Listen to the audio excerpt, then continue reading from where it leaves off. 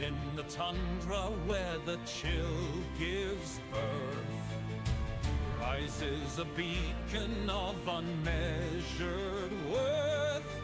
Yakograd stands with its banner so bold, a land of a story that's yet to be told. Oh, Yakograd, we raise our cheers. Through icy winds your voice appears. The Yak, our guide, strong, steady, and true. With Commissary J, the future's new. Fields of frost silver, rivers that gleam. Every heartbeat swears to the dream. From peak to valley, our pride won't fade. In the Republic, the greatest is made. Oh, Yakograd, we raise our cheers. Through icy winds, your voice appears. The Yak, our guide, strong, steady, and true. With Commissary J, the future's new. Every storm we weather, we stand refined. EJ, commanding both heart and mind. The Yak shall graze where the heavens bow. To Yakograd we make this vow. Oh, Yakograd, we raise our cheers. Through icy winds your voice appears. The Yak, our guide, strong, steady, and true. With Commissary J, the future's new.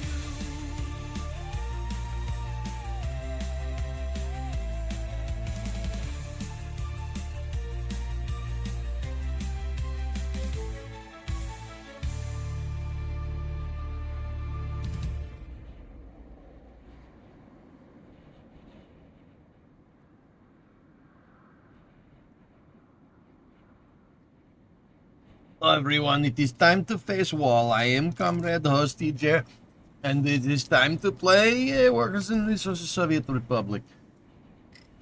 How's everybody doing today?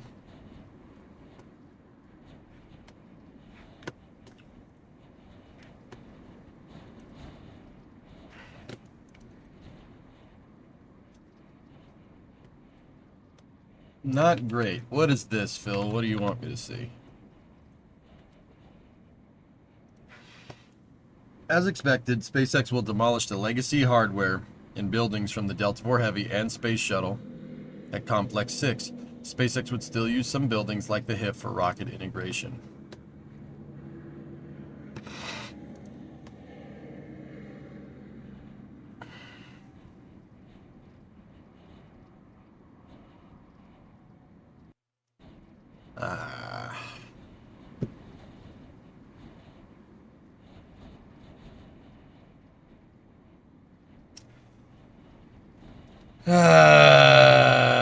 Some people are really mad about this. All right.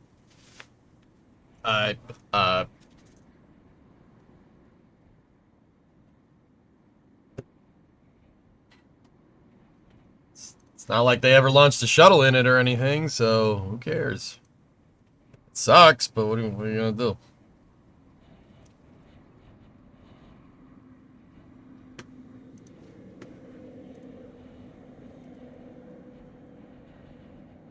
Like, I'd prefer SpaceX put something there and use the stupid thing, dude. Right? Like, that sucks, man. Like, people are mad because things that should have been saved weren't. So now when everything historical gets tossed, people get angry, I guess. Yeah, I mean, at least somebody's using it. I did a deep dive on that once about why they can't really use those structures. It's Falcon's too tall. you're not really going to be able to utilize any of that. I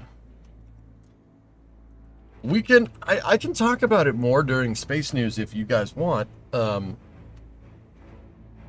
Yeah. But the long story short is that you can't really build a HIF anywhere else, dude. Like,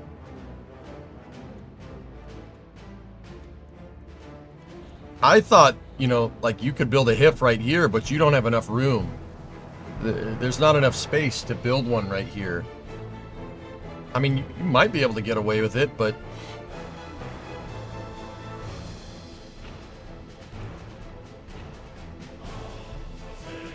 yeah, they're gonna... Yeah.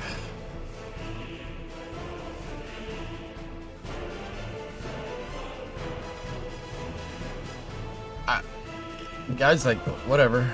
It doesn't... I mean, they want the TEs to roll out of this, roll out of the HIF, and they want the transporter erector way right here. And then, yeah.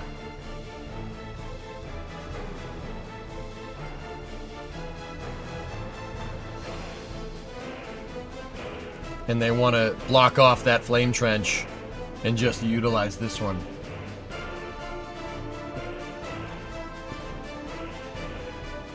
That's a lot of modifications, but I kind of wish they would just demolish this, build a HIF here, and just roll it back and forth. I thought that, you know, then you could utilize the mobile service tower, which is tall enough. That structure, the shuttle assembly building, the SAB is not tall enough. But, yeah, hey, whatever. Perhaps we can do a little bit of a deeper dive into Slick 6 for a change, for Space News. And I can show you guys why people like that pad a lot and why it's so cool and why demolishing that structure a lot of people are bummed out about. Like, I could show you why if you want to know. Did I see the incident with Cleet's brother Parker? No. It's not shuttle era, Jim. That the upside down L-shaped service tower that's on the right hand side, the structure that I just said is tall enough to be a mobile service tower for Falcon 9 is not shuttle hardware, it's Titan hardware. Specifically, that pad has a lot of heritage in that the mobile service towers, one of them is from the shuttle program, but the other one on the right hand side is from the Gemini MOL program, dating to the earliest parts of the space program in the early 1960s. The Air Force wanted to launch people on a Gemini with a manned orbiting laboratory, which is basically a spy satellite with people on board. If you really want to know. It's a spy satellite with people on board. They wanted to launch it from there. They built that structure for it, and then they didn't, because, one, spy satellites, they figured out ways to automate spy satellites, and two, they took the Air Force's manned research, like manned spaceflight program, and rolled it into NASA as part of the Apollo program.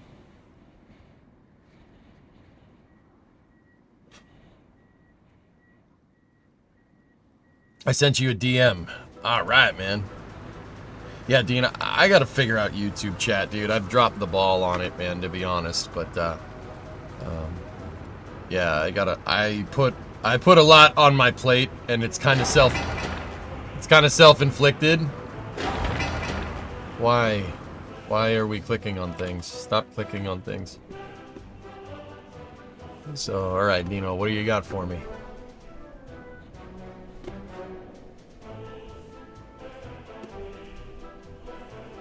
Oh, mamacita. Hello. Bro. Wow. That's a 70. That's a 70 Coronet. It's got a split grill. Mine doesn't have the split grill. But, dude, Dean, he grafted the Viper hood. He's got the Viper louvers. He grafted it onto the stock 70 hood, which is... Oh, that's... Oh. Oh.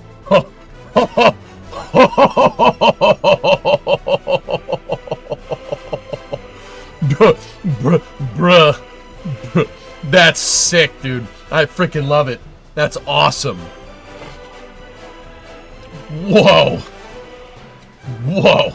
What the hell? That's badass, man. I like the subtle nod. He took an SRT 10 Viper hood and grafted it onto the 70 hood. And it looks right too, which is bruh. It's pretty good, man.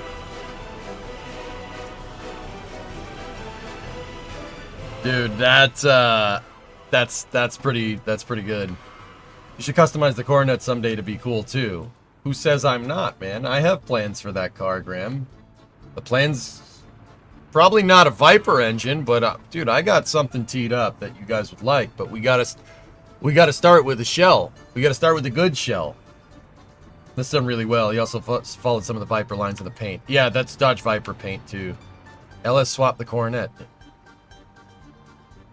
No. No. Gross. Ew.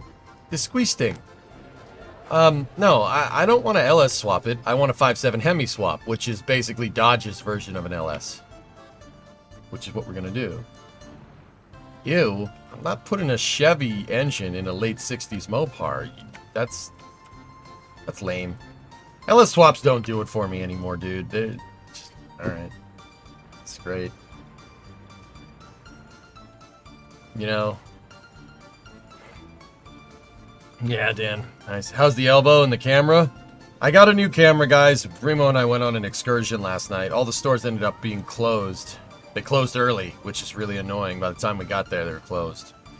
And then they postponed that Starlink launch till wicked late. But it did go off. I watched it while I was falling asleep. 28 flights for Booster 1067. Pretty good, man. Pretty good. But the camera's up. My elbow is... Yeah. It's healing. Dude, that's such a bad place to cut yourself, man. Whenever I was sleeping, I'd rub up against it and wake up. I really didn't get much sleep last night. Which is why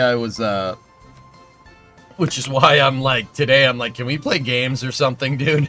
Can we play games today? I'm kind of card out, believe it or not. Like, I'm just like, we need to just flip gears for a second.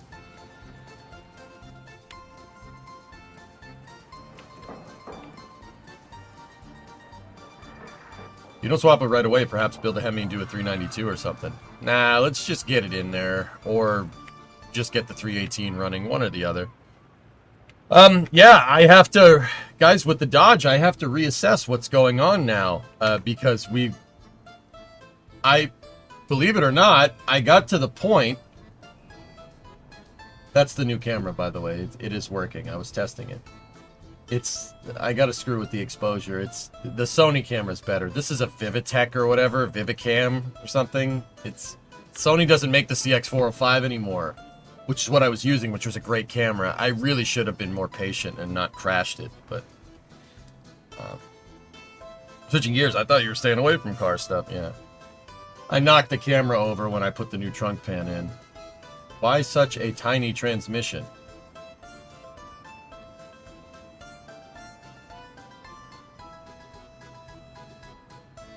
What?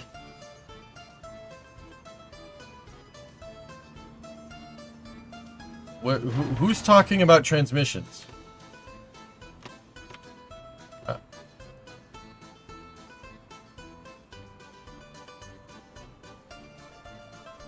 Sorry, differential. That's the 7 1/4 diff. That's what the guy ordered it with. That's for highway driving.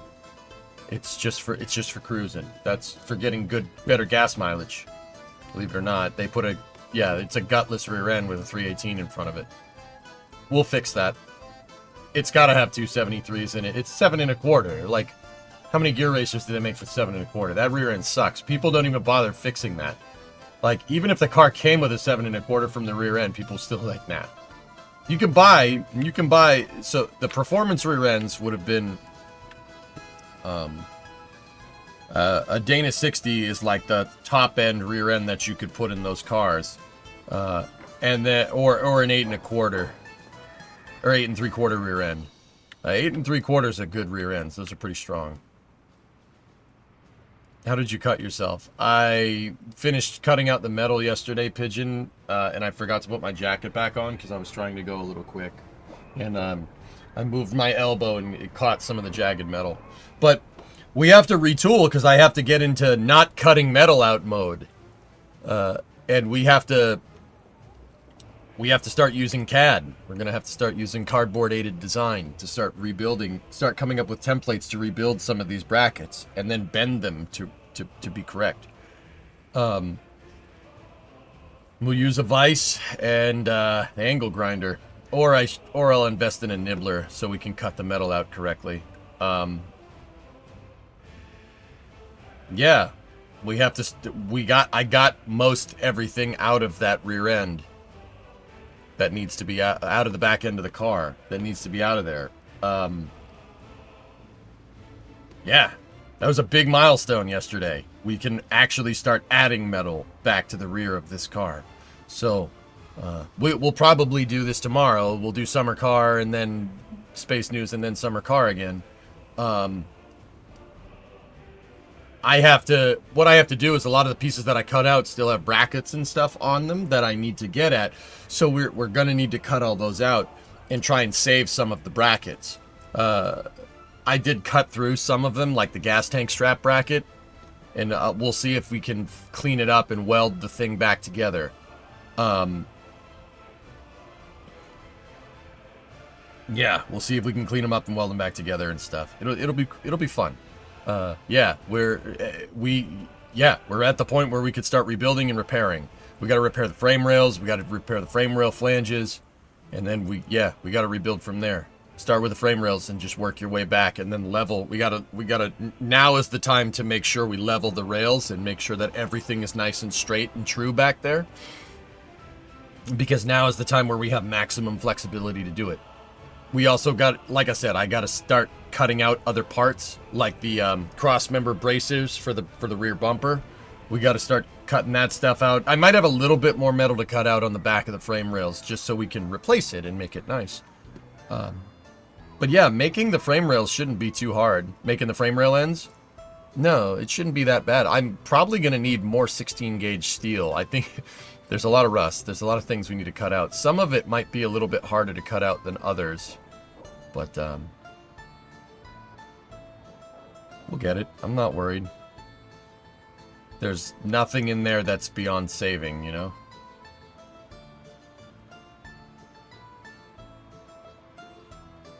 Yeah, SVO, you get banged up, man. That's how it is, dude. Plasma torch? I should probably invest in a plasma cutter, huh? But in good time. We have the grinding wheel. That's a lot cheaper of a solution. What's the plan for precision bending? A vise. Or I could go to Harbor Freight and buy a metal brake. I don't have any place to put a metal brake, but alright, anyway. Hey, Mats, what's going on, dude? Alright, we're back into the Yakograd Republic. That city I linked you last week, it is turned into a 12-year plan. I added something that will add 3 more years of construction, but also check the link, please.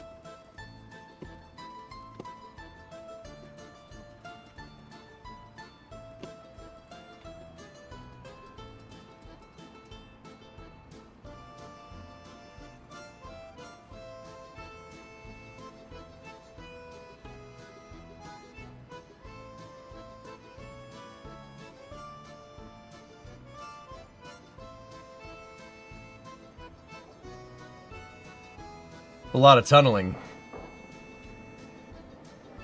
Jeepers creepers, man.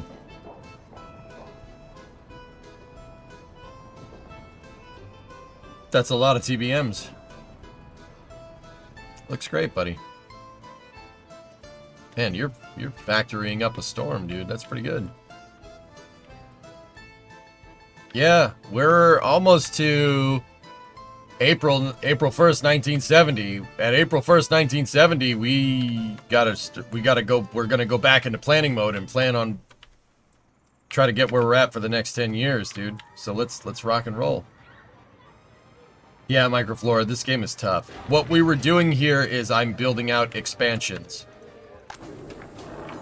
We got to the point where I could build out all these structures here. So that's what we're doing.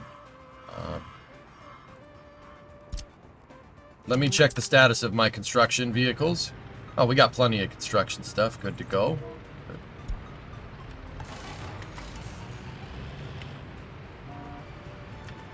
We got upgraded distribution over here.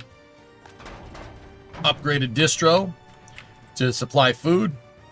We have upgraded technical services, and we have to start being careful because, yeah, we are below 100 Gs. I never want to go below 100 grand. Gonna need to stabilize that heating plant for the winter.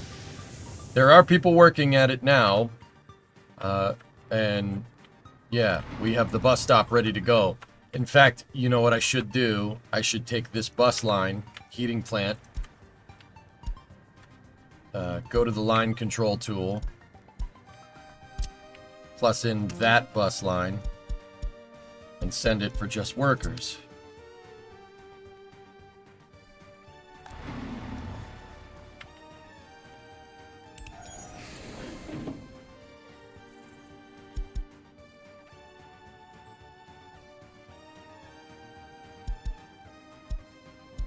We stopped railroad construction for the time being.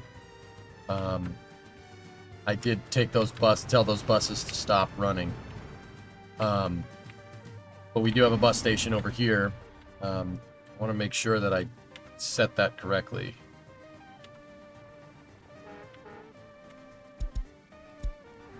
That line did not set the main heating plant line.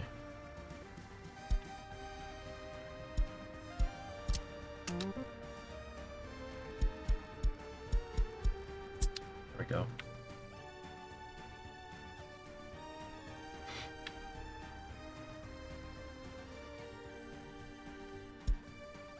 RF 977 microbus. I'm going to add 2 more microbuses to that line.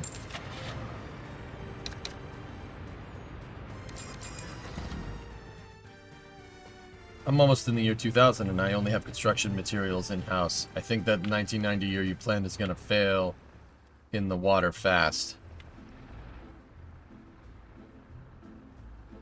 Yeah, thanks for the vote of confidence, dude. I appreciate it.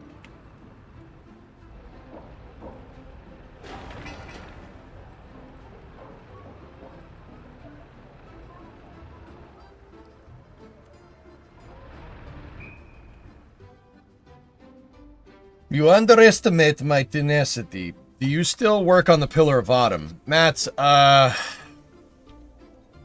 Pillar of Autumn project is shelved right now. For right now. I put too much on my plate, dude. I have a problem with doing that.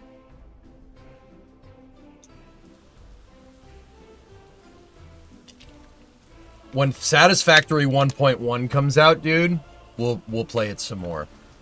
How's your cut doing? It's fine, dude. It's just a little nick, guys. I mean, it bled all over the place just because that's meat. Like, that's a part where you're always moving, so the cut stretches a bunch of times, dude. Yeah, I'm fine, guys. Dude, look, you can't see me. I know you know, but, like, dude, I grew up in the 90s, okay? I grew up in the 90s and in the early 2000s. This was before the internet got real big. I was outside a lot. I got cuts, bruises, broken hands, broken fingers when I was a lot younger, dude. Like, this is nothing. That's nothing. That is nothing. I got all kinds of crazy cuts. Broke my wrist skateboarding. Did you disinfect it? Of course. That was the first thing I did. I just did it off. I did it when the cameras weren't looking violent because you can't show blood on stream does not is TOS violation. I didn't show it on camera on purpose.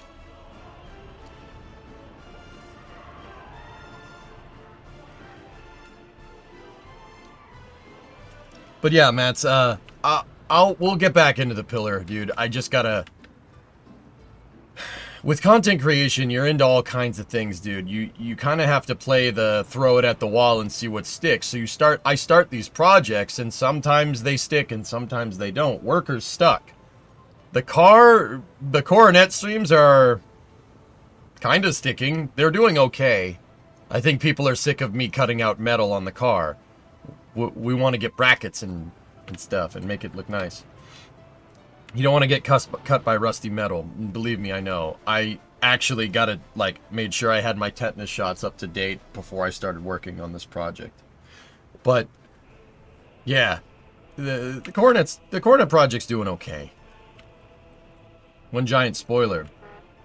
B-body Chryslers did come with a giant spoiler like that, dude, to be honest with you. So, that heating plant, we should have staff for that heating plant. We got... Good.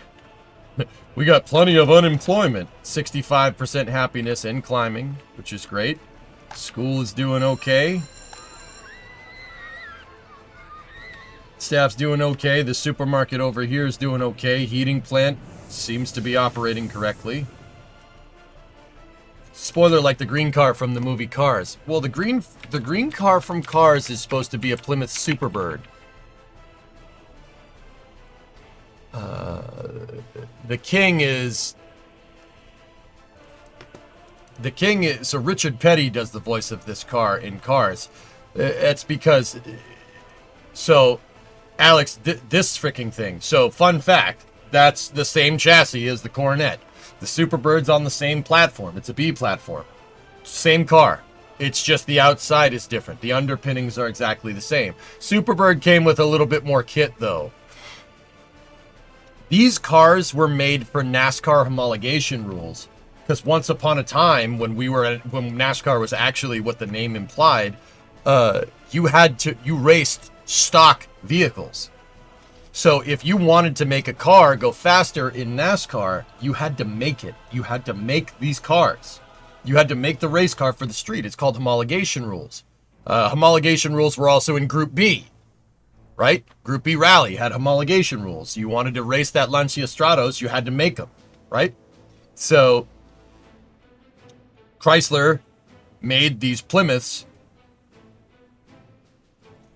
Excuse me. They made these Plymouths. They were actually made in the same factory that my Coronet was made. They were made on the same line, believe it or not. Yeah, I have the documents to prove it. But the Superbird is a freaking race car. So, I'm not saying that the wing, if we could find one, would bolt to it, but it pretty much would. The quarter panels on the Superbird are a little bit different because the Superbird is a Roadrunner. It's derived from the Plymouth Roadrunner.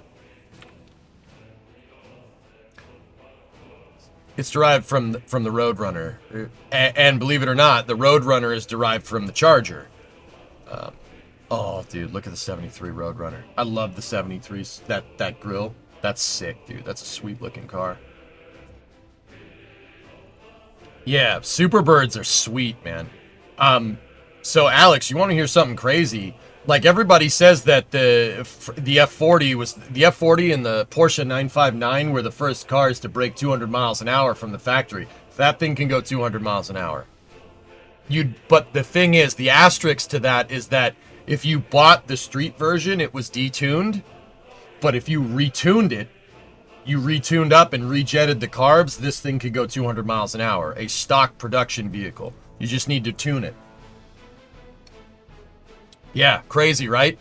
200 mile an hour car in the late 60s. That thing, dude, that thing is crazy fast. The cool thing is that Chrysler, and this is why, I guess this is why I have a soft spot for Chryslers a lot, dudes. Chrysler was an engineer's company in the late 60s. They were an engineering company. It was an engineering firm that made cars, kind of like Tesla. I know that sounds so strange if you like cars nowadays. If you like Tesla, you like EVs. It's like Chrysler. You think of Chrysler, you don't think that. But Chrysler was an engineering company. James, hey, thanks for that Prime sub, dude. What tunes do I need to play to make it go faster? Foghat, and probably some Led Zeppelin. Maybe some Grand Funk Railroad. Steve Miller, probably make you go faster. 300 plus kph. So 320 kph would be 200 miles an hour. Yeah. Yeah, didn't they hit 220 at Talladega? Yes. So Chrysler, no, Ford is an engineering company, but Chrysler diversified Nova. They made all kinds of stuff. They made the Saturn 1B first stage, dude.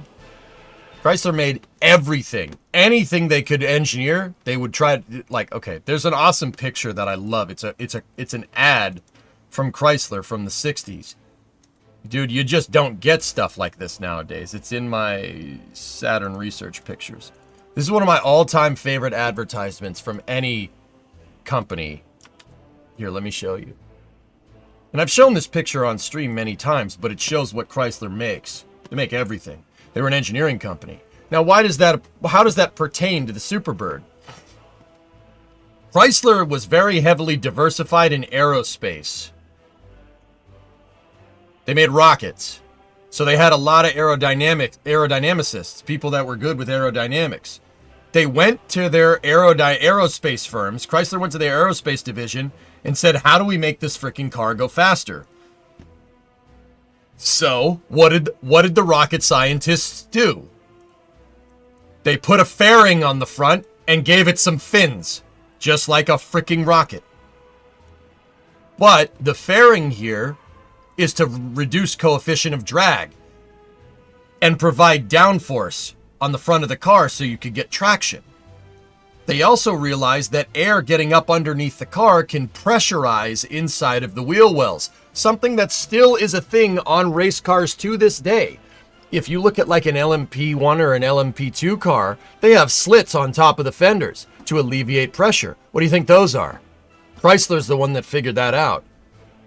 These are positive pressure vents in case any air gets stuck up here and pressurizes, it releases and it gets shot out the sides.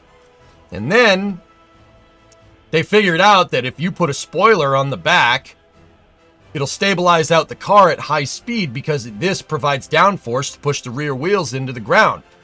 This is before Formula One put spoilers on cars. Actually, it was about the same time, to be honest with you. This is about the time where Colin Chapman came up with the idea of putting a super big wing on a Lotus, what is it, a Lotus 49 or something? Right? Same thing, dude. They put the spoiler up high so it would get laminar flow, so it would get clean air at high speed. Doing that means you don't need as high of an angle of attack on your wing. Your angle of deflection or incidence on that spoiler doesn't have to be very high. So it's not a lot of wing, but it provides a crazy amount of downforce at high speed. Dude, Chrysler mopped the floor in '69 with NASCAR. They mopped the floor. No one could catch them.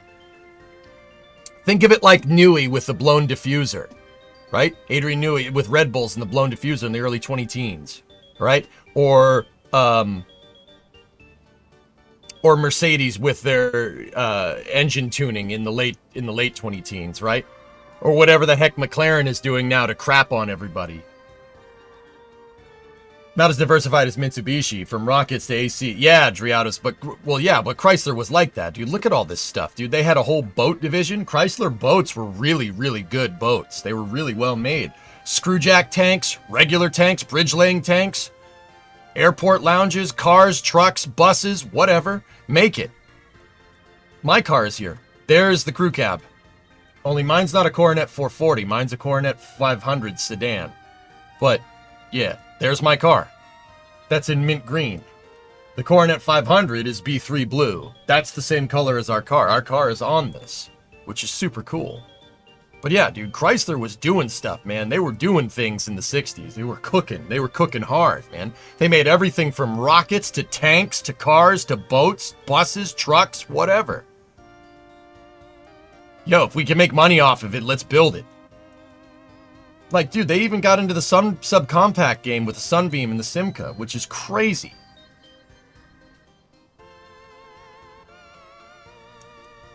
And you compare that to whatever this Chrysler puppeted Stellantis nonsense that you see nowadays. Oh, we got the E-Charger. Dude, piss off. You wish you were Chrysler. I've just got one question. Is that picture to scale? Yes, it is. Yes, it is, actually. I'm telling you, man. Chrysler is an engineer's company, baby. Engineer's company. They make good stuff, dude.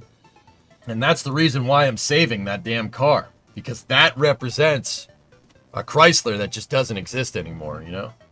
Now Ford can't even make a sedan. Yeah, dude. I don't know. I don't know what to tell you, homie. What about GM? GM's pretty good. But I don't know, man. A 69 Roadrunner just doesn't ring the same to me as like a 69 Chevelle. It's two different things. Don't get me wrong. 69 Chevelles are... And I have a Chevy motor, a 327 with tri-power sitting in my garage. So I'm going to have to buy a Chevy. Can't have a Chevy motor and not have it in a Chevy. We're going to have to do a Chevy build. Eventually. And when we do, I'll tell you all about GM and like how they roll and why people like Chevy so much. Even though not really the biggest fan, but... The E-Charger is dead. Next-gen chargers are going back to the Hemi. Nice.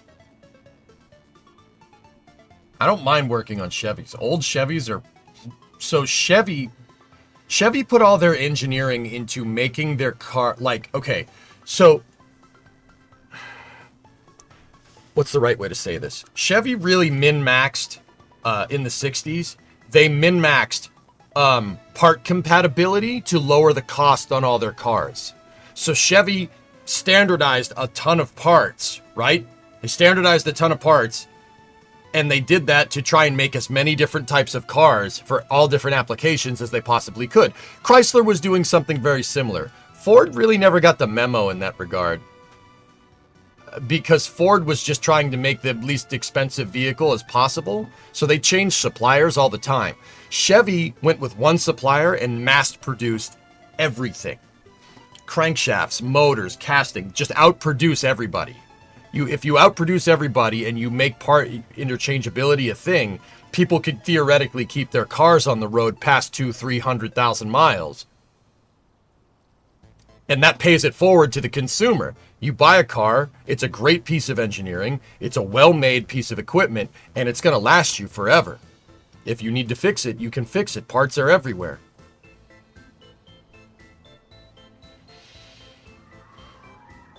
So it's why a Chevy Equinox could be safe service at a Cadillac or a Buick dealership. No, not really.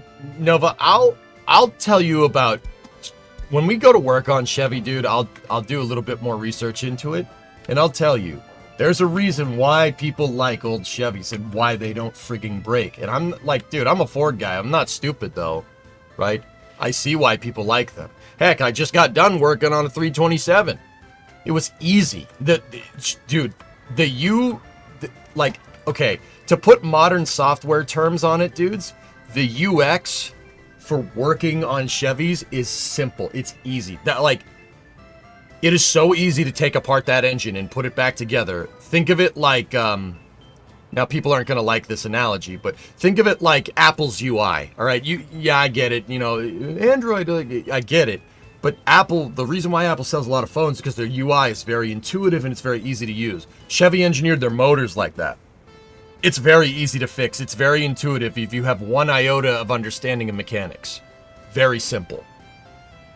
And on top of that, because of this, it's very simple to make something go very fast. No built-in obsolescence. What a concept. Well, back then, the way of so hip. What's your production bottleneck here? The production bottleneck is building the actual stupid freaking car. So there are all three American manufacturers in the 1960s were like, okay, let's build a shell that lasts, and let's make all the parts on it serviceable. All right? So people are just going to keep buying parts for their cars, which is why all three have aftermarket parts divisions. Ford has FOMOCO, which is Ford Motor. It's an enunciation of Ford Motor Company. GM has GM Performance. Chrysler has Moparts, which is short for Motor Parts, right? The idea was that you sell the car, and somebody uses that car for their life. Like, that's it. And all you do is replace the parts. So you don't have to focus as much on mass producing a ton of cars. Like, you want to mass produce cars to scale with demand, right? But you're also mass producing parts for these cars, so they last forever. the purposeful obsolescence isn't built into the entire car, but built into the parts. It's built into parts, and the parts that do wear out are wear items in general. Brakes, alternators, engines to an extent, transmissions, differentials. So that's where they made the money. They made the money on, first of all, they made the money on upselling options, like seat belts being an option, right? You know, across the shoulder belt being an option, you know, air conditioning being an option, radio being an option. You could buy the cars kind of a la carte. You could buy a base model with nothing. Crank windows, manual locks, right? No radio, AM radio maybe, right? That was the whole idea. You upsell on all the parts, and then they make money off of servicing all the parts to the vehicles. It's actually not a bad business strategy. You know why? Tesla uses that strategy nowadays. Tesla does that. That's what they do.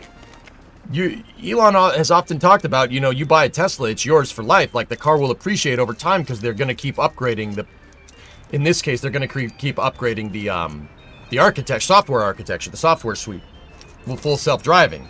Cars can actually appreciate in value over time, which is genius. That's really smart. It's like, dude, he just looked at 1960s, you know, Big Three and said, oh, we should do that instead. That's way better.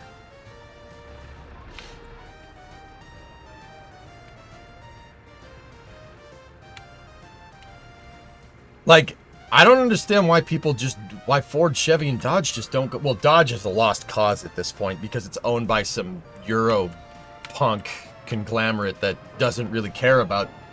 Chrysler is just another brand. It's just another brand that they picked up. They don't,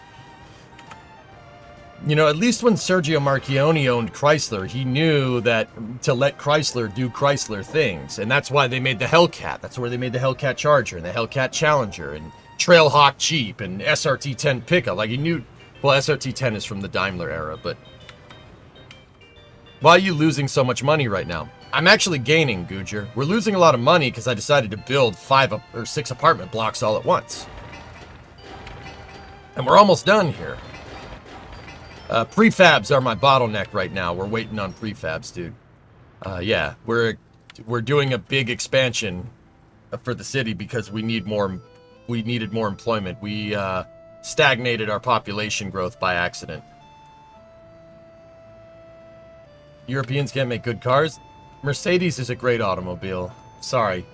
They can know, but Mercedes is great. Mercedes has always been a well-manufactured machine. German cars are just... The thing about German cars is that you really need to know your mechanicals to work on those things. They're not very intuitive to take apart, but they're well made. Like, mid-2000s Mercedes E-Class will last a long time. And I'm saying that as Mr. like patriotic American over here. Like, I recognize good cars. Like, Toyota makes good cars too. Toyota makes great automobiles. There's a reason why people buy those. I hate the outside. It's hot. Tesla Tier 3 108 month resub. The battery in the Tesla doesn't appreciate. Yeah. Rom Tesla, and don't get me wrong, like, you know, Tesla is looking into different battery alloys that are lesser utilizing lithium, so they're more recyclable. Even though the battery isn't as good, but yeah, they're getting there. Yeah, Mercedes has kind of dropped since the pandemic, Tessa, from what I understand. But Volvo 5 cylinders, dude, a 240, that's a well-made vehicle, man. The Swedes were on with the Volvo 240, man. They were cooking. They were cooking hard. They were cooking some Swedish meatballs, dude. Like, I know good engineering when I see it, dudes. Because we sit around with rockets all day. When you follow as much rockets and you get into the nuts and bolts design of rockets, you know what good engineering is and what isn't. It's real, like, there's some really, really well-made cars out there over the years.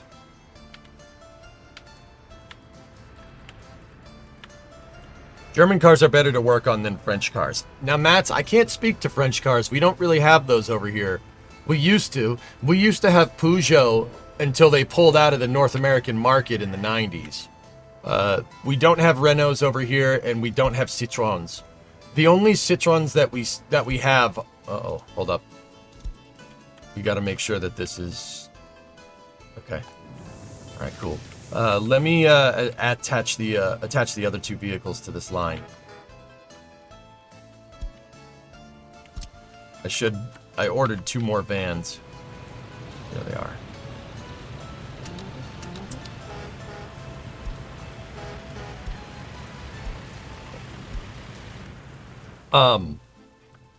I've never wrenched on a Renault. The only Citroens that we have over here are people who import Citroen DSs and Citroen 2CVs, which in their own rights are 2 very well engineered cars.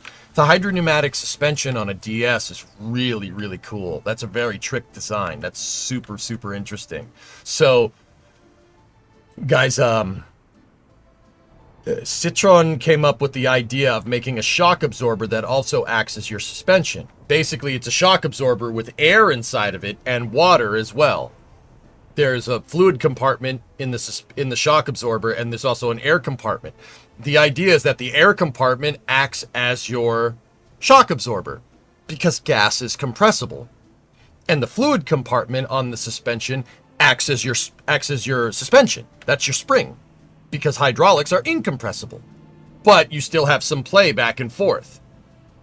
Hydropneumatic suspension is very smart, dude. Very smart. The French have their pretty fair share of contributions to automobiles, dudes. Louis Panhard made the Panhard bar, a better way to triangulate rear end, solid rear axles in cars so they don't move.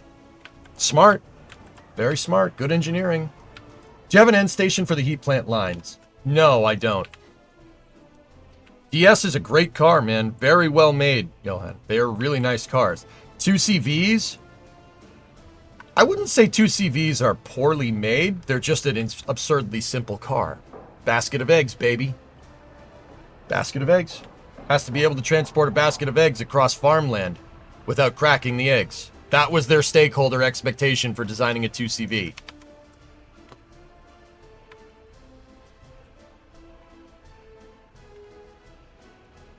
The 2CV, guys, is basically a golf cart with some seats. 2CVs have a 2-stroke lawnmower engine in them. But France needed this after the war so people could move cars around, so they could keep their economy going. So Citroen made a car as simple as possible. Just stamped steel with a lawnmower engine and some seats in it. But because the roads were all screwed up after World War II, I mean, France got a little messed up during World War II. I mean, I'm just putting it out there. There's the motor and transmission. Very simple. Look at it. It's nothing. It's a lawnmower engine with a transmission behind it, right? France got a little screwed up. The roads weren't good. So what they did was they made a vehicle that's designed to go not off-road, but it's designed to drive on bumpy roads and keep the ride comfort good. They did that so French farmers could move their product to town and keep the economy going. It's genius. It's a very smart move. Everybody else was trying to make Renaults. Everybody else was trying to go back to making cars again, but Citroen doubled down and basically made a golf cart, and they sold millions of them. It's really cool. Really smart idea. That's really smart, dude. Citroens are very easy to maintain. It's as easy to maintain as a weed whacker or a lawnmower, because it is a lawnmower. But whatever. In Belgium, you call it a goat. Yeah, I can see why. We call it an ugly duck over here. Yeah. That's the only Citroens that I'm familiar with, the DS and the 2CV. Because that's what you see at auto shows because people import them. But yeah, I don't know too much about French, like actually wrenching on a French automobile. I don't have much time doing that. Le Mans, the whole point of the race in the beginning was to improve car development. There you go. The suspension on your Citroen CX from '87 is still the most comfortable car you've ever owned. Nice, man. Johan, you gotta ride in a caddy. You gotta ride in an old caddy. It's like driving around on a couch. But see, the Citroen was trying to do the same thing with the DS and the CX later. They were trying to do that same thing. It was about a nice ride, nice ride quality. You don't want to feel the road. You just want to cruise. That's what the DS and the CX are all about. I think if the CX is the car I'm thinking of. I believe the CX was the next version of the DS. Yeah, dude. That's a smooth ride, man. Smooth ride. Oh, yeah. That's a cool car, man. Look at that thing. I love the steering wheel on this thing. That's the steering wheel, dudes. It's very futuristic, man. That's...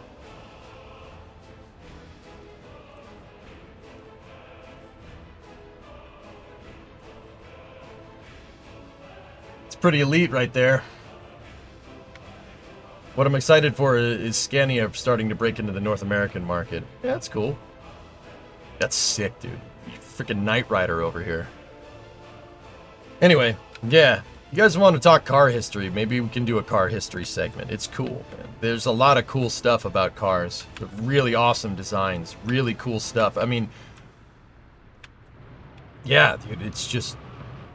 You know, you look at history, you can really tell when a company really had their finger on the pulse of what their clientele, like what their buyers needed. Like the 2CV is genius. That's a genius car for that time. The Model T, great example. Model A, another good example. Ford Mustang, another good example. You know, Chevy Impala, great example. The Ford Tudor, another great design. Chevy Corvette, good example there. You know, you probably know the Citroen Saxo, hot hatch of the late 90s. I've heard of it on Top Gear. I'm not too familiar with it. I'm not really brand loyal at all. You had an M3, Vet, Pontiac Solstice, GXP. Nice. Nice, GXP. Dodge Chase truck. Girlfriend has a Mercedes and a Cadillac SUV. We just go what we like rather than brand based. I mean, that's kind of where I'm at, Nader. I'm partial to Ford trucks. That's what I like. I like Ford trucks. Like, that's where my bias is towards Ford trucks because Ford makes well, right now, yeah, but Ford makes a really damn good truck. All right, what's the price of oil at, Pigeon? Oil is tanking, 37. Yeah, it's not good. It's to the point where I might want to just sit on it. It's really not making us money.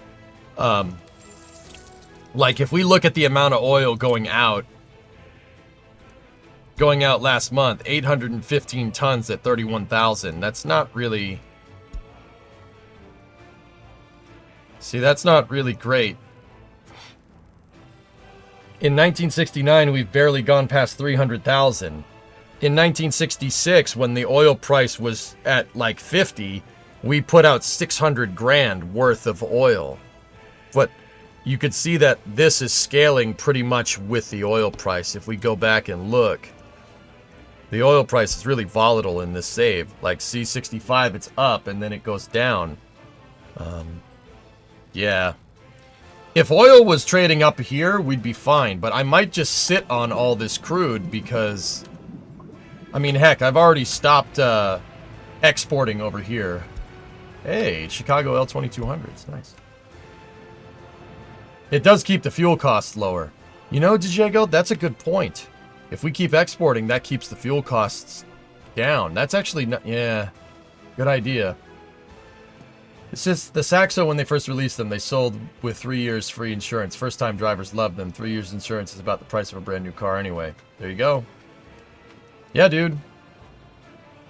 I mean, in Tesla, it goes back to something that I just... And maybe it's because I'm from the outside, like I'm a consumer in the automotive industry, not a producer. But why can't car companies just make a car people want? Like, the only people that seem to have their finger on the pulse in this regard seems to be Toyota. I'm just not sure why can't you just make a car that people want?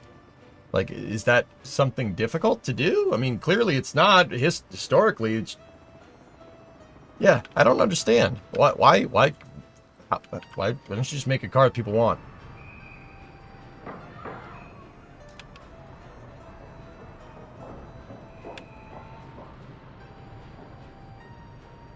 Yeah, I can't figure that one out. Too many bean counters instead of engineers. I mean, I'm really hoping that that's not the case, Ace, but I think that might be the case. You know? Like, just... Why can't you just make a car that people want? Like, how hard is this?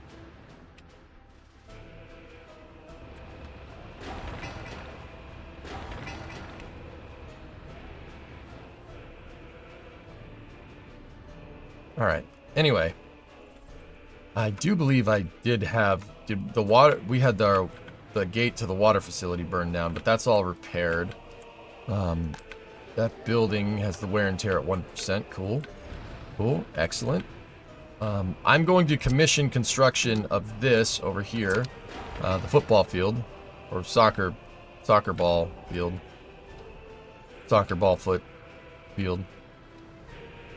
And what we're going to do is... we should start work on these elevated components here.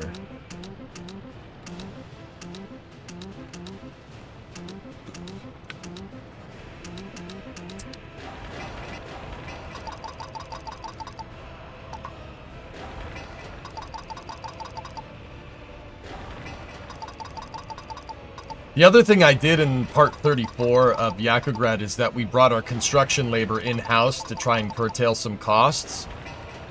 Because of our population expansion here. Yeah, see, we're back up over 100, which is good. Utilities good to go. The only thing that I'm really like about is making sure that we have people over here. Oh, we need a sewage truck.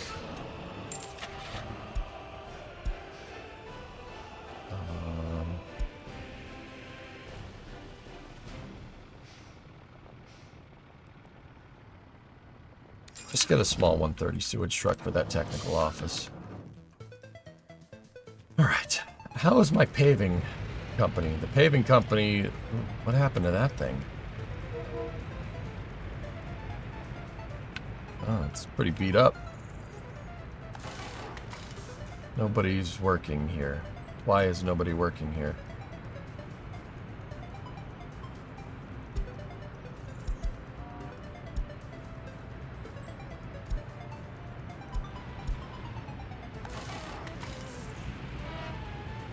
Nobody's working there because both of my repair vehicles are in line to repair.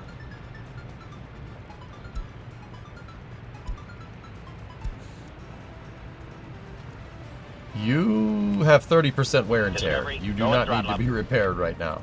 T-Money, 50-month resub. Cool. To be fair, Toyota makes a car that can survive teenage drivers. Yeah, that's why they sell them. Did you build your redundant access to the water district? No, Frango, I didn't do it.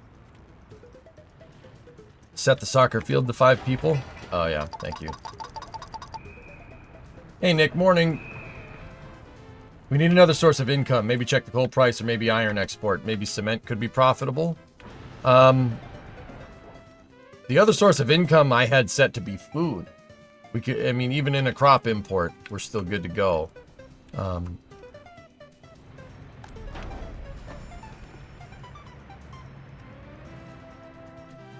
We got to build up some capital before we start building out the railroads again.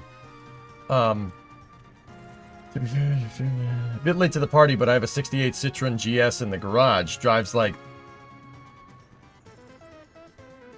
in a ship over speed bumps. Yeah, really good. Yeah, Tessa, the Polo is... Yeah, the Polo's kind of doing that, dude. But yeah, there's... Like, Tessa, they stopped making cars over here. No one makes cars. Nobody makes cars. Ford doesn't make cars no more. Ford makes trucks and the Mustang. And a bunch of crossovers that...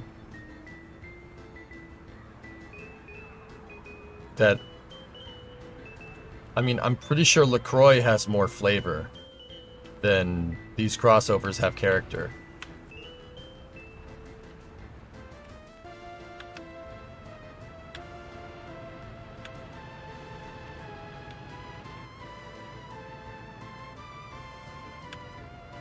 Toyota makes the last true SUV. The Highlander. Yeah, Highlanders are cool, man. I like those trucks.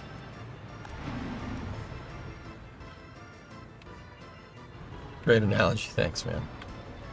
Just make station wagons. Yeah, I don't know, man.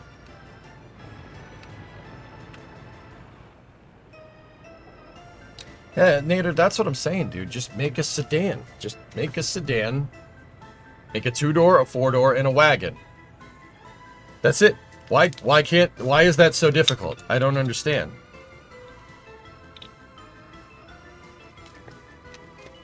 Make the crown big. Yeah. That's why with BMW I don't want to cross over. The gold mine on this map is bauxite. I have one bauxite processing and it's making 100k per month. We could diversify to bauxite, dude. I'd have to... We would have to do the geological survey, which I believe is over here. Is this thing researching anything? It's not. Let's do... Actually, we got a huge... What did we complete? I think we completed metallurgy and engineering. Let's take a look here, dudes. We also got chemicals. Getting into the semiconductor industry would not be the worst idea.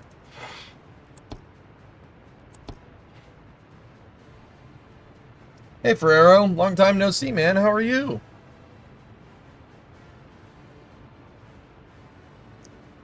Yeah, let's establish the geological facility. Let's do that. That's 1,500 work days. That's fine.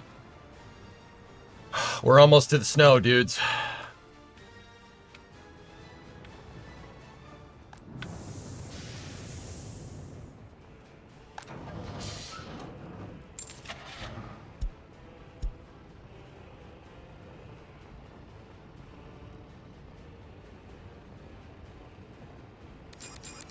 Let's get those ramen snowplows.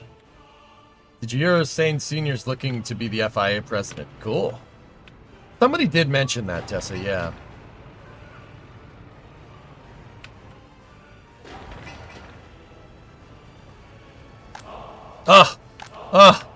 Statue is made. We can make that now. And then let's work on the footpaths over here.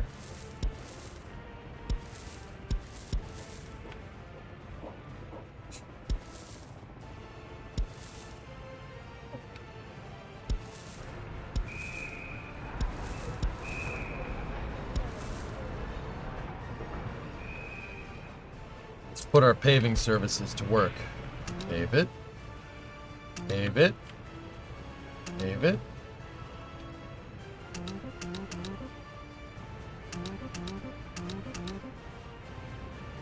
Cool. That'd be awesome. Yeah, I agree. That path was from the old design. We don't need that one there.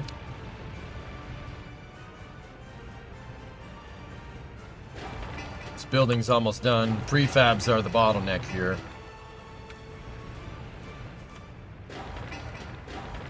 How's their prefab facility looking? Yeah, they're loading up with as much as they can. And my distro is bringing in. Cool. How's clothes looking? Do we have clothes on hand? We do. We're making fabric and crops. That's all set up. That's all fine and dandy. We're getting basically to the snow here, guys. This is because of all the paths that I made. That's why that traffic jam exists. How's our construction mats over here?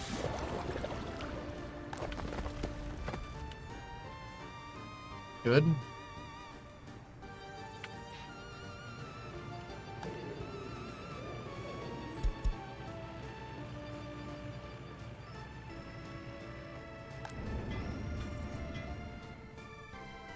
Did I show you the steel mill setup? No? Hey, 3,000 population. Nice.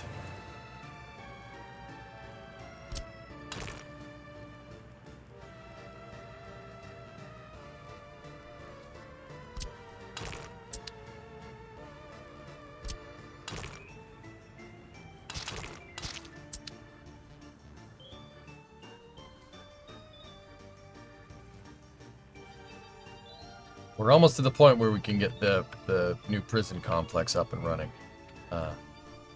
Maybe that's what we'll work on over the winter. You still play KSP? No, I don't play KSP as much as I'd like, Ferrero, to be honest with you, dude. After KSP 2 went downhill and then stopped, yeah, it really killed it for me. But I'm looking to get back into Kerbal sooner rather than later, to be honest. Right now, Ferrero, I'm actually working, I don't know if you remember, back in the day, you know, used to work on my red truck. Now I have my blue car. This is the blue Coronet. Crew cab Charger we're working on here. That's what I called it. That's the name. It's a 69 Coronet that we're rebuilding the back end. Yeah, you can see it over there. It's missing a couple of pieces. Don't worry, we have all the pieces to rebuild it. Yeah, once again, guys, I'm not working on the car today just because I'm taking a rest, because honestly, I've been wrenching. I've wrenched. I never ever thought I would have this problem. I've wrenched every day except for Sunday since last Monday. Monday we played Workers a week ago. And then Tuesday, Wednesday, Thursday, Friday, Coronet. Saturday, I worked on a customer's car, right? Sunday was Mother's Day. Monday, I worked on the car again. I actually got wrenched out, which is weird. That's never happened before. I'm like, okay, I could take a break. We're good. You know, like, nice project. Thanks, man. I mean, I still talk about space every day. We still do space news every day. I talk about what's going on in the industry. I do work for NASA Spaceflight. I host a podcast on Fridays with NSF called The Flame Trench. Yeah, we do work, man. I still love space. That hasn't gone anywhere. The real question is, what is your prison labor going to be doing? Prison labor is going to be working on my incinerators so we can offset trash.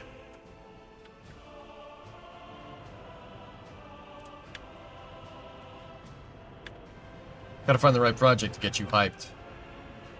I've been thinking about doing another mission mode save, guys. I really enjoyed that. And you know what's making me want to work on a mission mode save? Working on the car. I'm not even kidding, dudes. Working on the car reactivated engineering mode. Like in my head. Like, I don't know. My chimpanzee brain went, ooh, I like measuring things. I like being precise. You know, I would really like to do that after we're done with the Dodge, to be honest with you. Yeah. What about a workers and resources mission mode? We're basically doing that right now.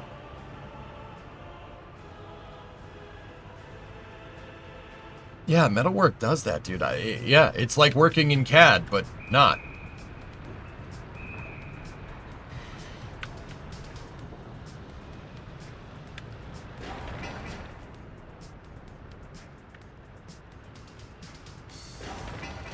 Mission mode is a hardcore rule set that I played by Pigeon, that I played Kerbal by, making it a lot more realistic. Yeah, it was fun, man.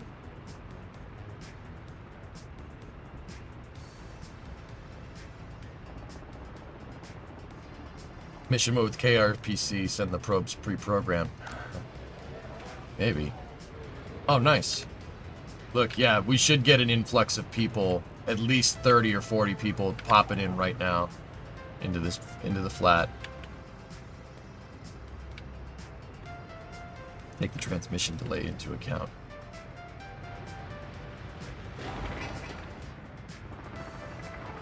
Yeah.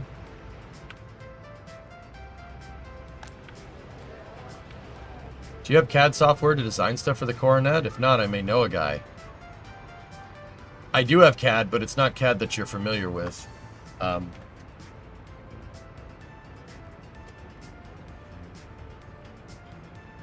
me 1 sec.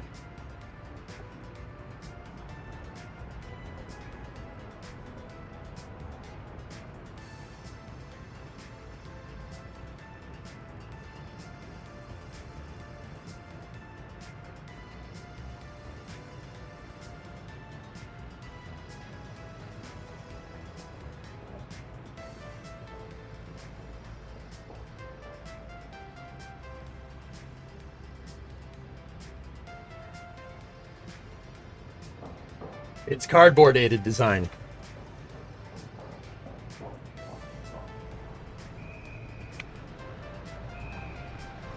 I would like to show people how to do it that way, Fluff. And then, I mean, I have Maya, but Maya's not going to be very precise for doing this kind of stuff. Old school CAD and safety flip-flops. I had all my work clothes on, and right before the stream started, I asked Chad if we wanted to play workers or work on the car today, and people said workers, so we're gonna play some workers.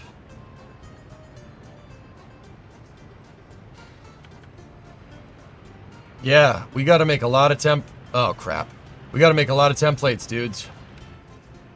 A lot of templates need to be made, and like cutting them out of poster board is a good way to show what we're doing, and then I could make them in CAD. I just don't, it would be great for visualization, but I don't really understand, like, I don't really see the reason. Like, I could make them in CAD. I have a 3D art degree. Of course I could make it in CAD. FreeCAD, Fusion. Hellfish, the thing about every one of those programs is I got to be careful with the license, because DRM and CAD software is insane right now. Like, well, not right now. It's always been that way. Yeah, you got to be careful about DRM. Remember, the stream is for profit. So if I don't have a license set up correctly, we're gonna have a bad day.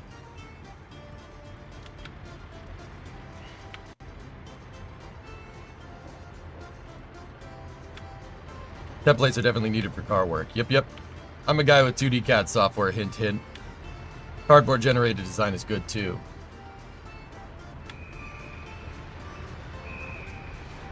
Maddie, what's up, dude? This might be something for a Flame Trench Space News, but I've seen a couple posts on X that morale is low. I don't really think that's the case based on how they're still chugging forwards.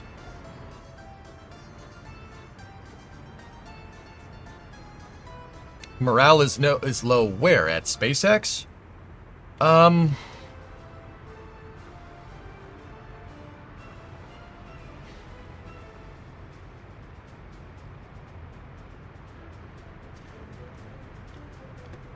Oh, research program finished. I do know that after Flight 8, they were kind of down in the dumps. A lot of SpaceX employees were not happy about that. It was a real death blow. But Maddie, I think they've since bounced back from it. Let me pause for a second. They've since bounced back from it. So what do I mean? Like, SpaceX has expanded a lot. SpaceX is a different company almost than the last time SpaceX had a catastrophic failure. The last time SpaceX had a catastrophic failure was Amos 6 in 2016. Dude, 2016 was 9 years ago. So not a lot of people at SpaceX are used to having RUDs like this. I'm serious. They're not used to it. They're not used to having this problem. SpaceX has expanded drastically since then. Even since the early Hopper days, like Starhopper, SN4, SN5, SN6. Well, SN6 didn't fly, but, you know, SN8, SN9, SN10, 11, 15. Even, the company has expanded like a crazy amount even since then. Since the suborbital flights, right? So a lot of people, I know there's a lot of folks that work there that aren't used to this, but the reality of the situation is, dude, is that every endeavor that you're going to work on from here on out that has to do with Starship could result in an explosion. It could end poorly. It's possible. Every single one of them. Nothing that SpaceX is doing with the Starship program is easy. The reason why is because it's uncharted territory. No one's ever tried to go for full reuse like this with a full reusable end-to-end vehicle. No one's ever done that. Because no one's ever done that, you're running into uncharted territory. Sometimes when you run into uncharted territory, you hit an iceberg. It happens. Now, what you do after you hit the iceberg is really what shows. Do you hit the iceberg and let the proverbial ship sink, or do you hit the iceberg, patch it up, and keep going? I think the new crop of people that work at SpaceX have yet to see this and understand this phenomenon because they haven't had something fail in their face like this. It happens. Stuff blows up. It's rockets. It's a controlled explosion. Sometimes you don't carry the one. Sometimes stuff blows up in your face. It freaking happens, and you feel like trash. You feel like trash after it happens. Source: I've had my projects in KSP that I've put months of work into blow up in my face. It happens. And it hurts. And it's not fun. What you do after that is what really makes the difference.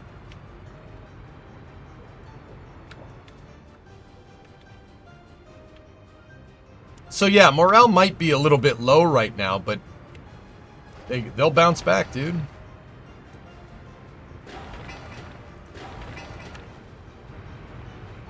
All right, so we had our first snow. Looks like my snow plows are doing the work. This is what I was worried about, the plows not plowing up in here.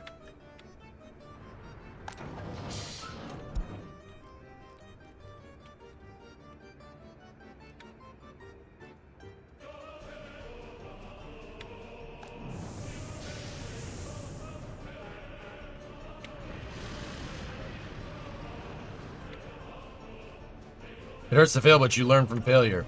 Morale is low right now. When Flight 9 makes it, and I'm pretty sure it will.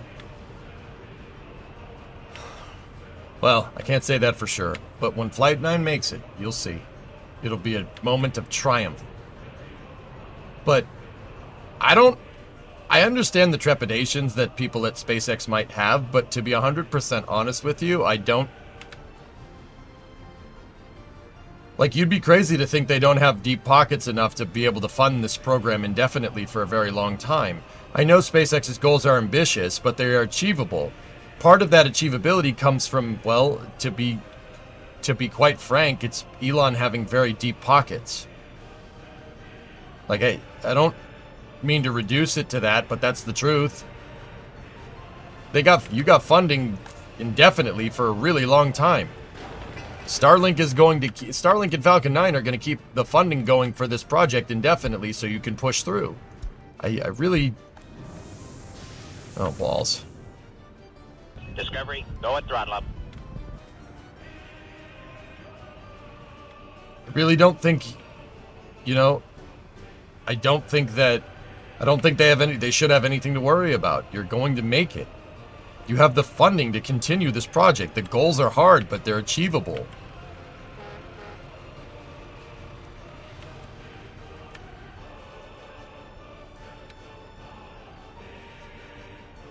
It's a bummer Tesla Solar didn't pan out.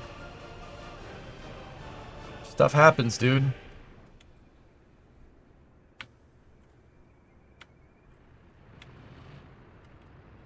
Makes sense. I didn't agree with the post. I think SpaceX will turn the corner. Oh, it was somebody posted about it? Oh. They'll be fine, dude. They'll be fine. I ain't worried. You worried? I ain't worried.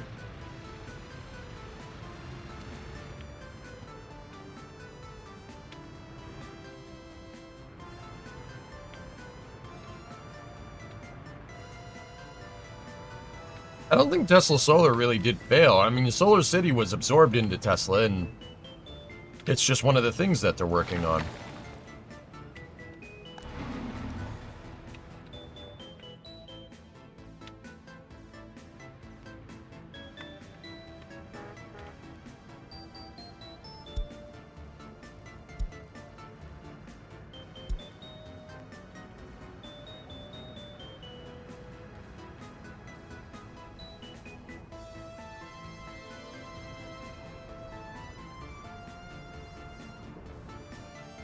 Okay, our heating facility is doing just fine. It did have people stop working, but it takes a second. I just needed to get those roads all paved up. Now, how's the repair depot going? Are people actually repairing things?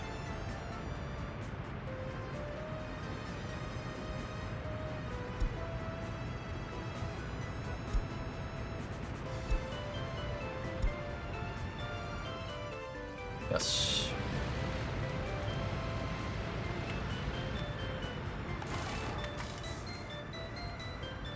Good.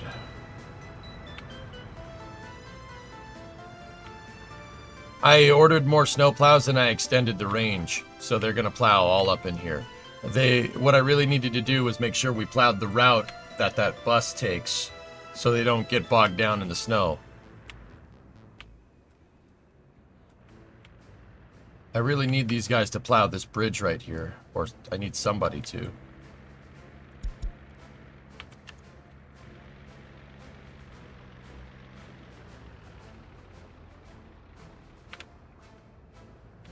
Call Mr. Plow? Yes.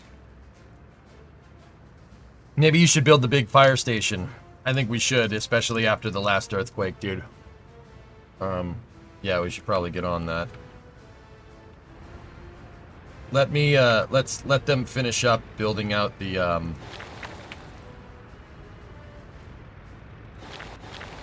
paved footpaths and whatnot.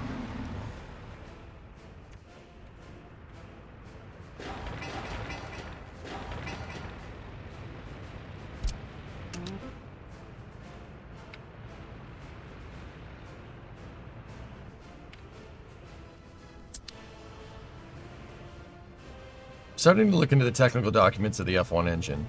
Going to make a 3D printed F1 engine and can run colored water through it as fuel and oxidizer. That's cool, Trey. You need another source of income.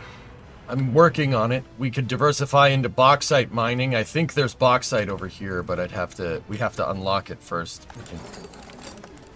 I also have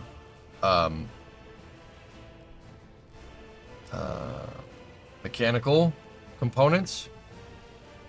We could make a mechanical component factory, which I might do for here.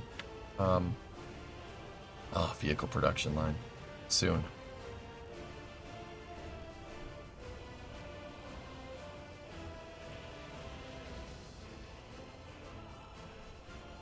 A cement plant also might be a good idea. I wanted to end up doing construction mats over here, but I might move construction, at least some construction materials right here. But we still do need to get food up and running as well.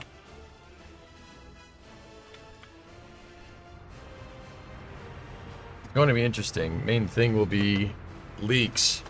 So Trey, you know what you should do? You should go to a PC parts store and buy CPU cooling plumbing, dude.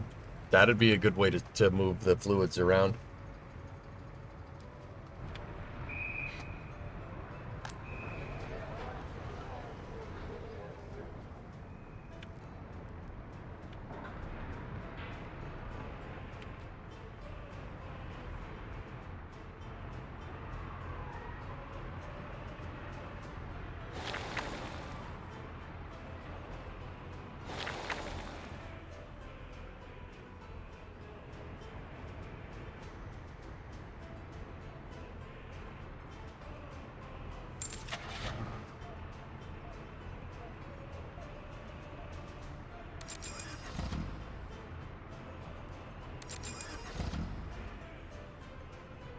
Vehicles cost so much freaking money, dude. It's kind of nuts.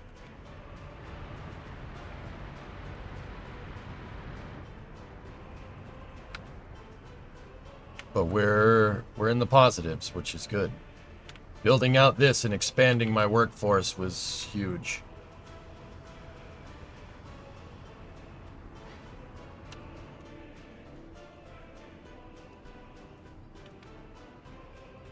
Nice, Rares. There you go.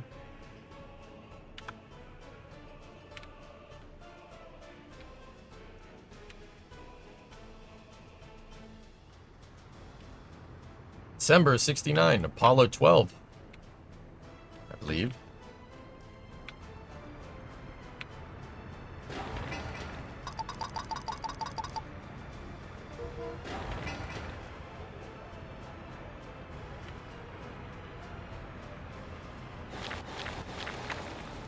November 69. Yeah, I was close.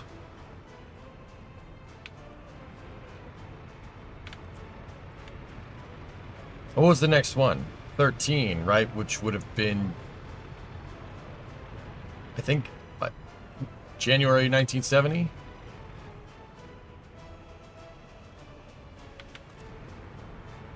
April of 70. Yeah, close enough.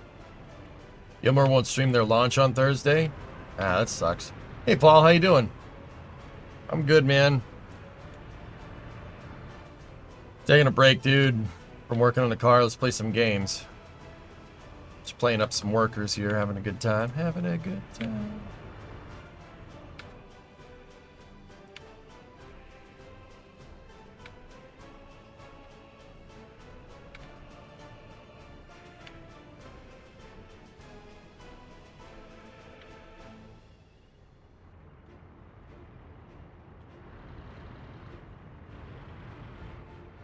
Other than that, the new block of flats are actually good to go. So you know what we can do? We can start putting some trees down.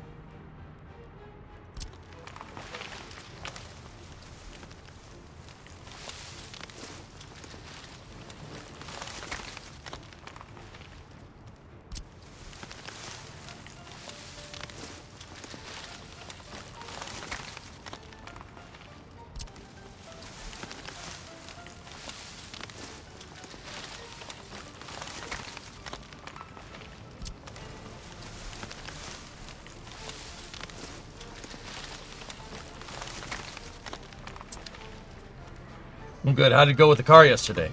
I got all the trunk pan out. All the trunk is out, and I knocked over my camera and broke it. That's a new camera, but everything should be, everything's clean. We got to start repairing stuff now, dude. We got most of the metal work done. Yeah, most of the metal work, crap metal removal is done. Now it's just fabricating the parts. We got to start fabricating patches for the frame rails. We got to start fabricating patches for the wheelhouses. I got to start. Yeah, that's the big one. The frame rails, getting the frame rails all patched. And once I have the frame rail, actually, what we really should do first is level them and make sure that they're perfect and brace them so that they're exact, right? Because those frame rails weren't level to begin with when we started with the car because they were rotted out. Like they were rotted, one was crooked, right? We figured that out. So we should brace them, level them, and then start patching things, right? Like that's what we should do. Camera broke. I knocked over the camera when I was putting the trunk pan in. It was just me going too fast because I was running out of time for Space News. The trunk pan got hooked on the tripod and basically took it out, knocked the camera over, and it broke the HDMI out port on my video camera. So I bought another one, but the exposure on this one is caca compared to the Sony. With the other camera, you could see up in the trunk up there. With this one, it's really dark. I got to see if I can screw around with the contrast and stuff to get it right. But this camera is okay. It doesn't zoom as much as the Sony does, which is whatever.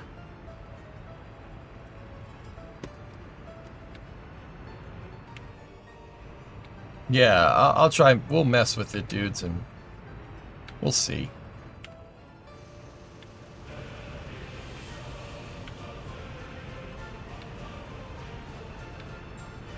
Have you checked with the local electronics place to repair that HDMI port? No, but we could.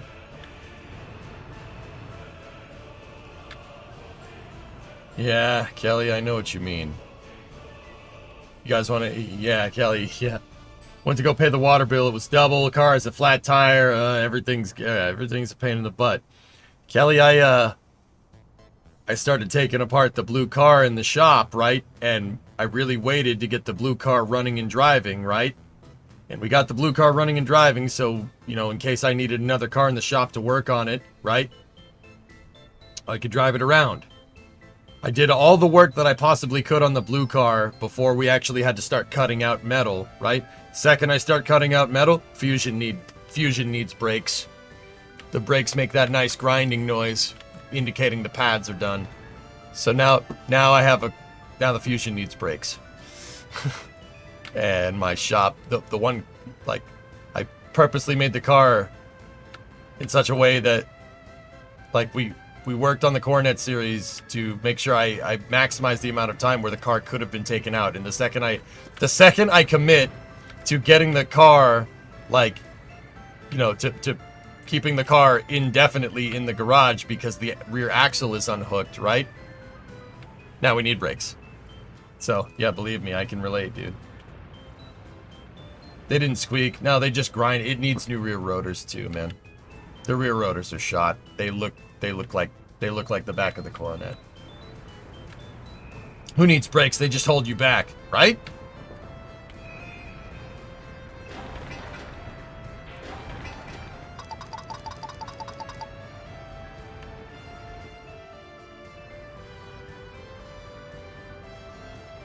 Yeah, I should look around for an electronics place, dude. That's not a bad idea.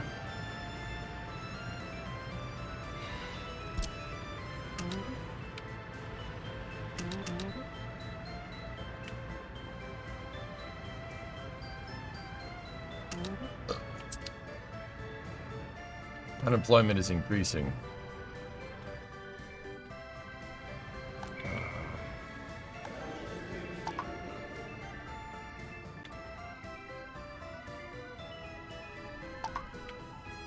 We'll give these people a place to work then.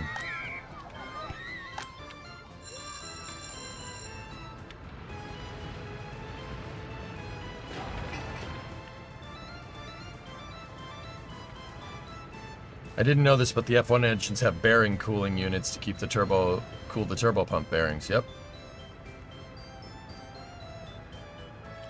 Might be a can of worms. Yeah, I mean, can't see me. We could take apart the camera on stream if you want. I'll just use pupper cam.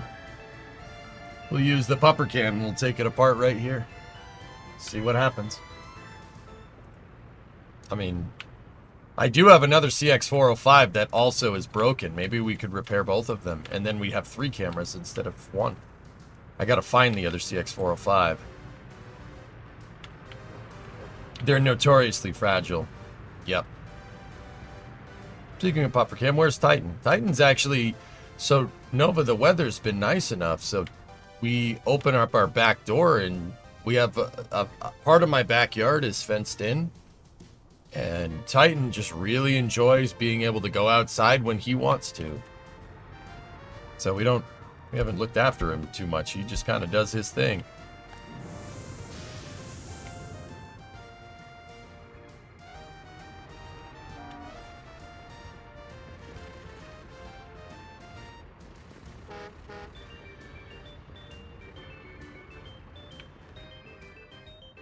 Yeah.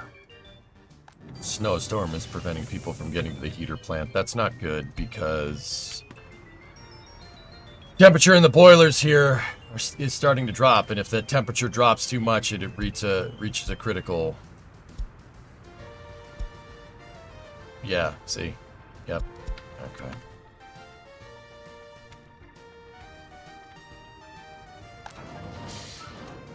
What are these snowplows doing? Where are you?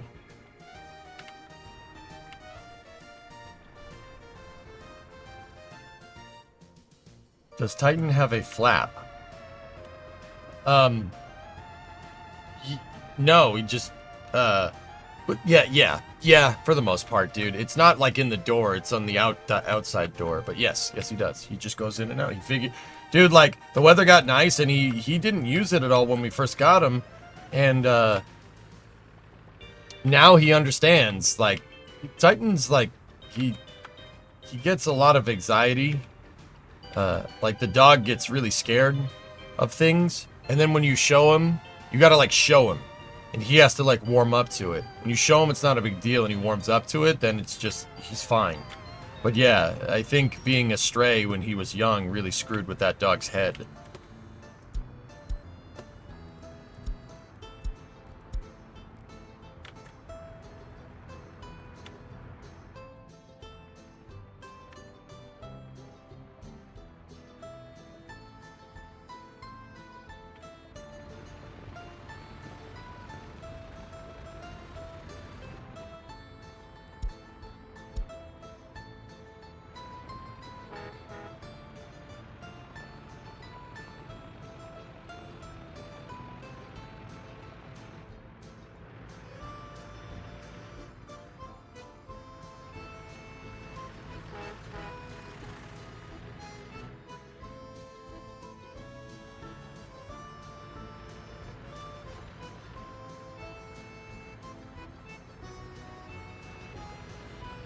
Yeah, I've been pretty good at reading out typos and stuff, dude. Like...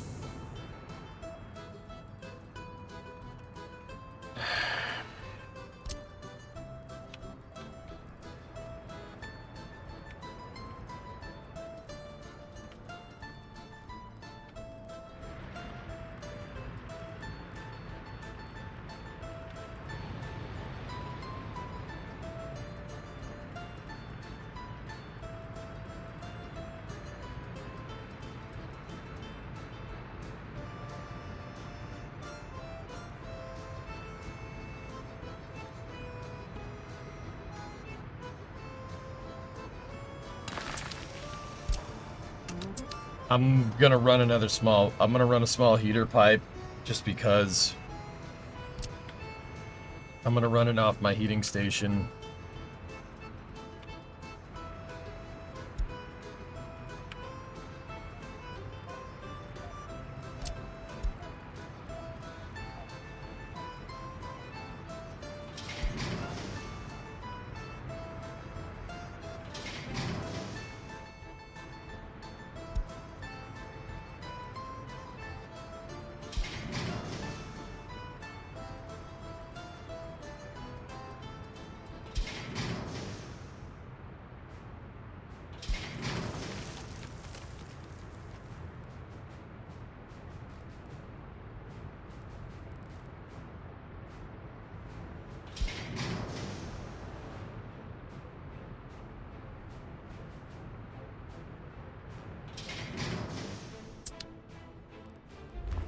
Probably not going to be done in time, but...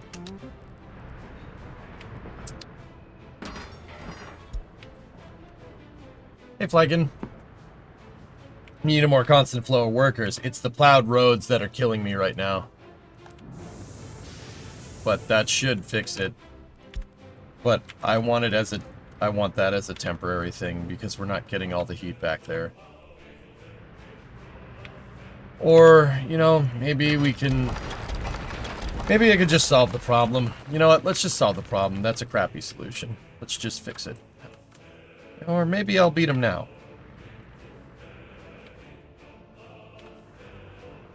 Yeah, because it's very clear that this is working just fine when the roads are all plowed.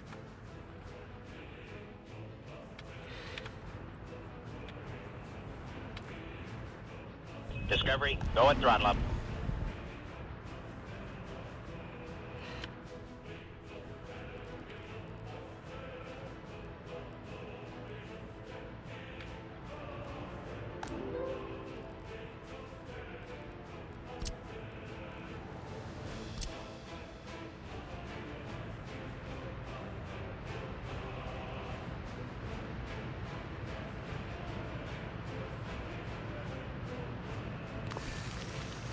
We will build the House of Culture right next to parking lot, a garbage truck parking lot. Yes, very nice. Great success.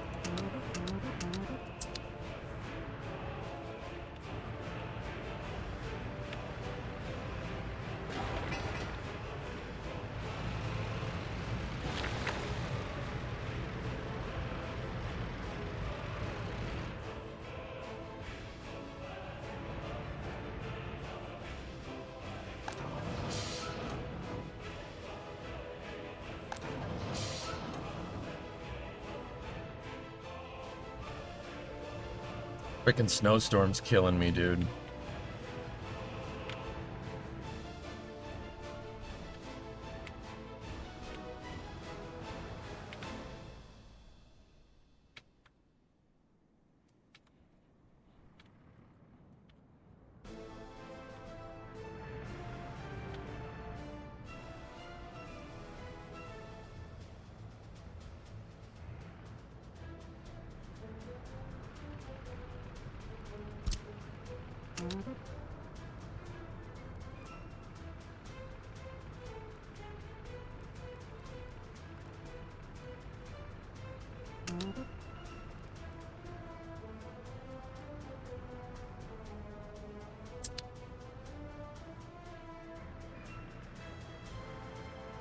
I'm gonna have them start construction on crops.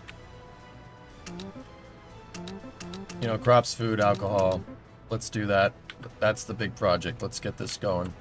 And get that bus station ready to go too. Hey, Iger, 29-month resub. Prime corn. Corn.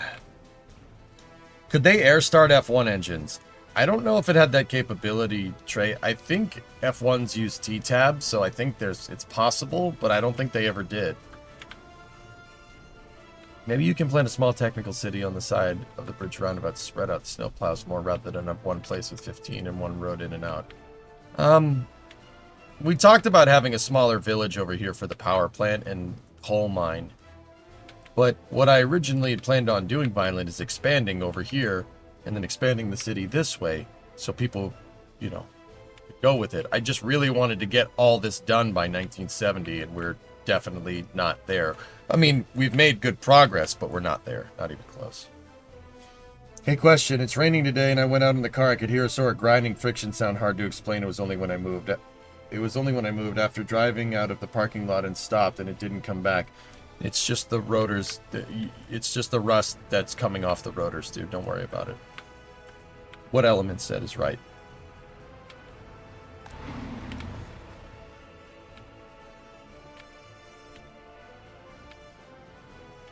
Yeah, it sounded like a sss, like that. Don't worry about it. As long as it goes away, you're fine.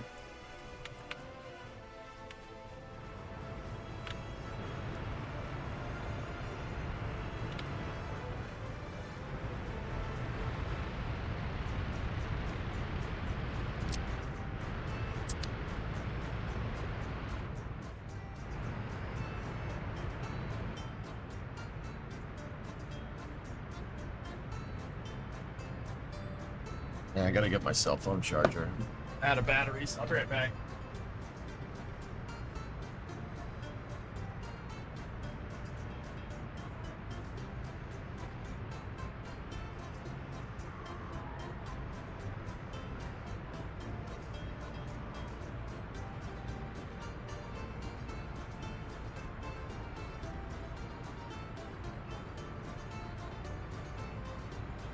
Been working so much out in the shop, I moved my cell phone charger out there.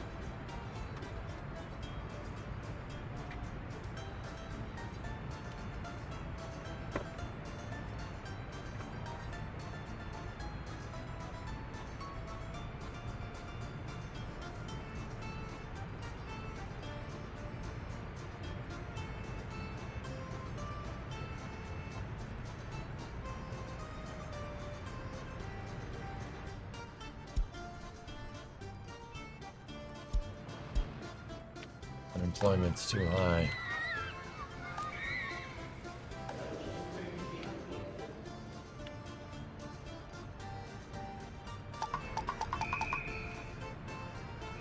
That should fix that problem.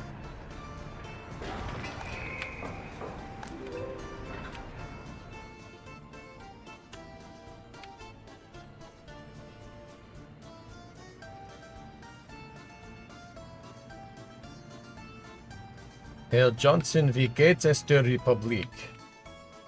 Republik ist gut. Republik ist gut, mein Freund, danke.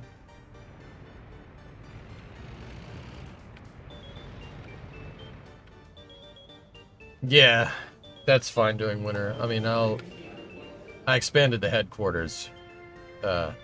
Maybe we can start researching this better.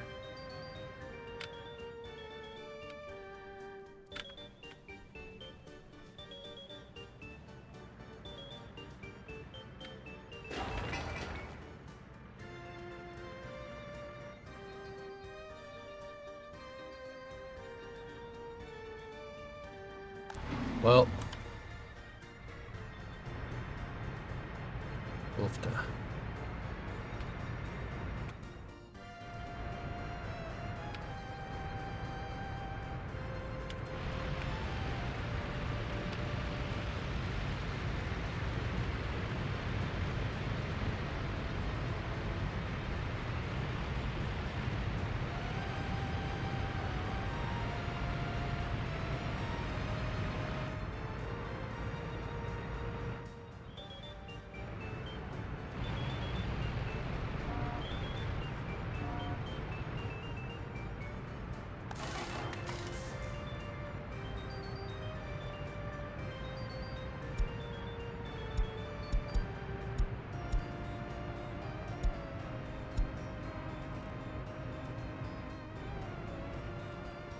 Who's being paid 1 ruble per second? Oh, why are we so far in the damn hole? It's the electricity. That's my electrical bill going up. Anyway, I gotta step away until space news. Alright, Trey.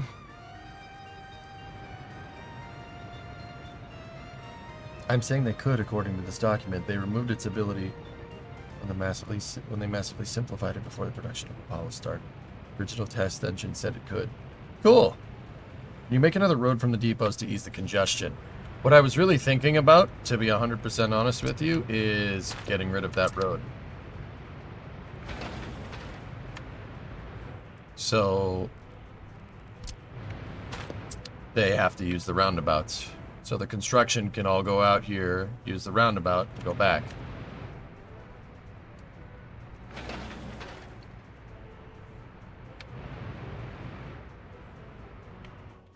That should fix that problem.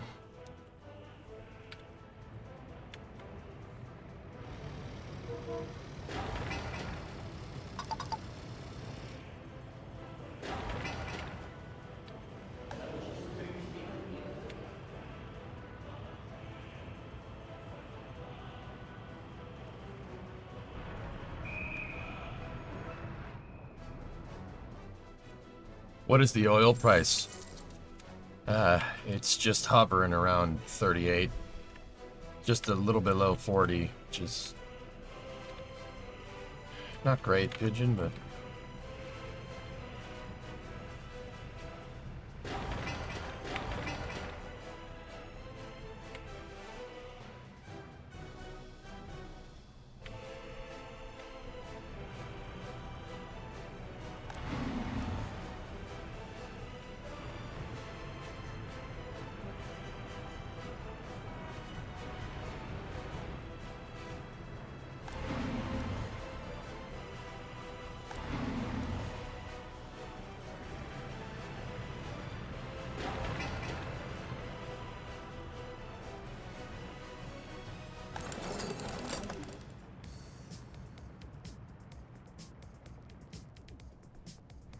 Almost 1970.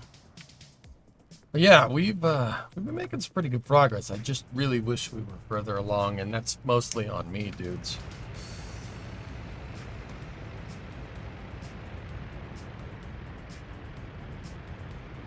You know, that's mostly my fault. What I might do is after... Man, that thing filled up.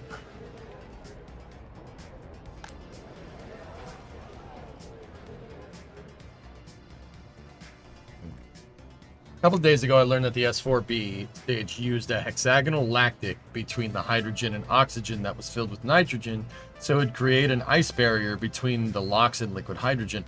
The 60s engineers are still taking me to school for all the cool stuff they did. Apollo's truly insane. See, Kraken.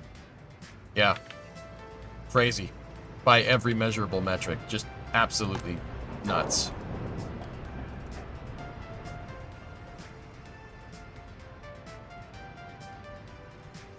Yeah, dude.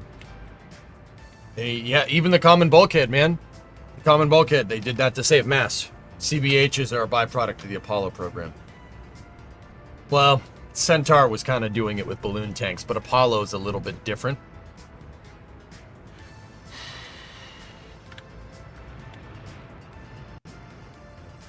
Lattice. I said lactic. It's lattice. The hexagonal lattice. Yeah, because that increases your surface area and it allows ice to form on it.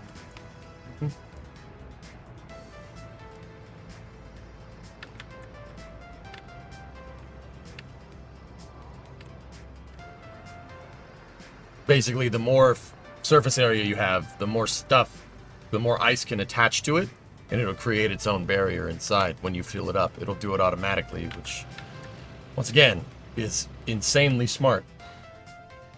Your money is tanking. It's because I'm bringing in all that steel. It's the steel right now that's absolutely getting me.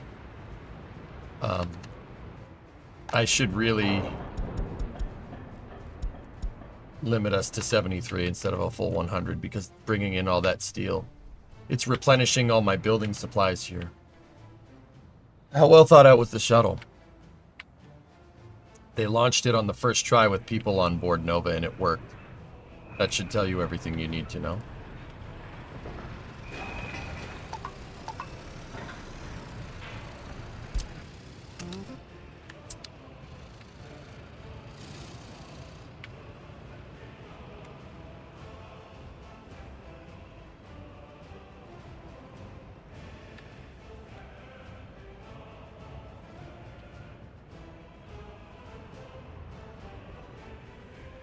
I'm not exporting clothes to the U.S.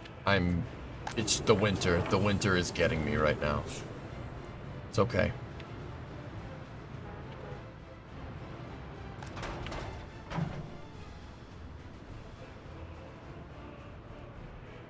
It's because I brought in 55 tons of steel at 421 a pop. Yeah, that's all.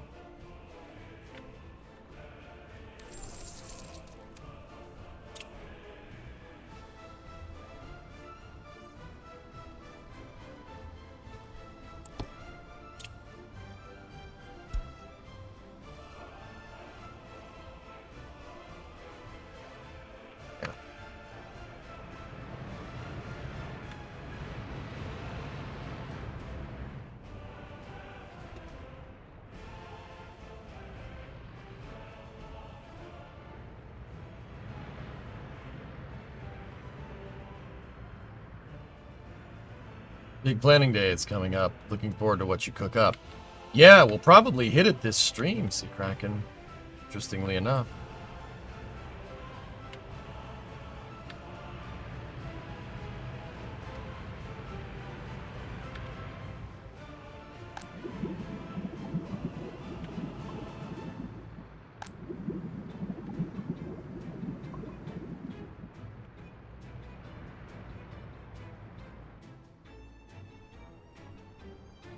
Yeah, I mean, don't get me wrong, I'm kind of worried about it, but see, yeah, I told them to stop.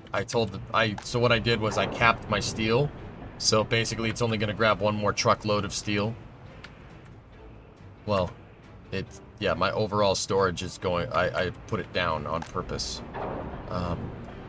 They're replenishing all these because I used up a lot.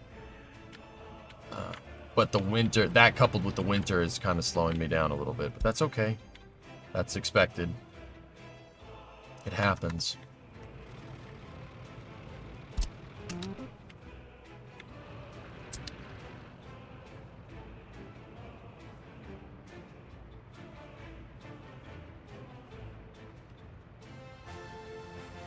January 1970.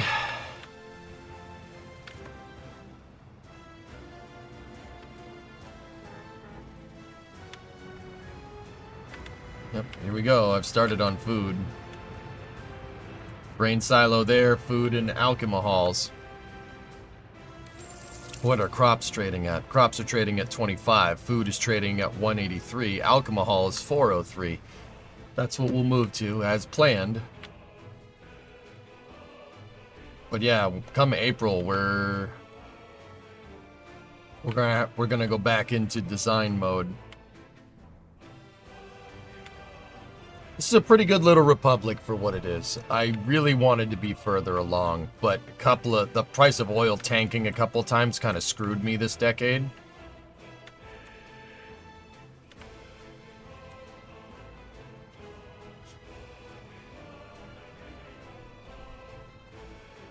But, you know, we'll figure it out.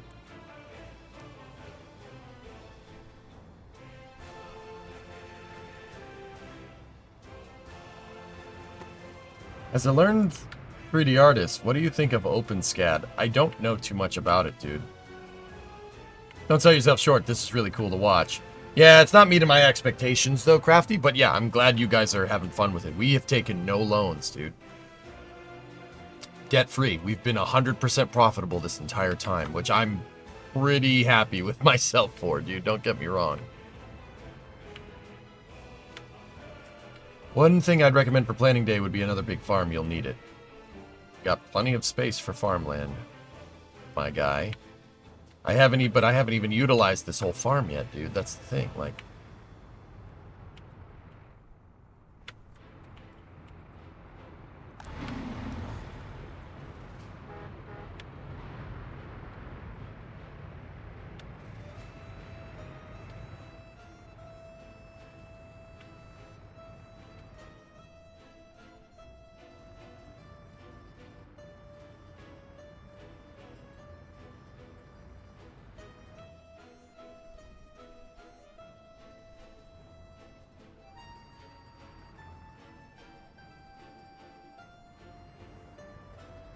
The thing I'm the furthest behind on is trains by a long shot.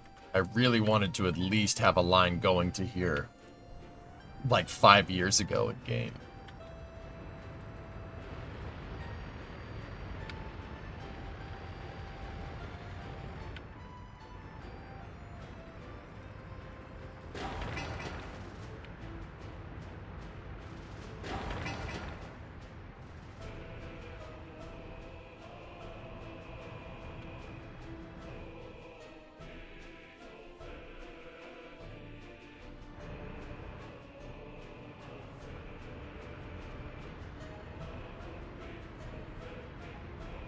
Yeah, I can't see me, right?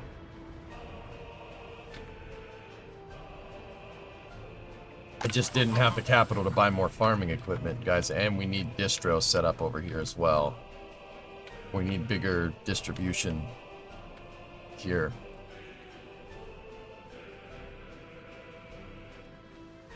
They're not quite designed for engineering type. Aqualex, hold up a second, man. I do 3D art, but I can do engineering drawings. That's no big deal. People think I can't. I can. You think, see some of the stuff that we do? Like Kerbal building in the SPH and stuff? I could make a CAD model of the Coronet right now. It would take me a while, but I could do it. I can do that. I just did more 3D art, but we learned how to do that kind of stuff. That and the workflow for any CAD software is very similar. They're all it's all similar workflows, dude.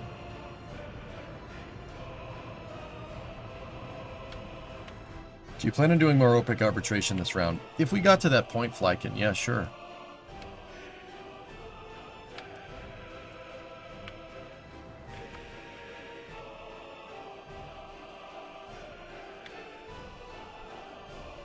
City's looking good. Thanks, Kelly. Thanks, man.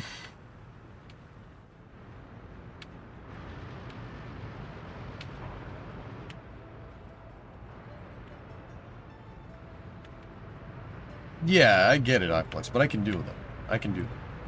Just let you know. I didn't take it personally. We did more 3D art than anything, but I can do them. What I'm telling you is that it's not that far. One's that not far off from the other.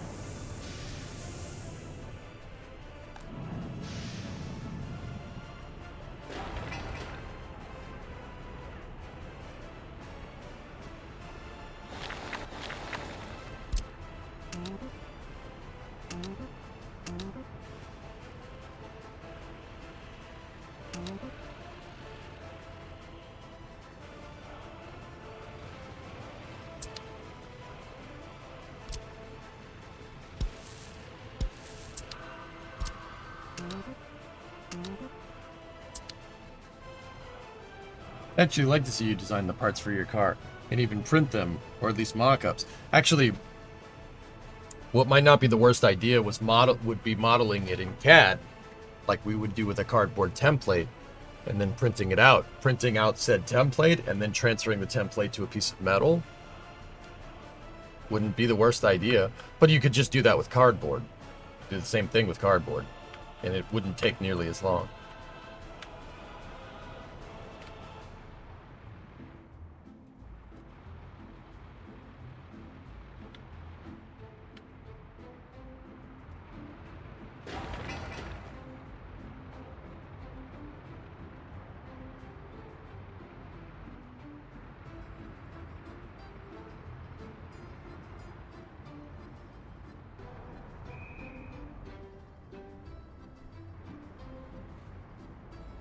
Yeah, see, we're back up over 80.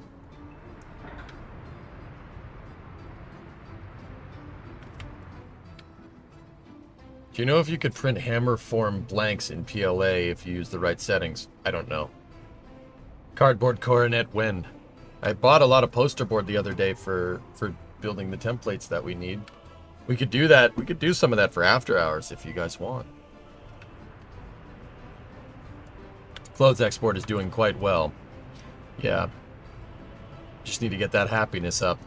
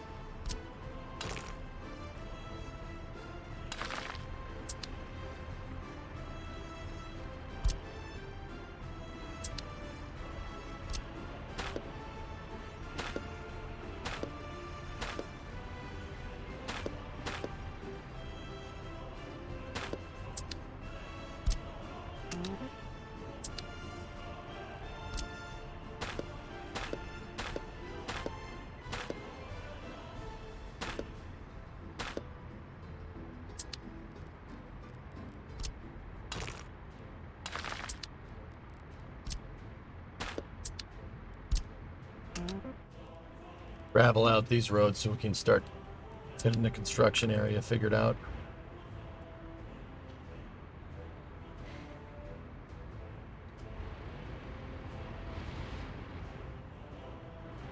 Putting it as a known possibility. May have seen it done. Cool. That's neat.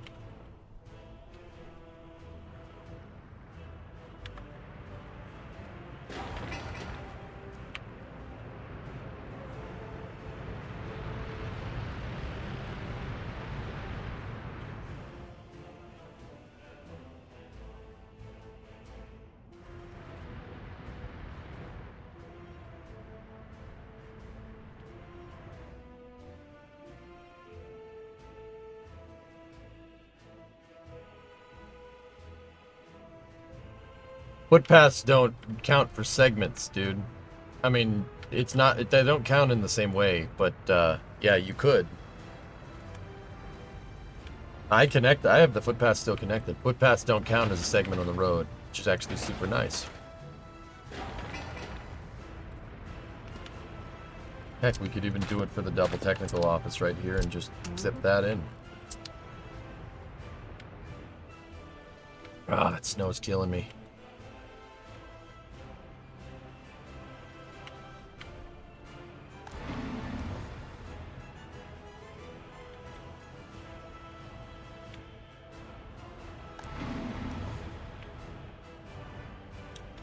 Alright, we got cash. I'm not sure about the unemployment, but what I'm going to do is 50-50 that line again. We have the labor for the line, so I'm going to increase this to...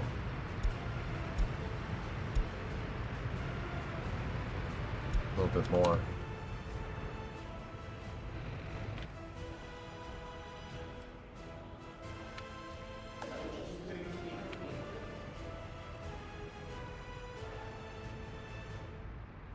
Party headquarters is popping, though.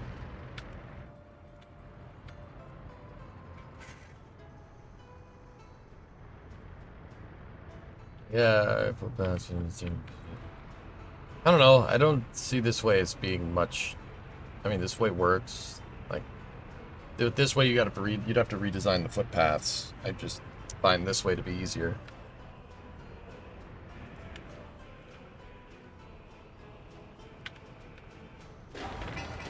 We should actually almost be ready for power plant construction soon as well.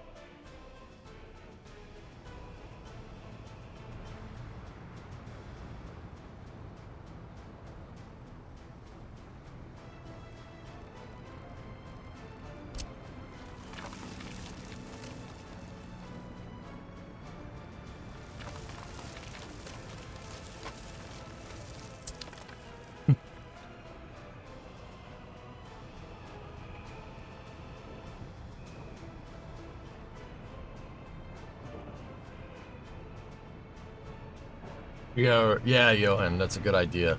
When we're done with this over here, yeah, that's the big fire in the big police station.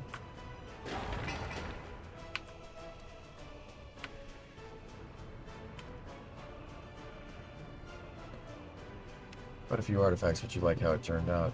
Dude, it looks good, man. You did a good job on that. You really did. Good work. I like the scoop bulldozer dump truck thing going on. See, Kraken, that's pretty cool.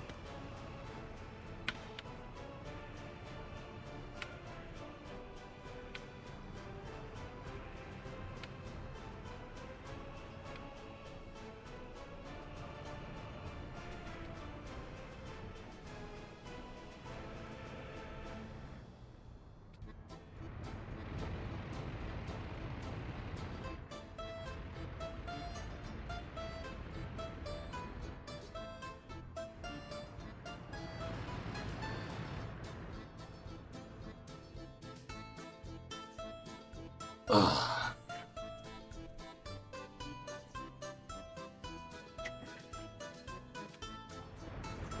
It's so fun to watch dig. Yeah.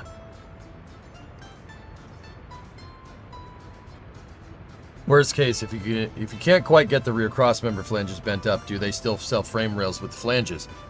They sell entire frame rails, rarest.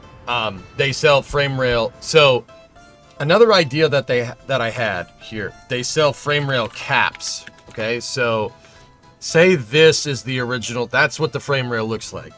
I don't know, right? They sell a cap that is just another piece that slides onto the frame rail like that. That was a bad way to draw that. Right?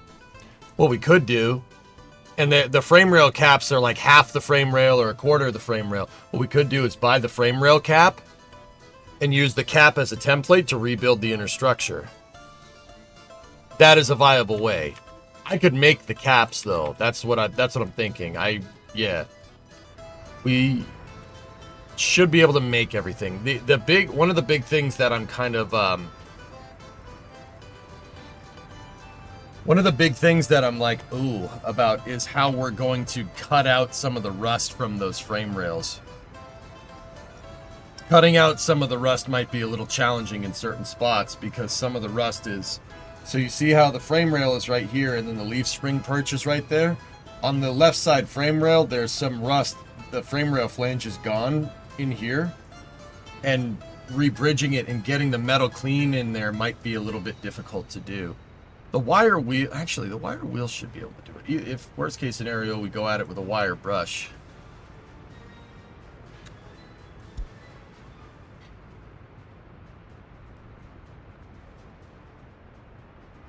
Yeah, the first thing we'll do tomorrow, guys, is get the frame rails leveled and everything. That's basically going to be thing one.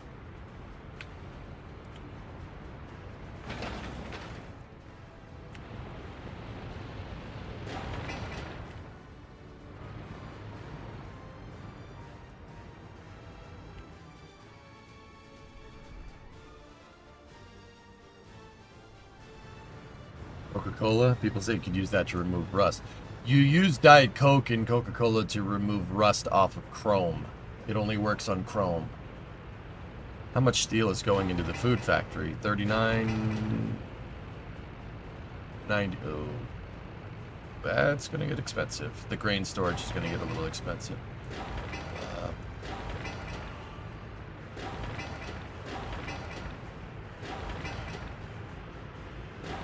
We got about 200 tons of steel. We had 73, so yeah, it's not going to cost as much.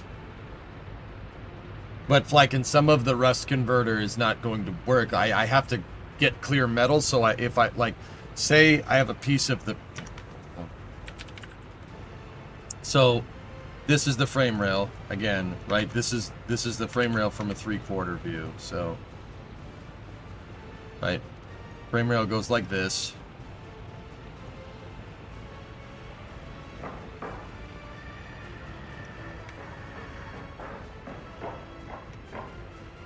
Come on, hand.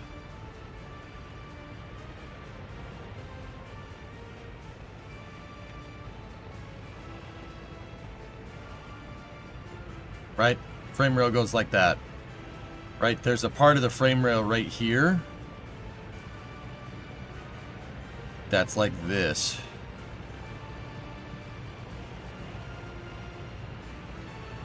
See what I mean?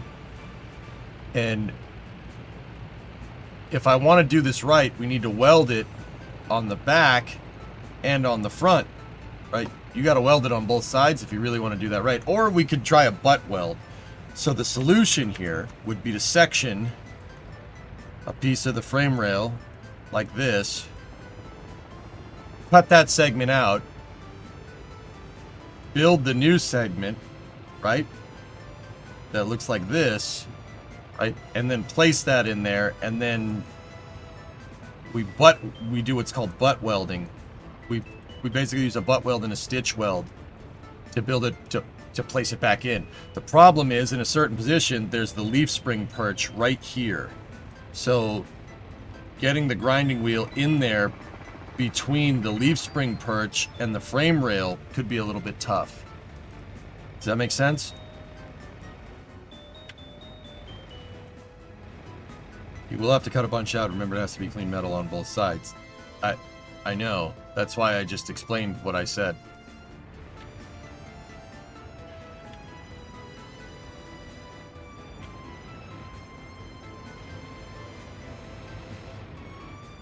Yeah, we got to do all the patchwork. And the CAD templates will show me exactly what I need, but getting a cutting wheel or something in there is going to be problematic in certain areas because yeah, I might have to use tin snips and snip it by hand in certain spots to get to good metal. You got to cut out all the cancer, so to speak. I have a MIG welder. Let's see if I can, a Lincoln 180i MIG welder.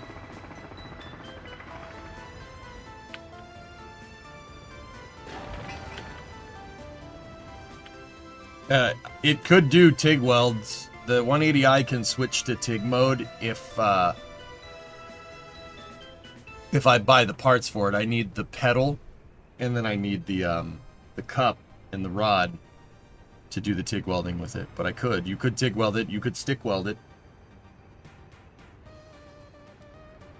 Yeah, pretty much, J-Speed. We're talking about kind of what we need to do. Tomorrow, I got to level up the frame rails. I almost said flame trench. I got to level up those frame rails and make sure they're perfectly straight and perfectly level. Because that's going to be our root part for the rest of the entire back of the vehicle. If they're not straight, we're going to have a problem. Looks like a Cat D4 almost.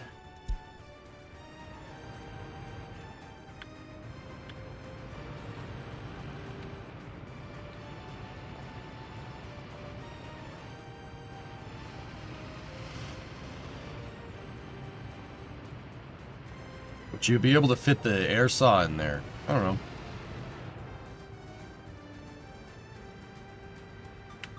Guys, if I have to get in there with the snips and use the snips, whatever, it's rust. We can cut it out. It's not a big deal. It's just there's some challenges. That's all. But there always is. So don't worry about it.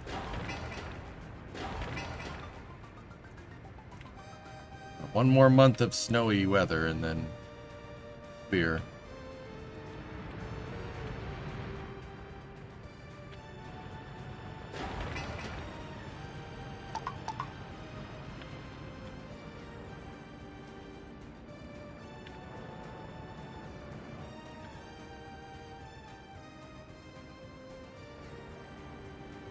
Tin snips on steel feels like hell. I have a big pair of tin snips, dude. It's not a big deal. That might be the only way we can get in there. Guys, like, that's what I'm saying. Snips will work. It's gonna suck, but it'll work.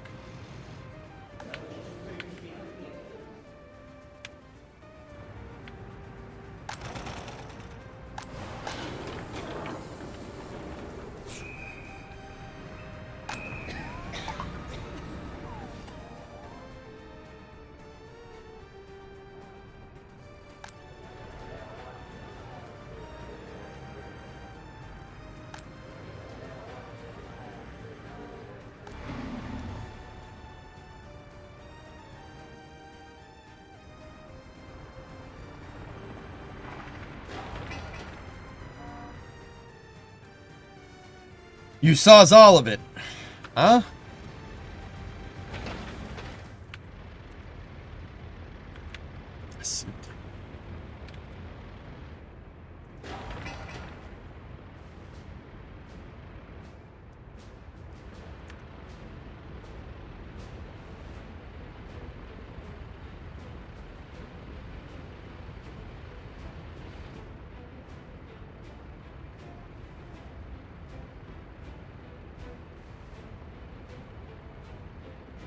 The plasma cutter? Maybe I should go buy one. Might make things a little bit easier. It'll especially make things easier if I have to cut out stuff, but yeah, I don't know anything about plasma cutters. I'd have to go read about it. What amp breaker is your welder on? 50. I've tripped the breaker a couple of times. I gotta be careful. But it does work.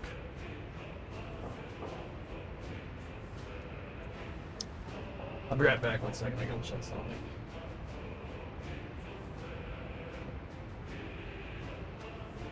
You guys freaking were talking about plasma torches, and I was thinking, like, I think you need to buy gas for that, but you might not. But if you do need to buy gas, I probably should check to see if my welding gas was good.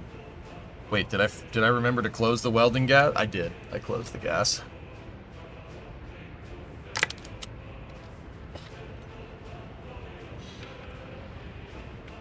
All right, so I'm starting food and alcohol production here. A little bit behind schedule, but we are starting it.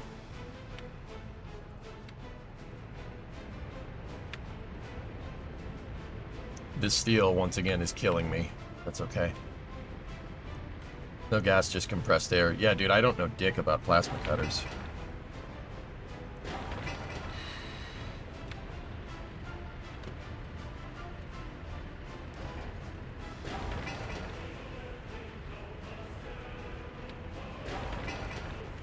Any crime yet?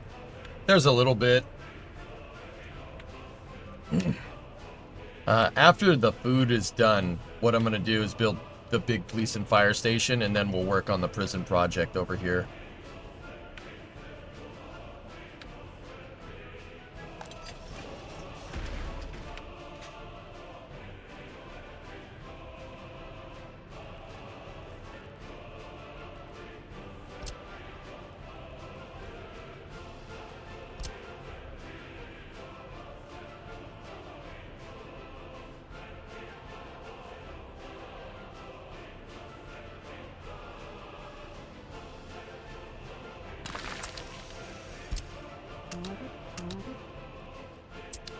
Backed up, build a bus platform here so people can get to the prison.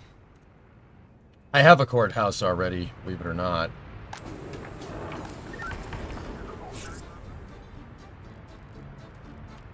But we can't send anybody to prison, so it's not really doing anything.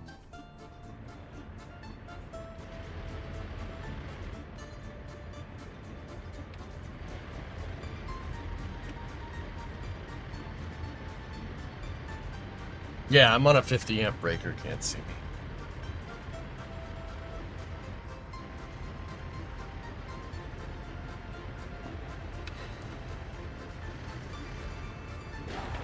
Making good progress on that warehouse.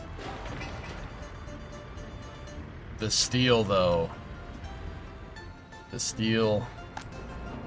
Oh, the steel for that stupid grain silo is gonna get me. But it's alright.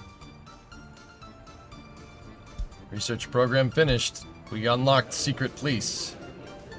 Alright, what next?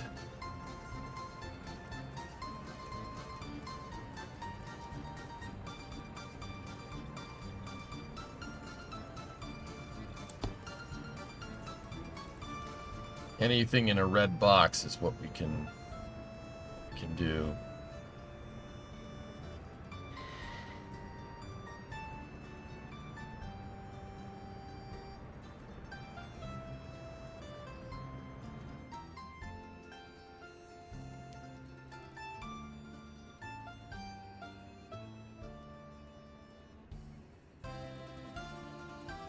Tourism or fire helicopters, yeah.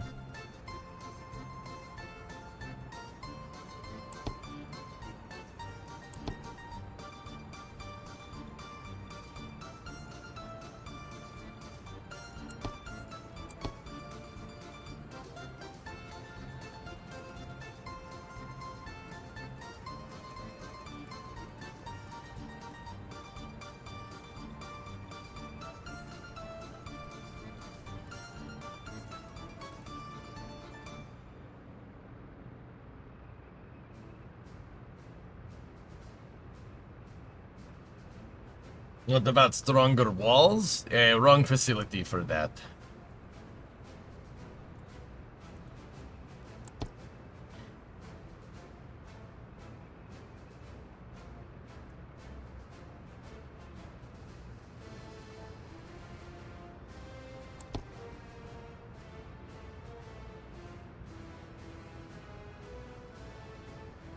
Yes, you do analysis on tourism, screw it.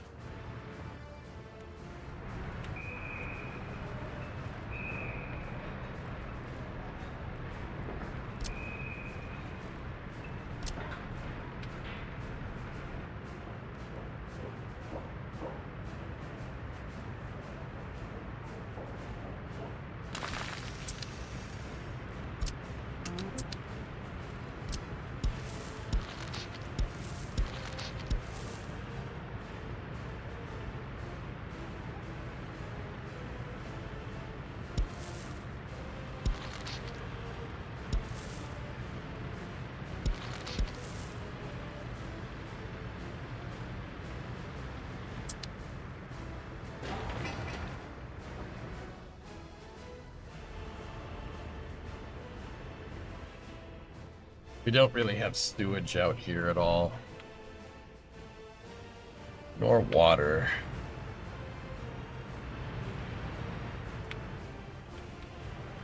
Should probably do that.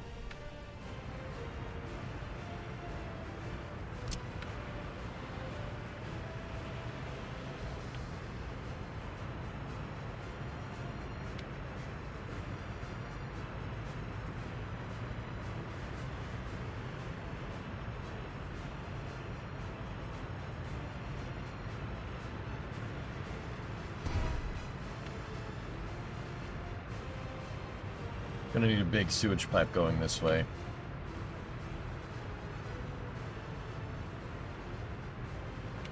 Or a big water pipe.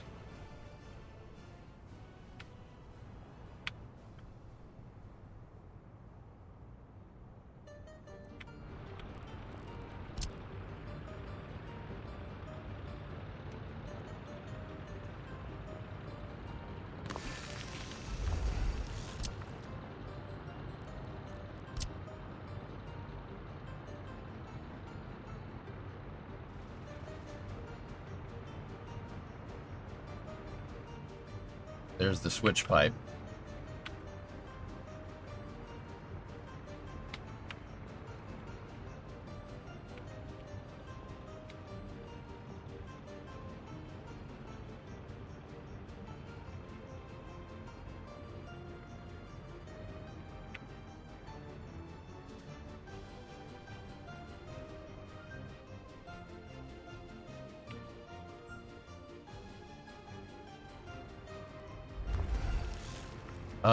But you know what? Before I go any further, I kind of want to figure out how to, I need to figure out something with the rest of this. Because the sewage pipe is right there, and we're going to need to split. And we need to run the sewage and water down here, but the problem is that there's electrical on this side. So I'm thinking maybe run the plumbing down the opposite side of the road. Or we could run it to the side of the road. Like what they did in Boca Chica, we could run it right here.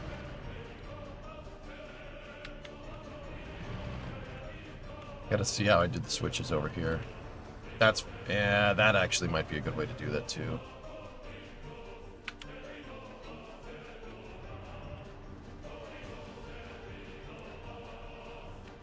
Showed back up to tell you SpaceX posted a picture of the static fire. Oh.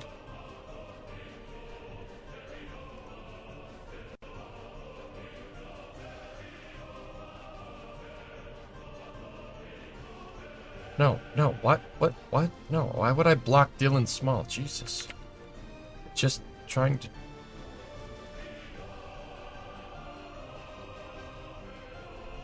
No, that's from.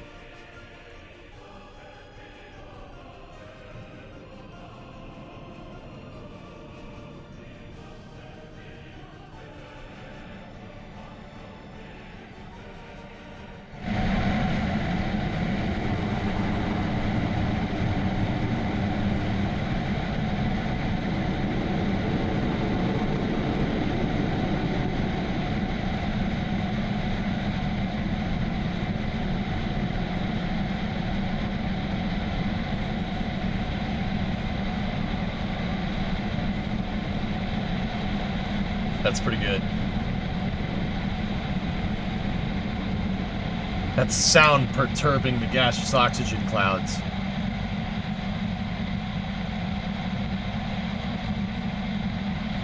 Some fire up there.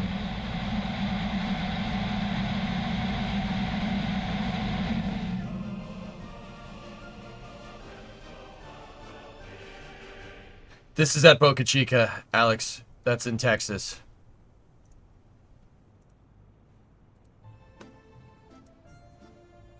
That's awesome, dude. Yeah, I saw a little bit of fire up there, but that's okay. No bada boom this time. All right, I'll keep that one up for space news.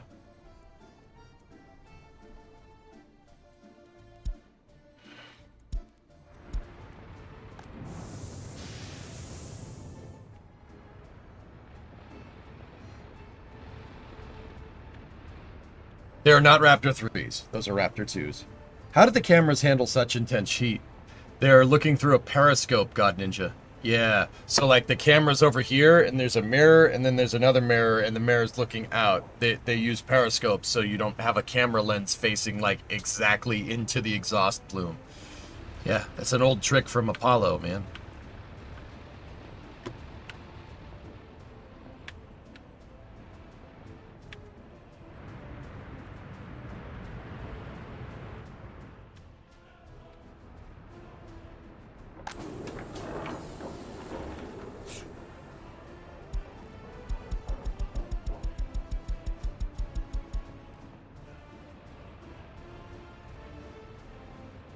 We gotta be careful, man.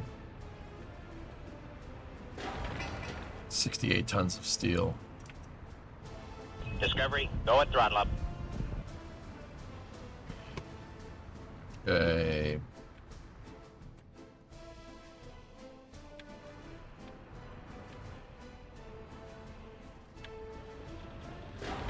Alcohol first, then food. The steel is what's getting me, Sea Kraken. Yeah. But as long as we keep up our clothes export, we should be okay. It's just bringing in all the steel, man.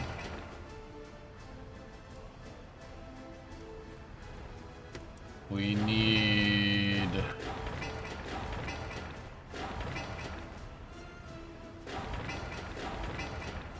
about 50 G's. 50 G's more worth of steel.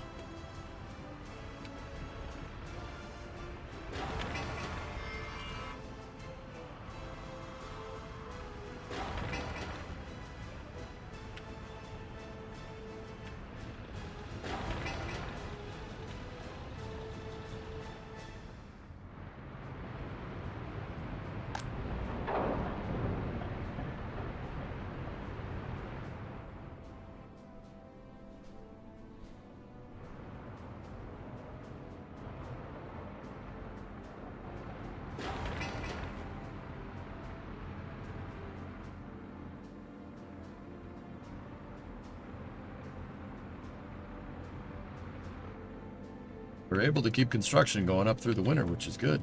Hey, Geeson, what's up, man? It was a clean static fire. Yeah, it looked okay to me.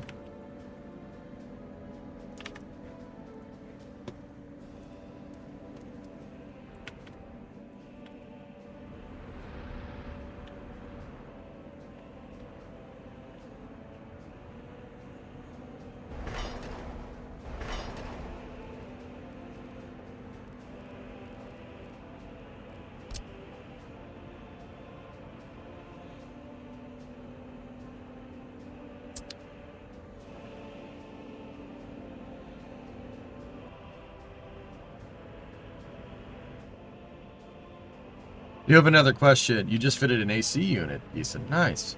Cool, man. An air conditioner. You sure you know what that is, or? Violet, I do have another question. I was watching a Navy SEAL TV series, and they used a sort of glue gun, and then they put in a metal rod and jammed it in the ground to light it. Then they could cut a metal door. It's thermite. Thermite is what they're using.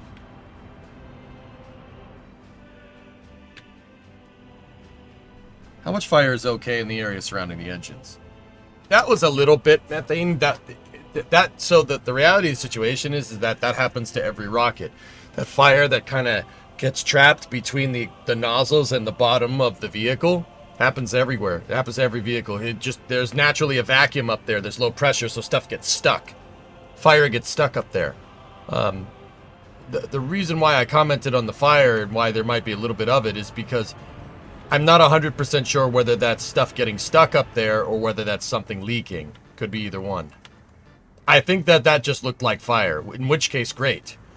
If it was just fire, then like if it was just residual fire getting stuck, like some of the exhaust getting stuck up there, that's great. Yeah, a lot of heat happens in that area, dude, because there's a lot of heat introduced into a low pressure area. Oh, hold up.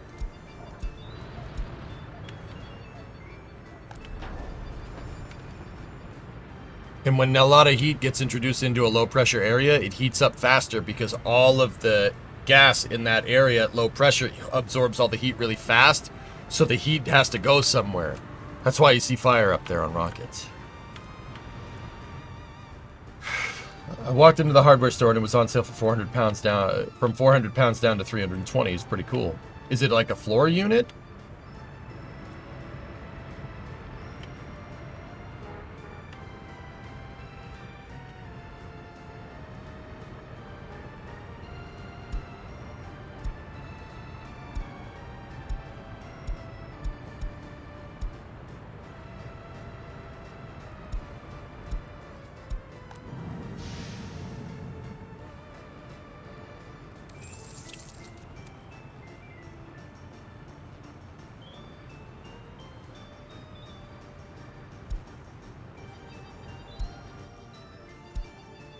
I took a small bridge loan, dude. By the time the snow goes away, we'll be fine.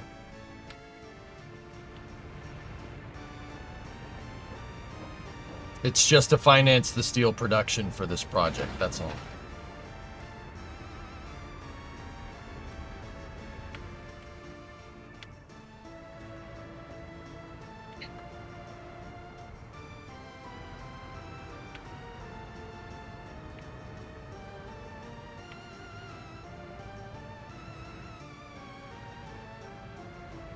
So Geeson, you have to like put it through the window. You gotta vent the waste heat outside, dude.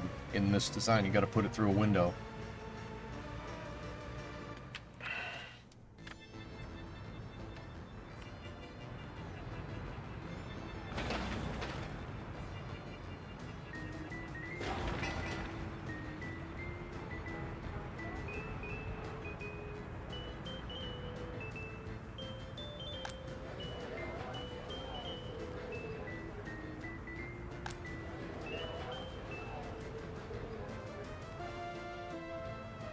Really need all that housing this early.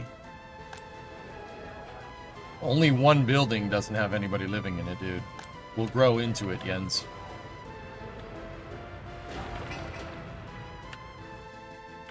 It's hanging out the window. Cool. That's cool, man. Yeah. So, Ethan, what you gotta do, the room that the air conditioner is in, if you can, shut all the doors to that room and then put slits, see if you could put like a little rubber, like, thing at the bottom of the door, like a door catch, a draft guard or something, or else you're just gonna piss away your electric bill. You're gonna piss away your electric bill.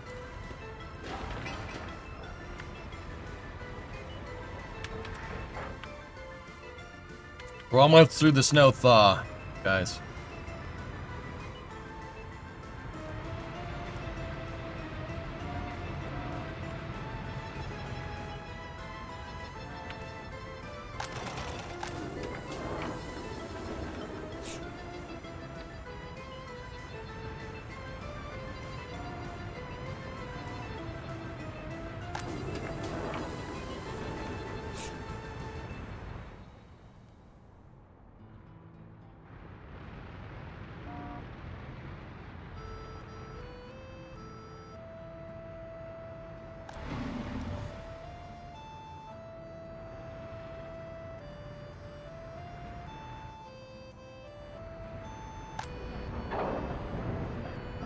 Did you see the new Ship 35 footage? Yeah, I have it. The entire skirt is on fire. Yeah, but is that because of leaks, or is that because that happens with every single rocket, Baron? You know that's a thing.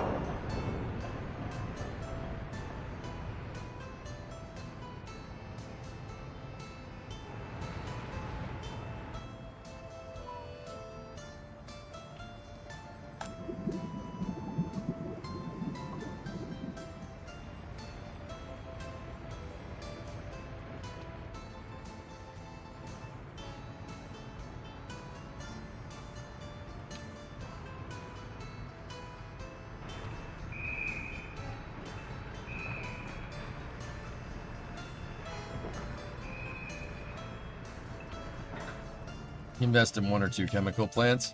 I do have chemicals unlocked, actually. I think that'll be part of our planning phase. I think we'll drop a, see if we can throw down a chemical plant somewhere over here.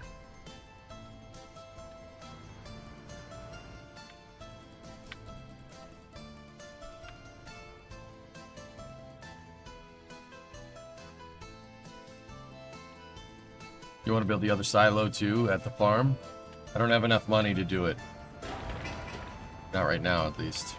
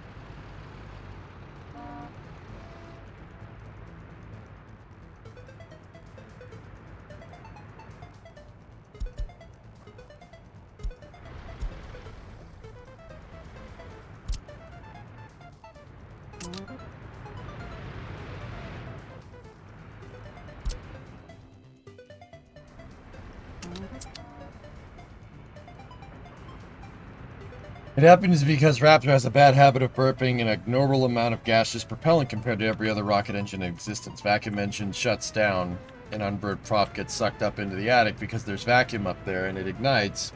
If they have any leaks in the attic beforehand, it's gonna go boom. Yeah. Yeah, I was just talking to viewers about that.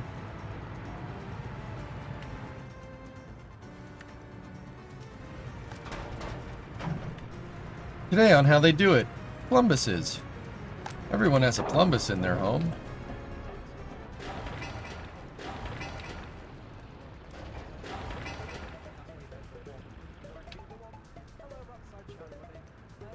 Raptorside chat time.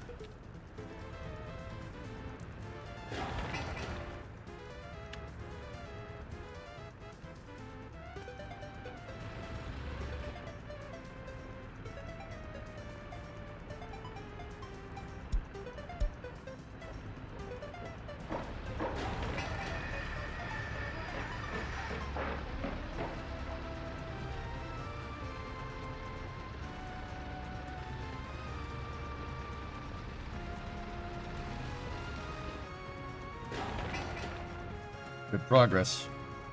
Another week of snow and then we're good. It's probably going to snow one more time just to spite me because that's always what it does. Yeah, Drew, NASA Twitch was live talking about moon plushies question? I guess. There's several hazards in the way. Today on How They Do It. Plumbuses. Everyone has a plumbus in their home. First, they take the dingle bop and they smooth it out with a bunch of schleem. The schleem is then repurposed for later batches. They take the dingle bop and push it through the grumbo, where the fleeb is rubbed against it. It's important that the fleeb is rubbed because the fleeb has all of the fleeb juice. Then a schlaumy shows up and rubs it, and spits on it.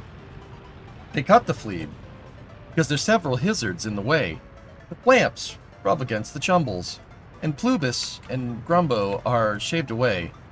That leaves you with a regular old Plumbus. I always wondered how plumbuses got made.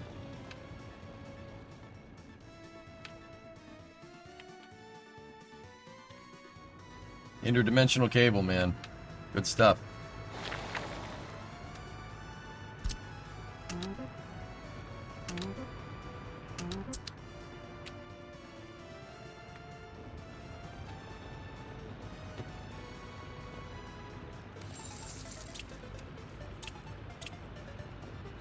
Yeah. But see, this loan, I know we're gonna pay back because we're making the income to pay it back. I'm not too incredibly worried. Just needed a little bit of an advance on some steel so we can finish this stuff. Like it's not like taking a loan just to get profitable. I have 2 profitable ventures already in my portfolio. Has it been posted here yet? The static fire footage? Of course. Loneless run ruined. Yeah, I just did one because I'm trying to be more expedient. I could have halted production on this and it would have been fine, but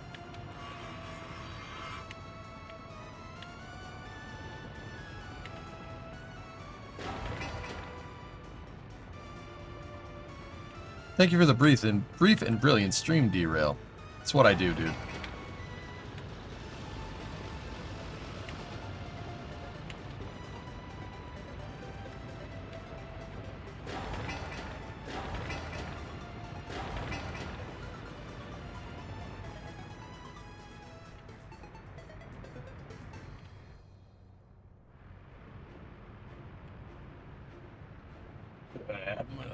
Okay, Morty. Plumbuses. We gotta go get some. We gotta go get plumbuses. Oh, geez, Rick, do we really have to go? I mean, I don't really want to do that. I got a math test to take. Screw your dang math test, Morty. We have to go find more plumbuses.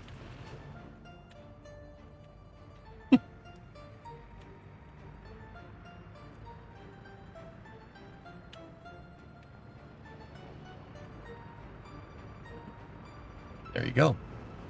And that's all I have to say about that. Morty is Jack? Yeah. Yeah, weird, huh?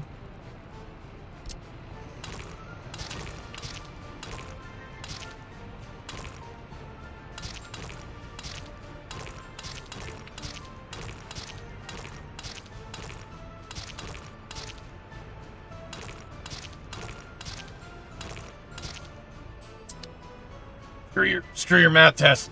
You just don't show up. Just come on. We have to go figure out how plumbuses get made. See, I told you it would snow one last time.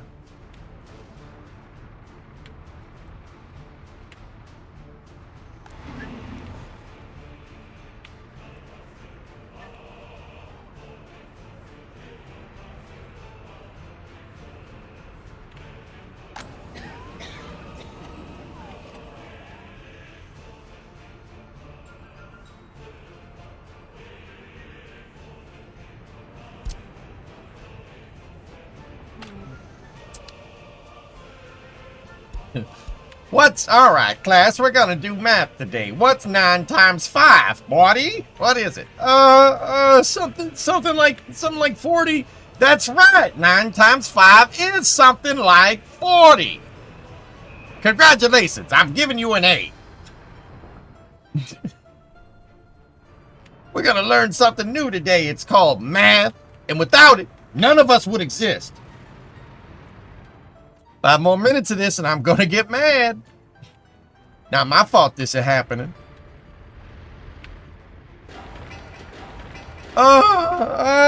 Jessica. Buddy, what are you doing to me? Yeah, concentrated dark matter. 5 plutonic quarks, 1 grumbo. I don't know what it is. Why don't you ask your new friends, Cherry? Oh, wait, you can't. They blew up. Yeah, I took one loan, Jens, just so I could finish food production. You see, I have to be able to say I have food production up by April 1st, 1970, or else I answer to Commissar who will make me eat a bullet. I do not want to eat bullet right now. So I took maybe little bridge loan to make sure that everything is good. No harm, no foul. Look, warehouse is almost finished.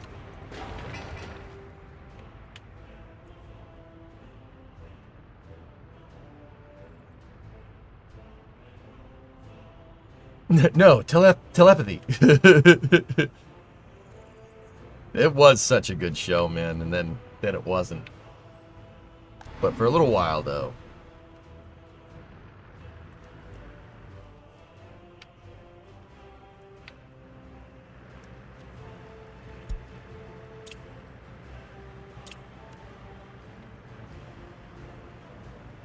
We could see! Sneaky, it's a miracle!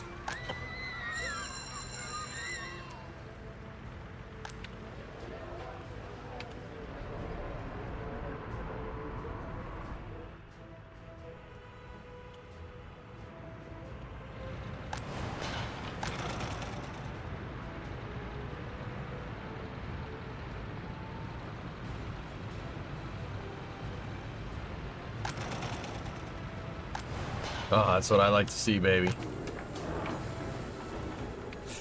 Let's giggity giggity giggity go!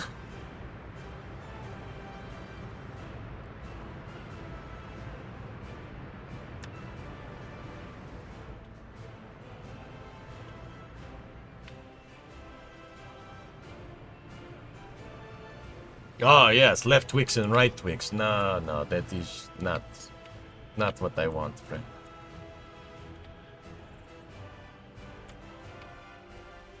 Shirts, pants, no hats. No, we make hats on the side, over here, around the back.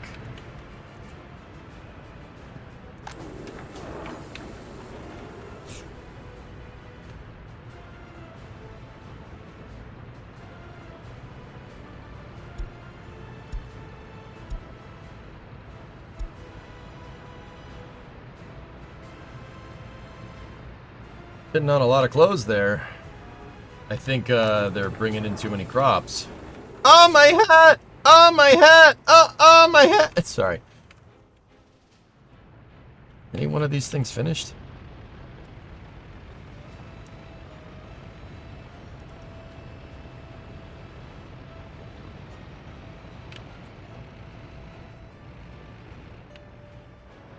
Too many crops and not enough trucks. Dude, this entire thing is on it. Every single one of these guys is moving crops. Oh, that one. Hey, there we go.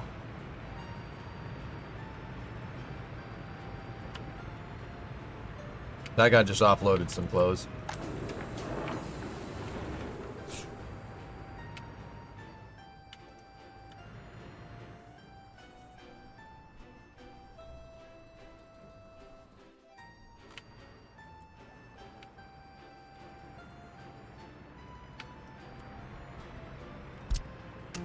Yeah, Charles, I don't want to talk about that here, homie. That's a hard pass from me, dog. My hat! My hat! My hat! My hat! Oh, my hat! That's pretty funny.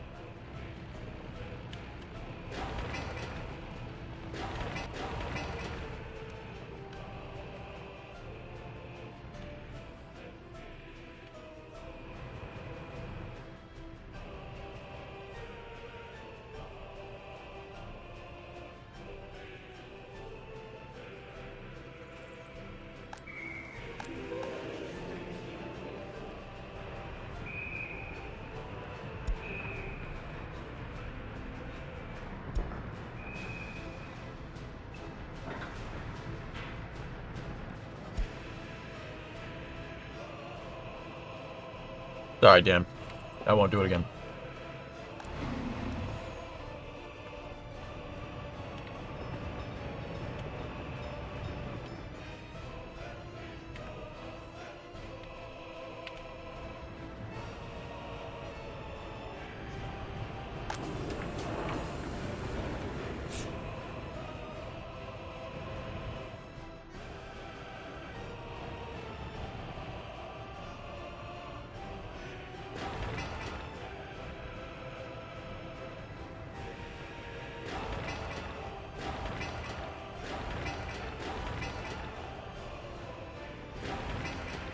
The damn steel. Why, doing research halves the number of students in the auditorium. I understand.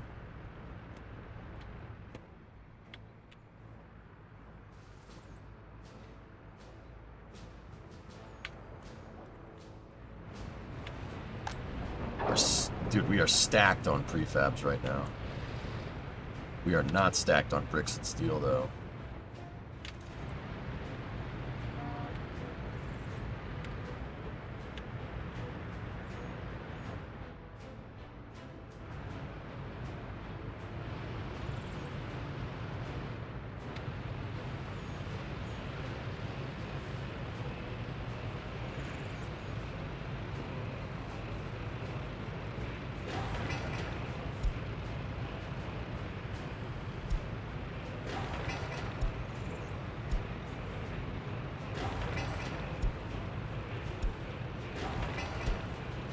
I'm setting the road rules for the roundabout to make sure people yield to the roundabout traffic.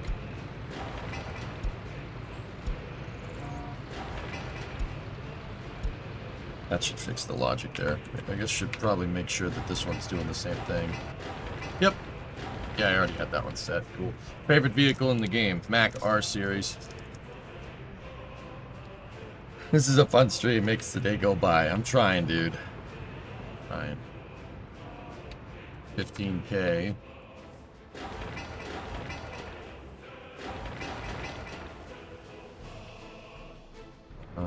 Two more truckloads of steel and we are good to go.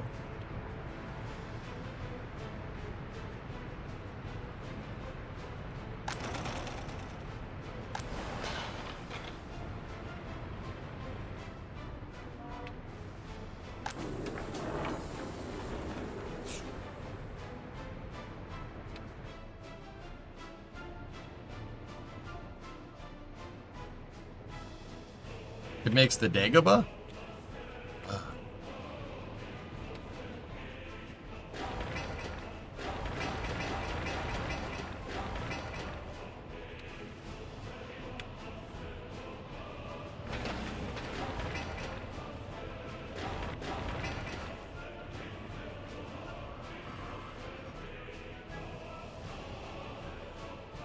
Sweden and Norway increased max truck weight and size by 80% or more. I can't recall the full number. Think we should mimic it across the pond. We'd have to rebuild our entire infrastructure to do that. We're not designed for that type of weight. It would require redoing the entire national highway system. See cracking.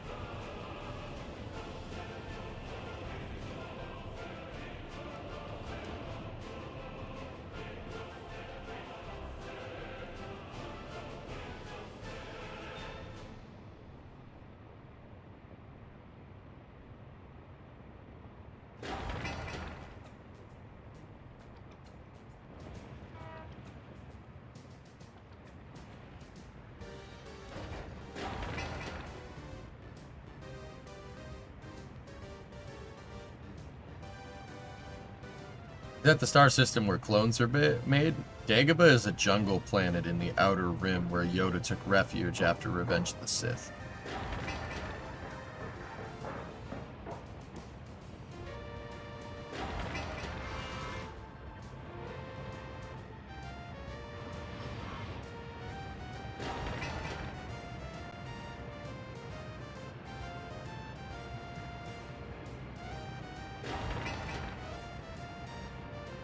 See, Republic is fun, but we need to get you into fighting for democracy and Helldivers.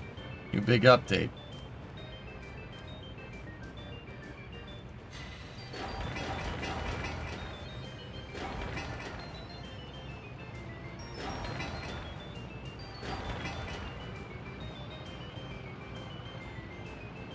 It's more of a slimy mud hole. I mean... yeah, if you want, yeah, that's what you want to call it.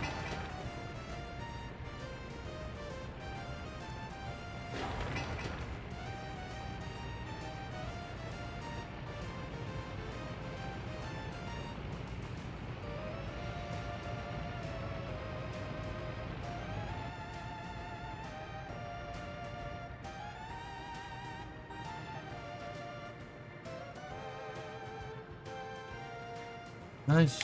This is staying pretty good. And it looks like we got the train is doing its thing. Where's the builder?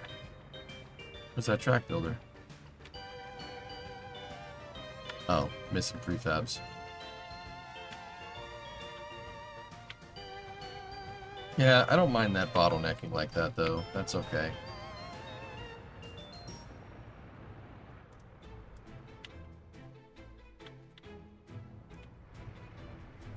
Yeah, see, Kraken, I kind of want to leave it that way.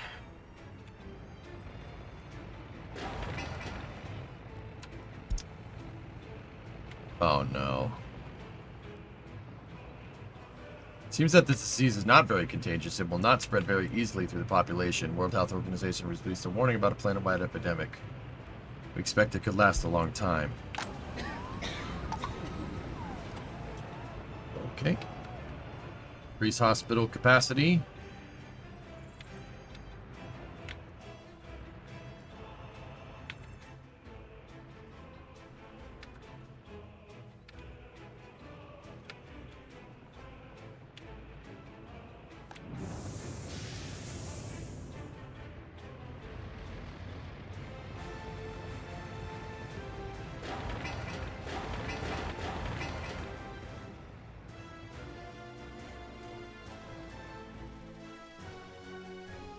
I wish they would take the highway, but it's okay.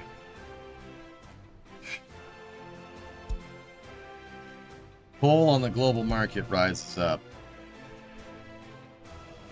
Okay. Hey, Worst. No wrenching today? I'm card out for the day, dude. I kind of have to regroup and figure out what I want to do. Yeah. I needed a recoup day, dude. I was wrenching over the weekend, man. I've wrenched every day except for Sunday since for a week. Yeah. We played Workers last Monday, and then Tuesday, Wednesday, Thursday, Friday, we were cutting out trunk pan stuff. Saturday, I was working on a customer's car, and then Sunday was Mother's Day, and then Monday on the car again. Yeah, I needed just a day to regroup, and I got to regroup and figure out what we need to do from here on out. So yeah, we'll be back to the car tomorrow, or I could work on templates for after hours. I kind of want to do that, but it's up to you guys.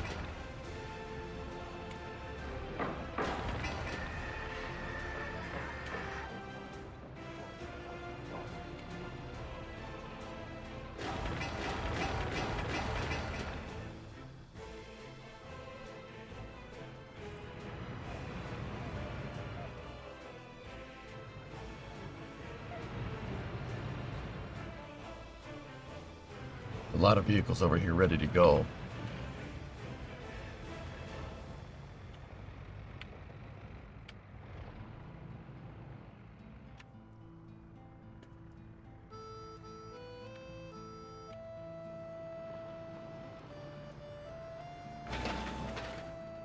SpaceX posted a static fire video. It looks good. Yeah, it does.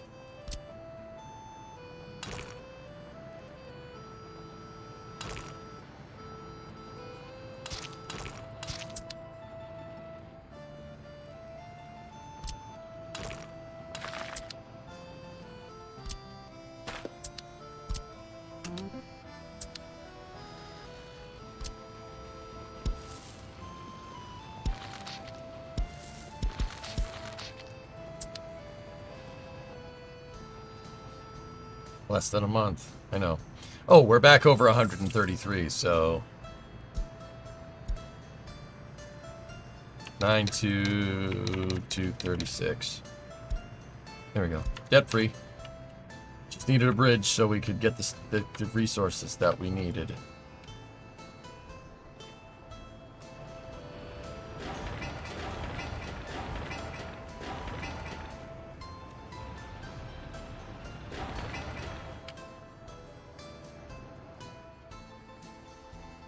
Pave some roads.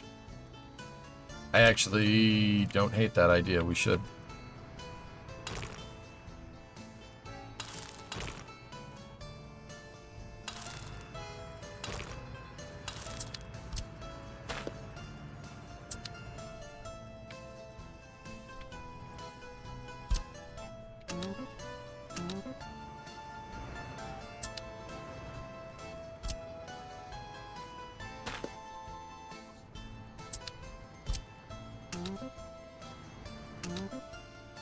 We should pave this throughway. Start with that. How are your folks? My folks are fine. Jens? Yeah, I hung around with my family on Sunday for Mother's Day. Yeah, everything's good, dude.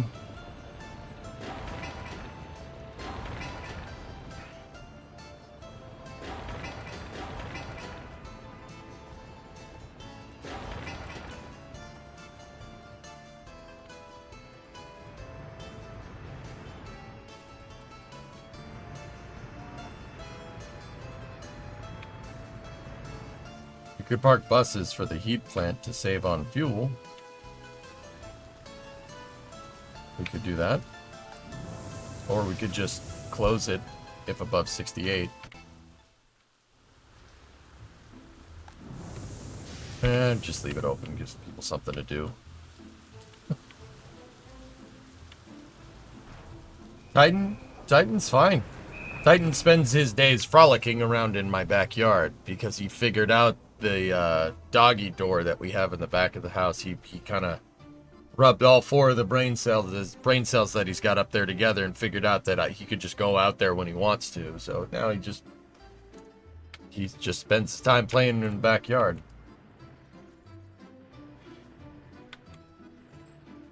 Yeah, I don't feel like shutting the buses off per se. I mean,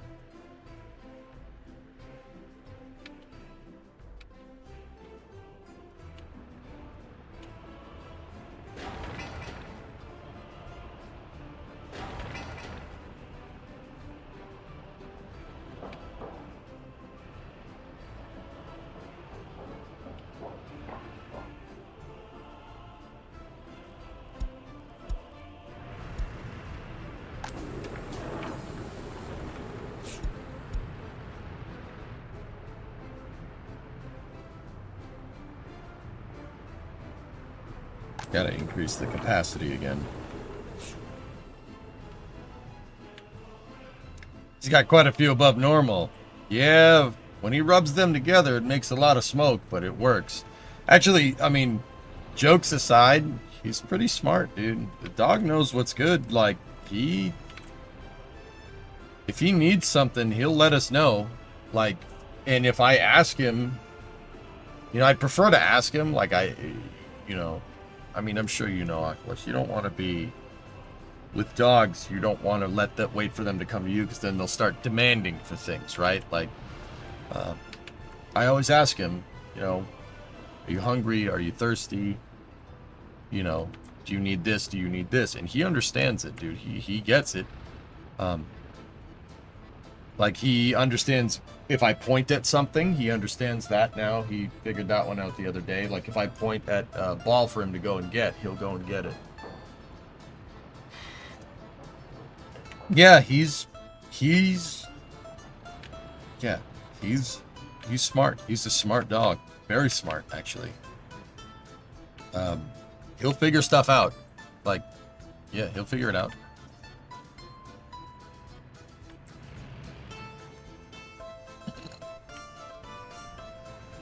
If the dog is demand barking, that means you gotta be the boss, Graham. That's the thing. If the dog is demand barking, that means no one's paying attention to him. You gotta pay attention to him. It's important. Do we have open construction areas? Yes, we do. Cool. So I need them to work on the water line. Right? Gotta have them work on that water line. Then I want them to work on the electrical over here as well.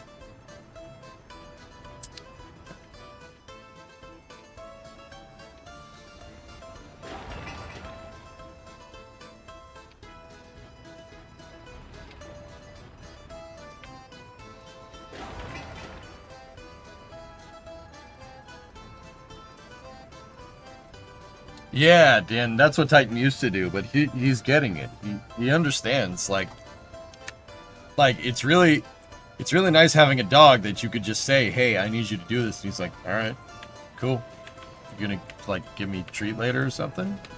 All right, cool. I'll go do this. I'll be right back." You know, like it's pretty cool, man.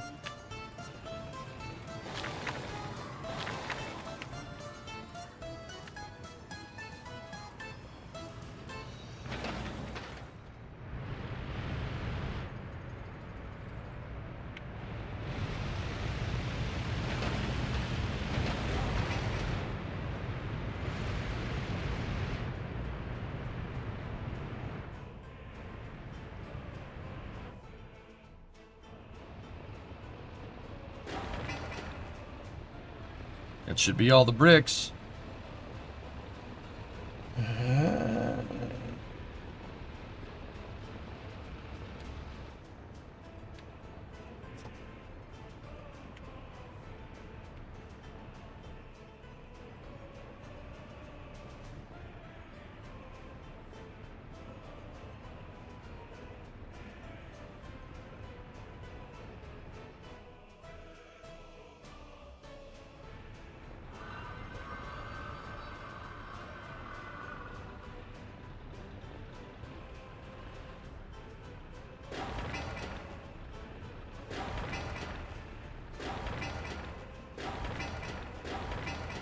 Oh, that needs 750 kilos of steel.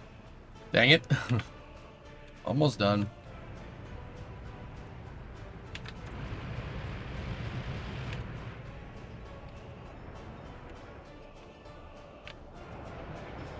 Track builder's doing its thing.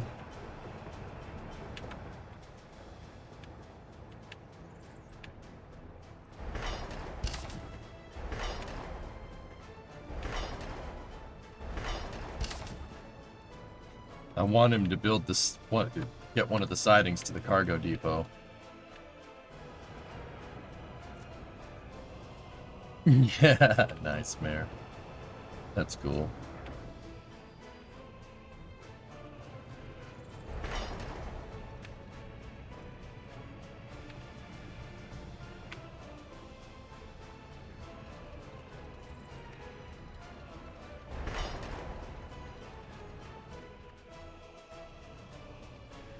Will the 70s planning also include the prefab building?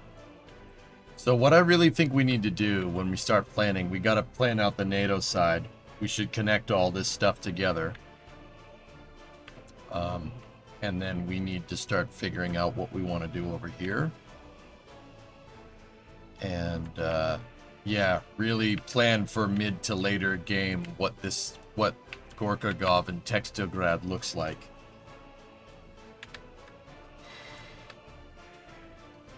Chat EJ, who has put in their entry to NASA moon mascot needed?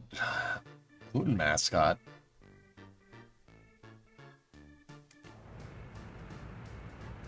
What?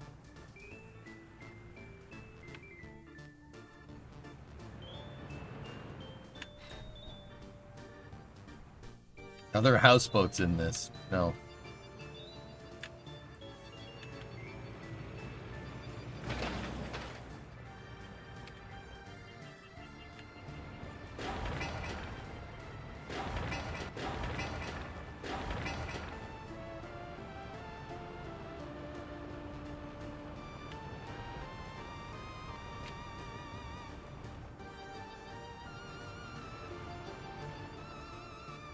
NASA's Twitch is live now, making a zero-G indicator for the next mission.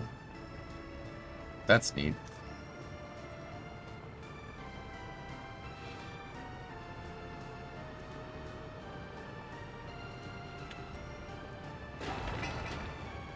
That's so annoying. These buildings are so close to being finished.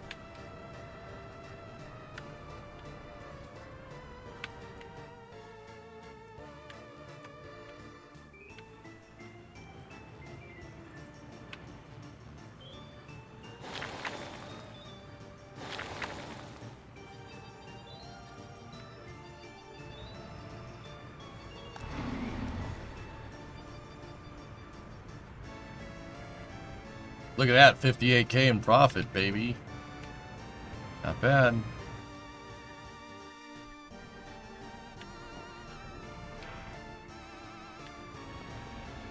See, how I just used the loan right there, that's how you use loans. That's where you should be using loans. You shouldn't take a loan out of desperation. You should take a loan to bridge your money for a second, just so you can keep the pace of production up. That's how you use it. But you know you have profitability in your businesses as collateral against that loan. That's how it's done, man. It's good stuff.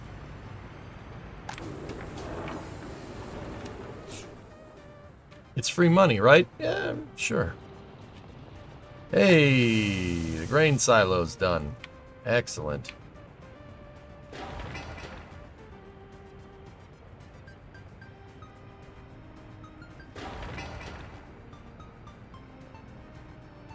That should be all the steel, and that has all the bricks. Looks at my college loans, looks away. Yep. I wish somebody explained that principle to me 20 years ago, Fluffy, because, yeah. Things would have been a little bit different. And it hasn't caught fire yet. Why would you even say that out loud, man?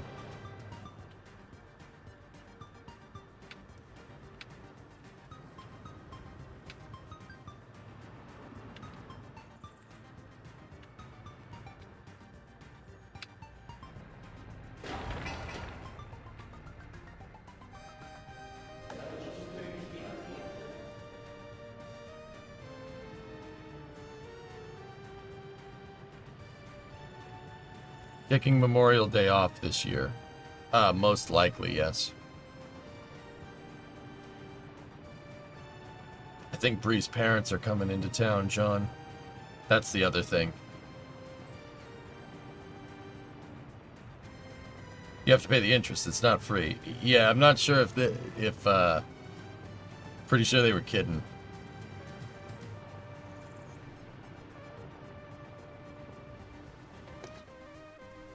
Oh, thanks, Aqualex. Yeah, I appreciate the reverse, Jinx.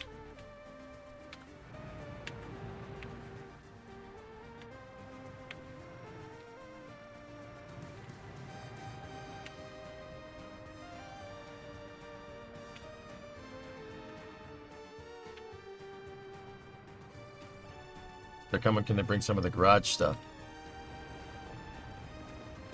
They're thinking about it. I know you said if Starship goes on the 21st, you have to cover it from home. What is your window to go back to Starbase open up again? In June. Gotcha. Basically when June happens. And then my window for Starbase closes up again last week of June, first week of July. That's when I take my actual vacation every year. First week of July, I always take off. I do that every year.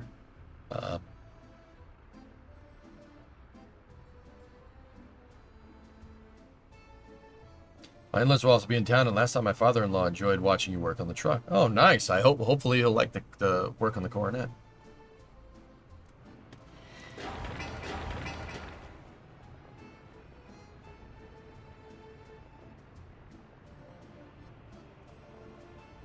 Yeah, Mayor, if I had been a little bit smarter with finances, I probably would not have done what I have done.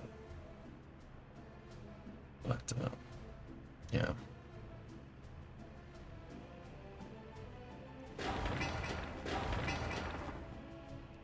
Research program is finished.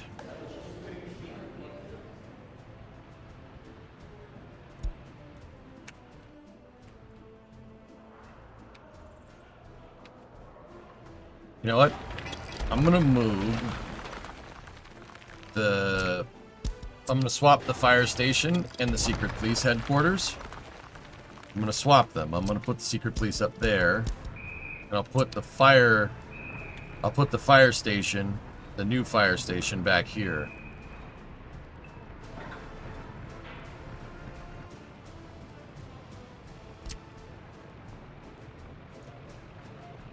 The reason why is so we can attach a helicopter pad to it if we need to, so we can get some firefighting helicopters.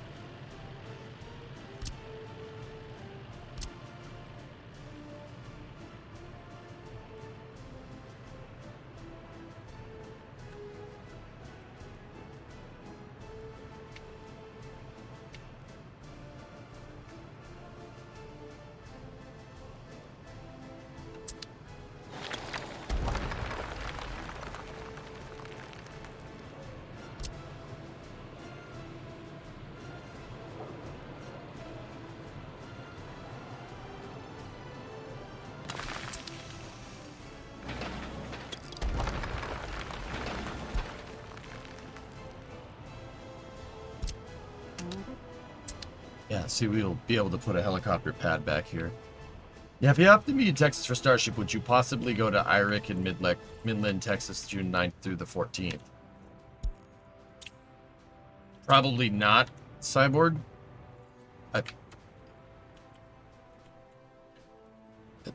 In Midland, I don't even know where that is, dude. Relative, I don't know. It really depends.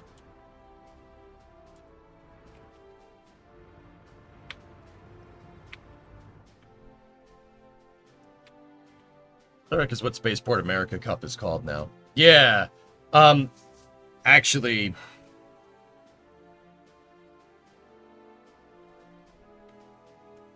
June, there's another week that I really can't go anywhere. This week, I can't go anywhere. Because that's my wedding anniversary. Can't go.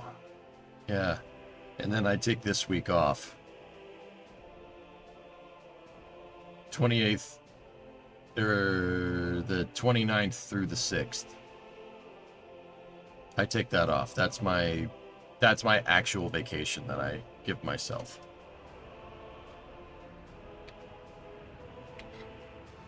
Bring Brienne for her first Starship. I don't know, guys. We'll see how it transpires. I'm definitely not going to Flight 9, though. I already told Das I'm not doing it.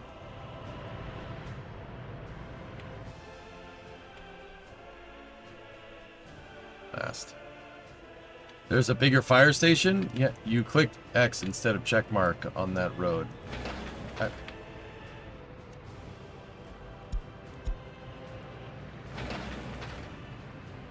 I am trying to demolish that road on purpose.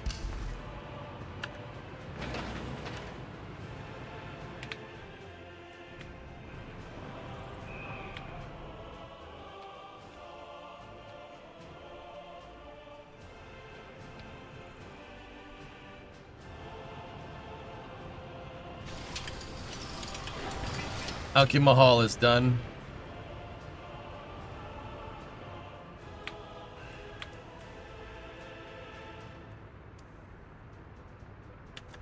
Food. Oh, nice.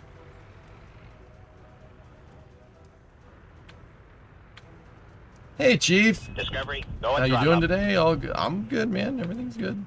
Everything's fine. How's things with you?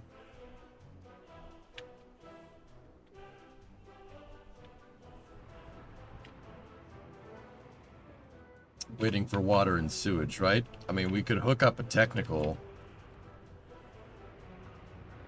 Get a small technical office going for now.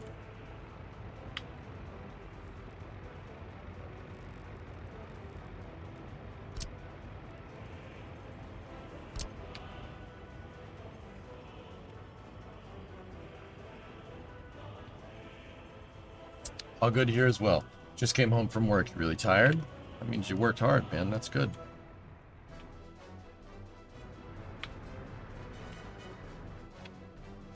We'll add sewage out to here for the planning phase.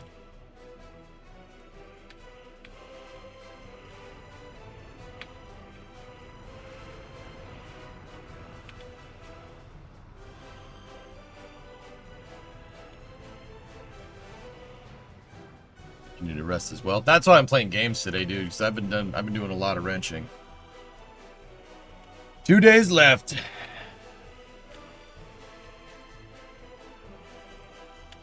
Dude, 150 G profit. Look at that, man. I think we finally dialed this all in.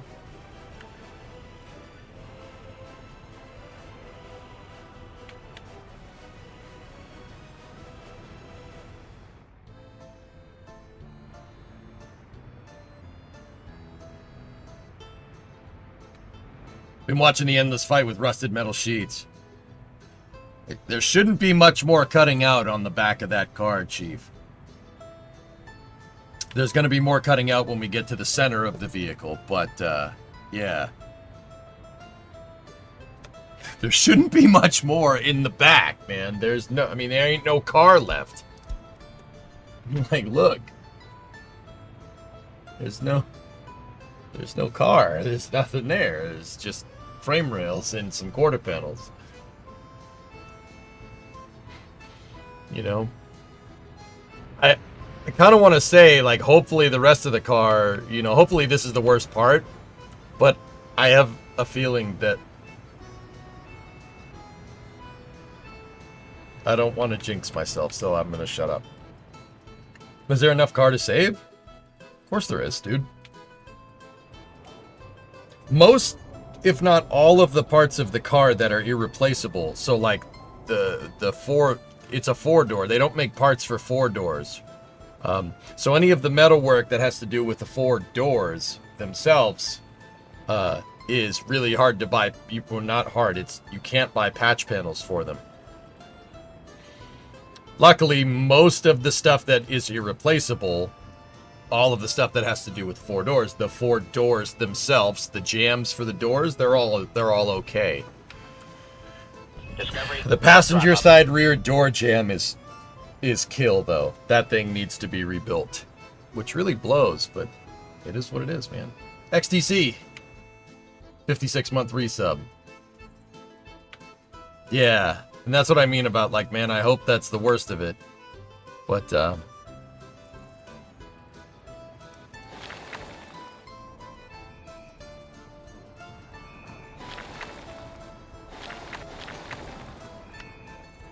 you're saying Ford doors? Oh, yeah.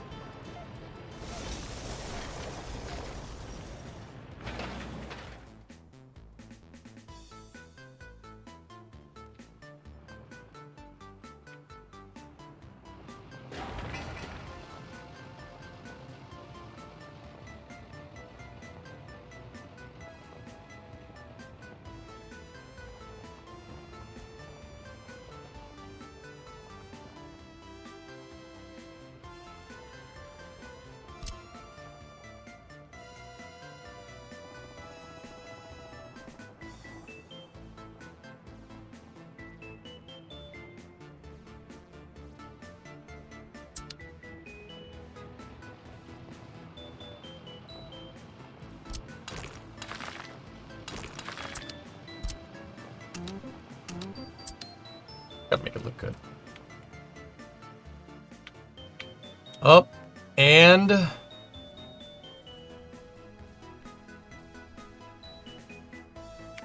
there it is.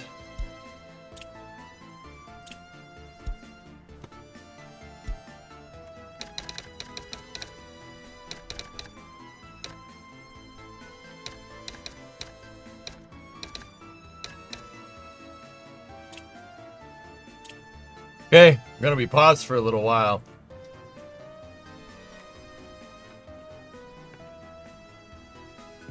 Oh. The car's performance has improved dramatically with so much missing, so much weight off the back. Yeah.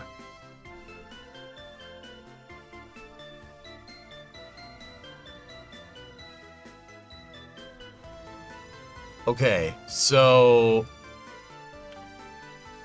let's think. Where are we at? I really wanted this entire pie slice of city made, and all of this made by 1970.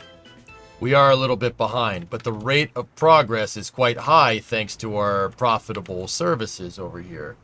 Pretty good. We're doing okay. It's not the worst. Trains are way behind. We are, however, making progress on that front as well. When we unpause the game next, we'll start building the last part of this city. But for now, what we really need to do is plan on the future. I set up, the way I wanted this was I wanted 10-year plans. Alright, and then check on a year-to-year basis here. Now, we are a little bit behind over here, and that does suck. But what we got to do is start planning where we want to be by 1980. That's really important. This is kind of where I wanted to be by 1970, and I'll be honest, we're a little behind. We're not really exactly where I wanted to be. We don't have a lot of liquidity to be able to expand at the rate. We do have We do have the means. Problem is just straight up buying raw materials, which is why I wasn't too incredibly against taking that loan to finish this.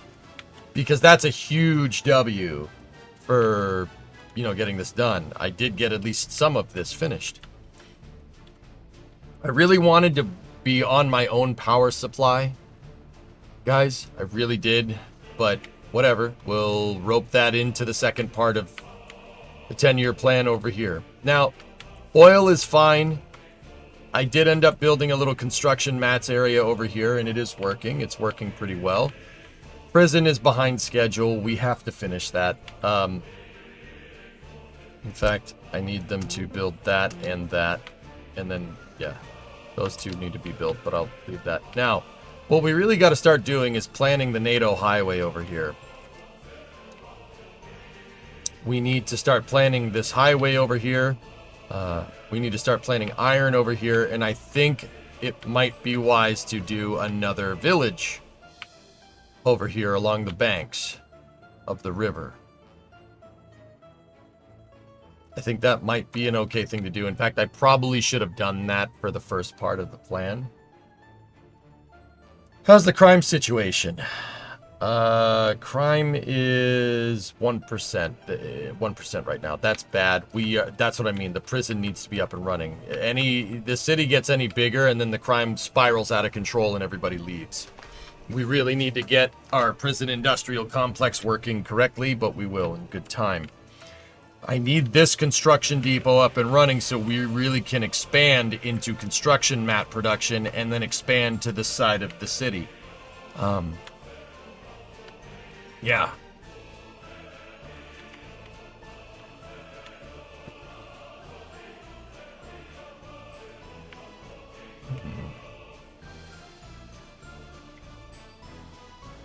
You know what I'm thinking, dudes? We got to do Space News in about an hour, right? It might be prudent to stop workers right now. And then, I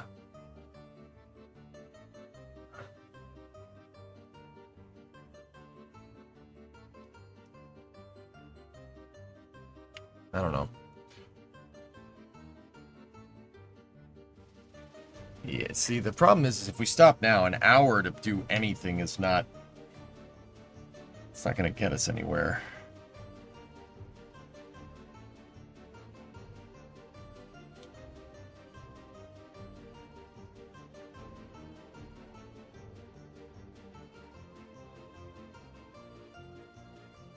Let's lay out the ground plans first. I don't really want to get hard into planning, Violent. I really don't want to. I want the planning to be one continuous VOD where I can go at it with a fresh mind. Like, go at the whole thing with a fresh mind, dude, because, once again, we're going to start Space News sooner rather than later. I don't want to be in the middle of planning something and be like, no, I got to finish this. No, I got to finish this.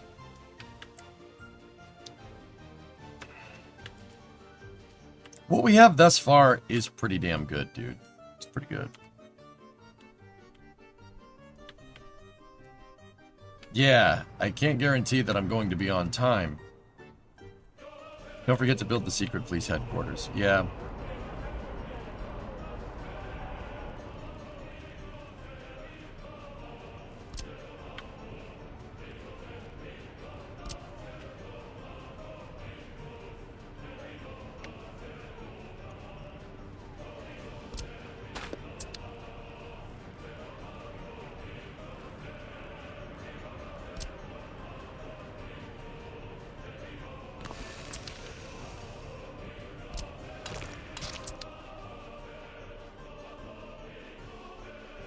Then we have to wait till next week for workers.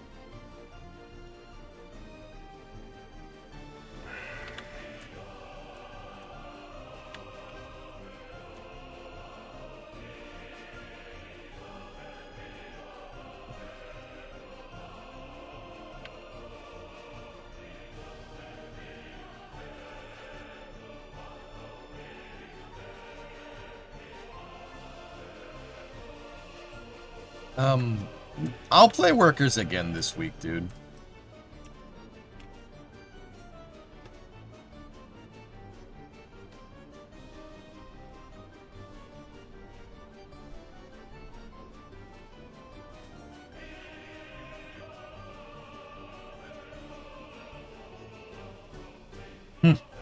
Interesting, Aqualux. Yeah, we could play Workers again sometime later this week. When?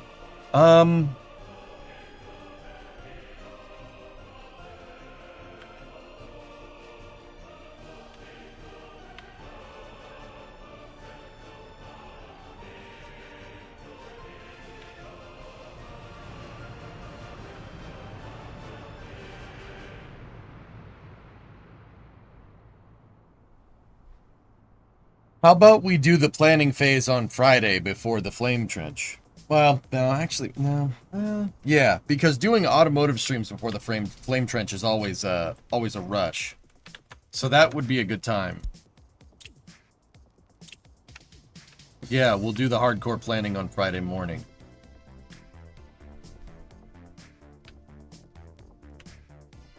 But that leaves us at about an hour of leeway time here until Space News. Either way, though, I'm really happy. Like, you know, I'm not at where I really wanted to be with this, guys, but, you know, for being essentially debt-free this whole time, I took one bridge loan so I could get the food factory done. Yeah, we're doing pretty damn good. Yeah, I want to plan this and not... I wanted it one continuous VOD, do all the planning.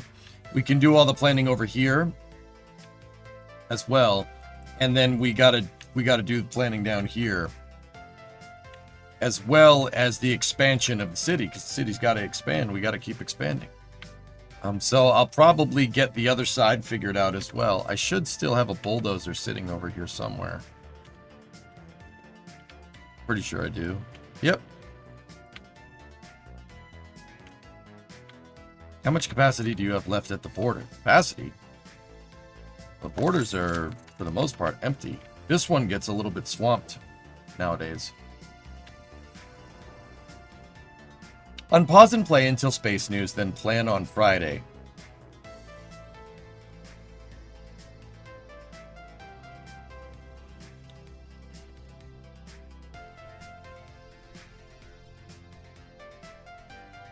I don't hate that idea, to be honest with you.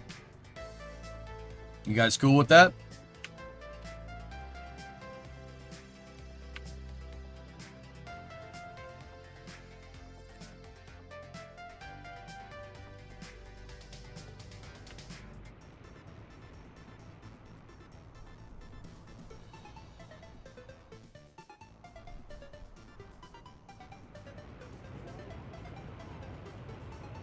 All right. Well,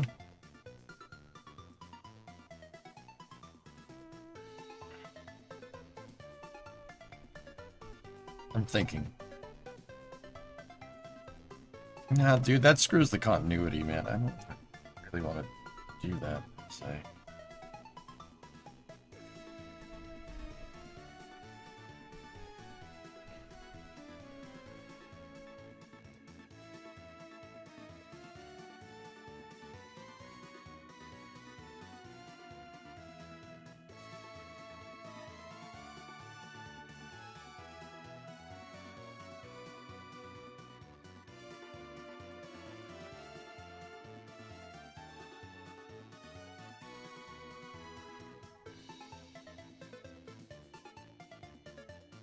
I'm thinking about what we want to do.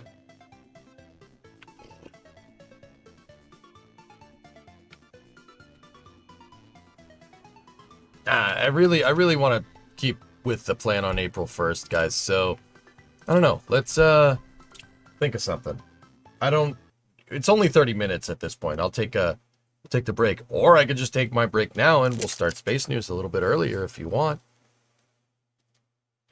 We do have to do that deep dive into Slick 6. I wanted to do something a little bit different for Space News today and show about the history of Slick 6.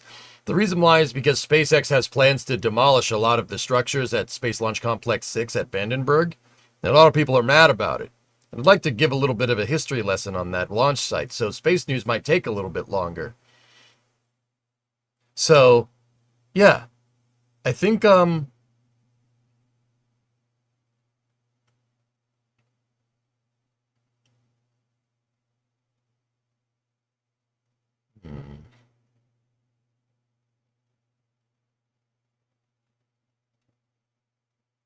Yeah.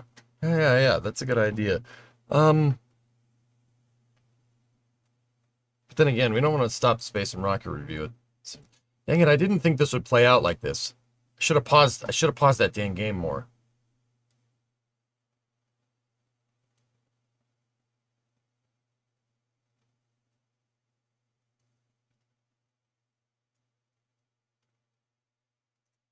Yeah, let's just do some analysis. You know, 10, I don't mind that. Let's figure out really where we want to go. So when we do the planning, it's just all building. That's a good idea.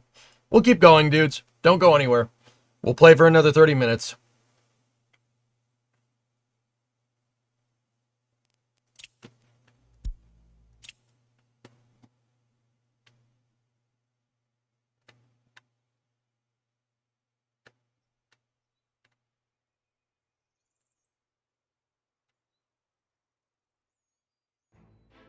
All right, we're back.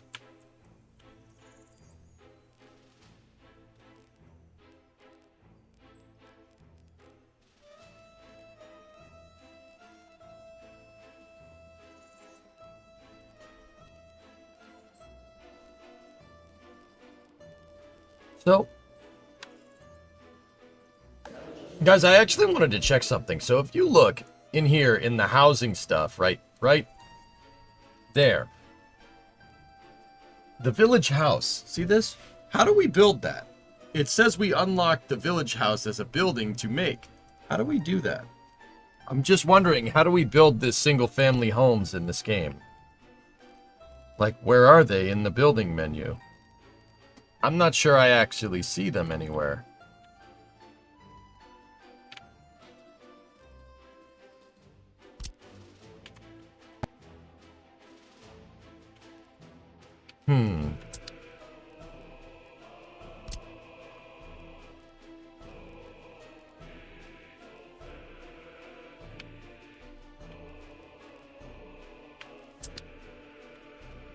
Yeah, it's very weird because I don't buildings appear in the menu when researched. Well, yeah, all the other buildings came in just fine.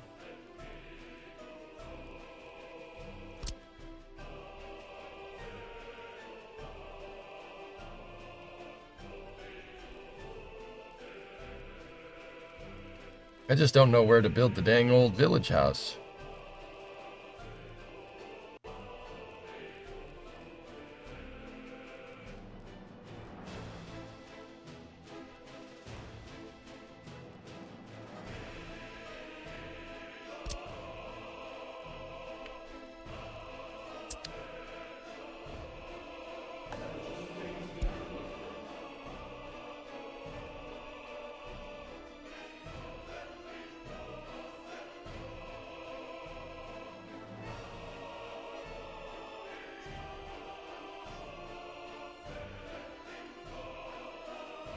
Maybe it's a subcategory of a different building. That's not really a thing in this game, dude.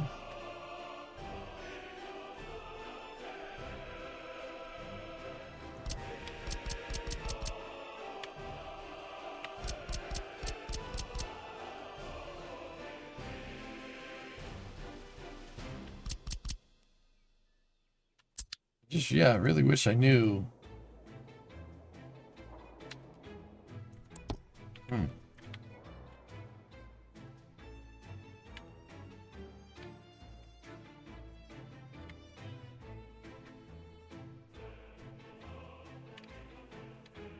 Are they almost done with that road?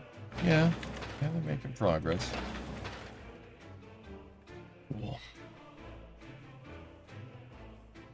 Water pipe is making good progress. Yeah, we're gonna have to get plumbing out here.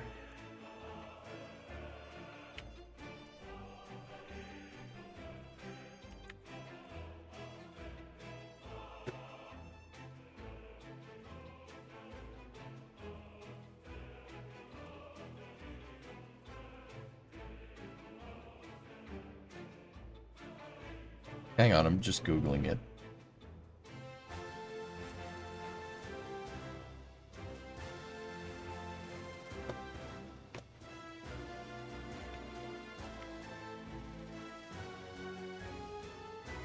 In the research tree under high quality flats, it lists unlock as 2 prefab houses and 1 village house with an icon like the ones that naturally spawn on the map. But I can't seem to find an option to actually build these. Starovio.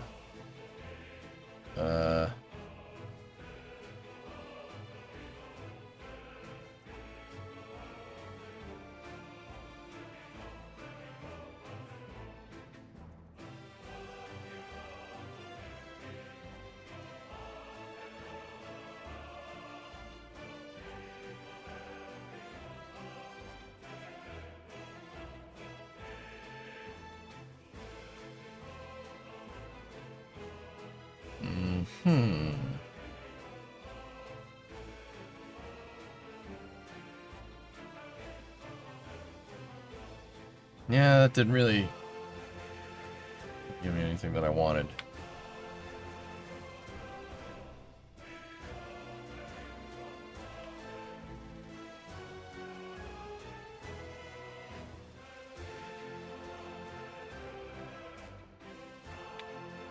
Alright, well, we could plan for the next part of the city to be profitable and whatnot.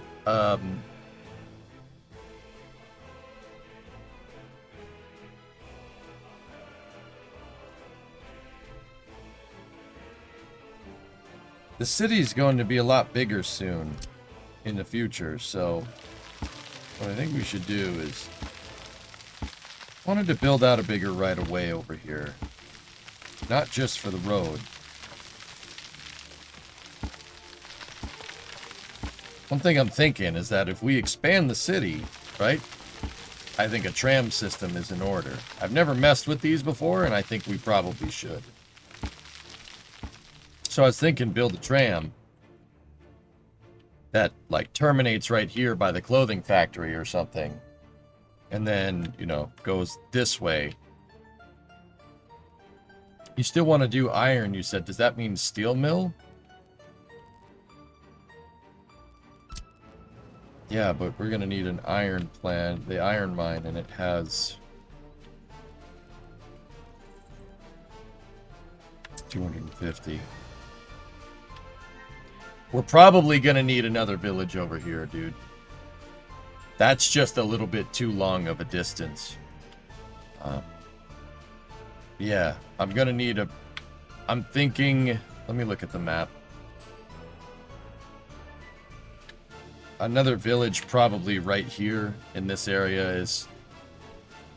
you know, along the highway. The NATO highway.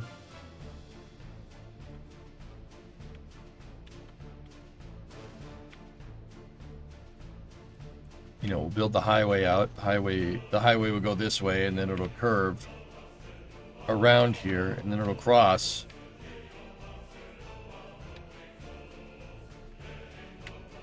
Yeah, it'll cross down here. And then we could have it turn again and come down here and intersect another highway. Or have another highway go this way and build the intersection on this island right here. That's probably what we should do. Do you have plans on making a dock? I would like to build a harbor over here. Get rid of that isthmus right there and build a harbor right here. Discovery. The train tracks could curve around and connect in. Hey, Ringer, 2-month resub. Thanks, man. Train tracks could curve around, come in. You build a heavy dock right here with everything that we need, resource offload, and then we have direct access to the train route, to the tracks.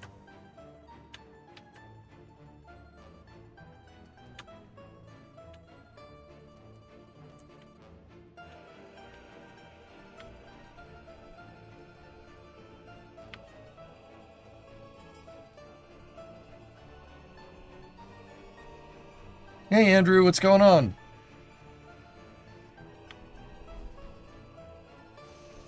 I'm so curious what your Republic will look like someday. A bigger version of that, dude.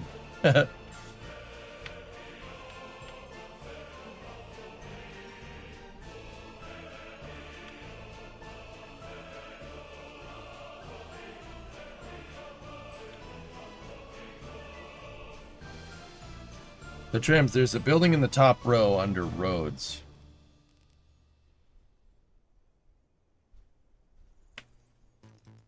You have to connect a train track to it plus road and train depot to put the tram in there. Then you can send them on the road unless all of your rails are electric. Oh. Okay. You can't bring them in by a truck? Oh. It's kind of weird, but alright. Yeah, but I like your planning with all the highways and also the port. Okay, I got you, Bomber. Yeah, I see what you're saying.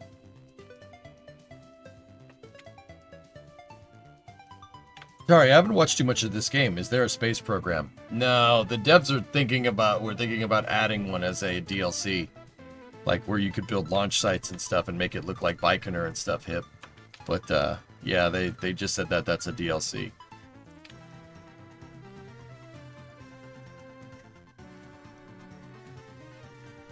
But we do need to diversify. We need to be able to make more things. So I did plan on see this wide area here. I planned on building more industry here.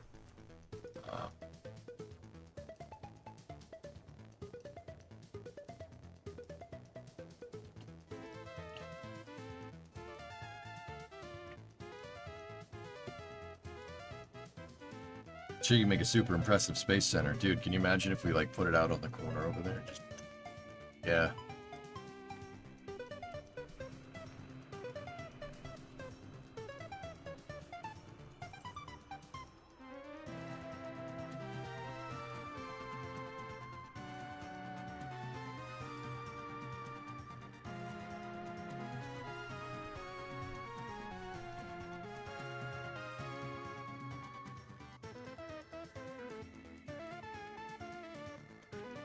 Republic rocket train. I do want to make the train tracks like come in over here so we can get passenger trains in the village or in the city, but yeah, I'm still like I'm not sure how to do that. Like how we're going to do it.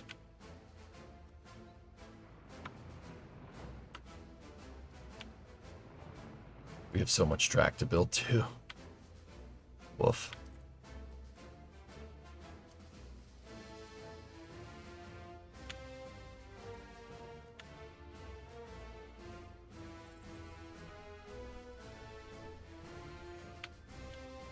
Oh, that's cool, Aquax. Neat.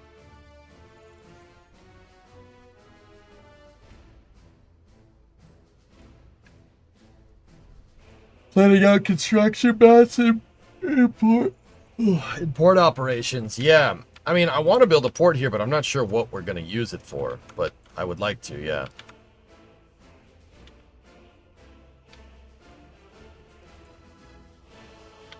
What I should do is over here.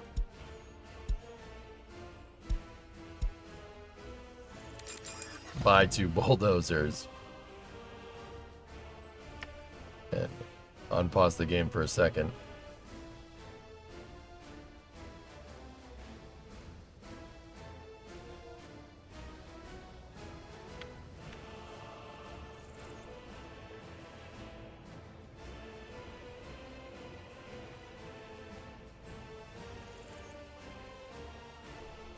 Oh, it ticked over to April 2nd. Crap, I wanted to get it done before April 1st, but that's okay. So we buy 2 bulldozers over here so we could start grading this out. I do want to set a highway grading standard here, so...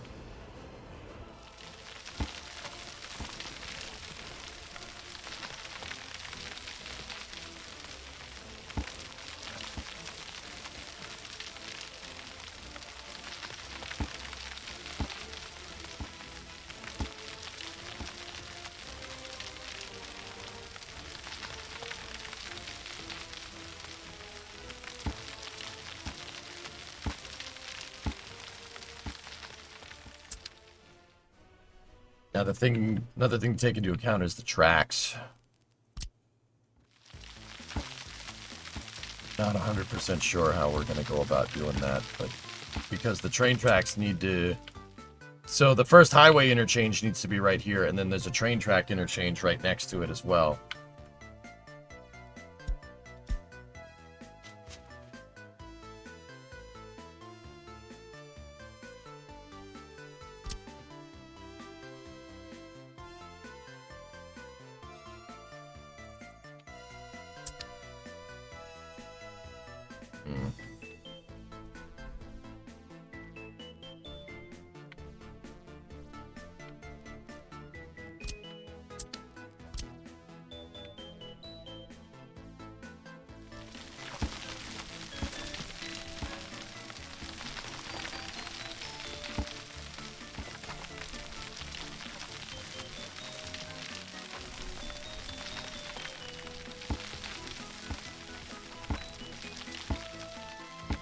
You haven't heard this sound in a while?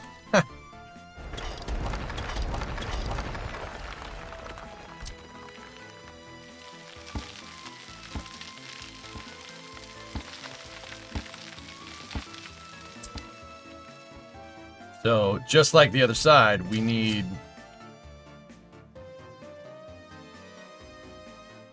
a piece of track that's 1,500 feet before the first junction.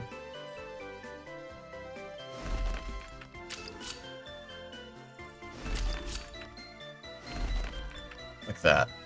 There we go. The third track, I'm not really sure what we'll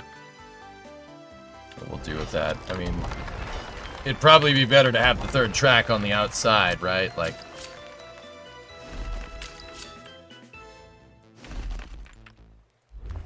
so if we do need to run it, we have the space. Now, we're going to have a big highway here, but I got to connect in with that Y, and we also need to build an area over here for the iron mine. Engine shed? The engine shed's over there, dude.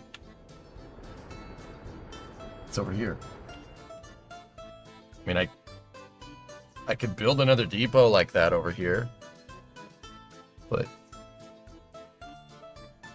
the river by the NATO gate, could you turn that into a port? No, I don't think this has... Yeah, the access isn't good enough for a ship, dude.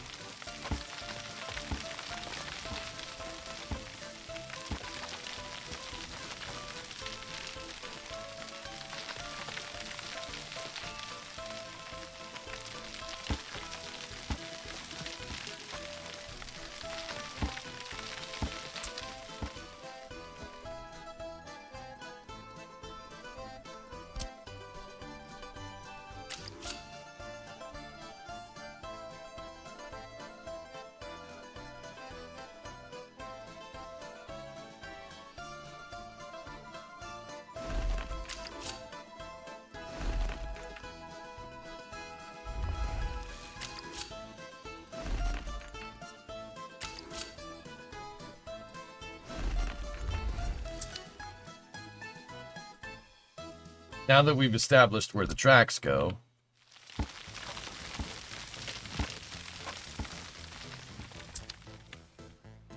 let me just get my profiling tool. Make sure that we're more or less flat. Oh.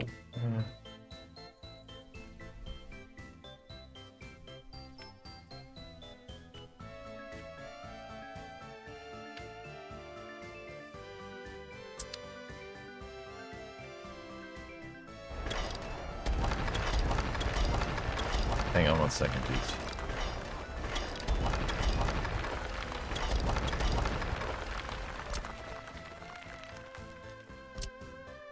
Profile tool has to be good, man.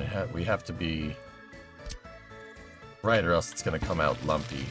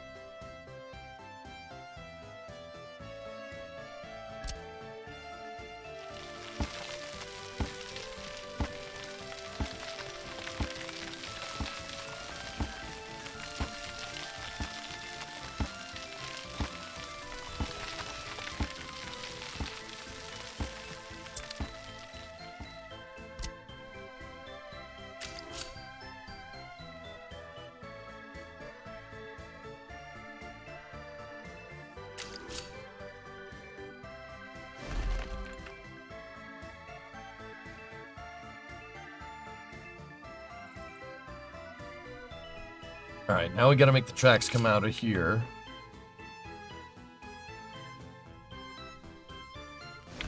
Like that. Run them double paralleled.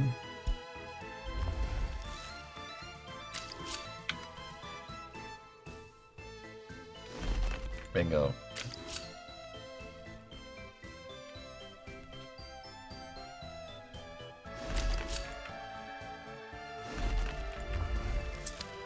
Nice. Cool. Alright, so that should give me some breathing space away from the highway. We do want the highway over here.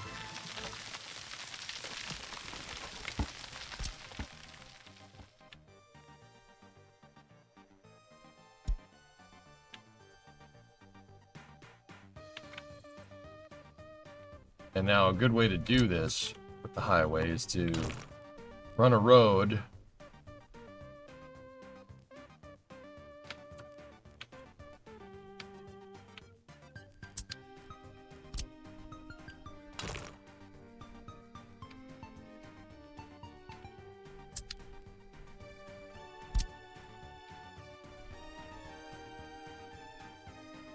You don't want that steep of a grade. So that's where I want my highway road to start. And I would really like it to follow the grid like this.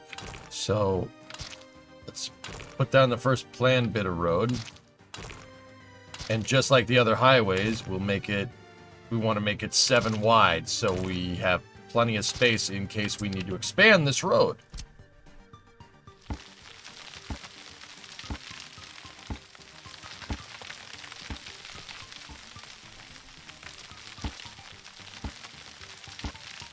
Now, what we do is back over here.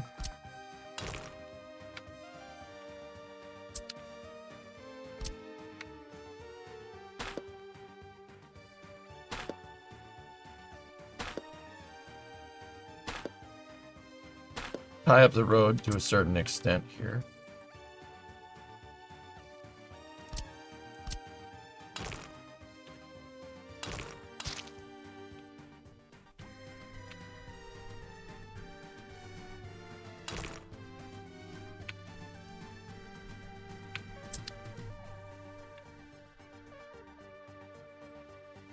That's the center road there.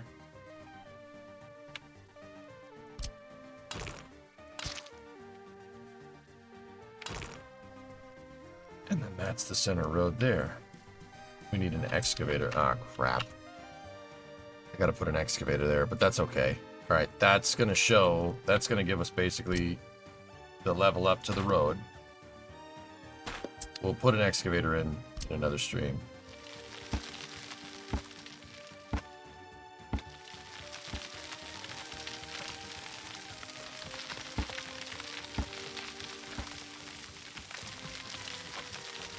And now we build a highway right away.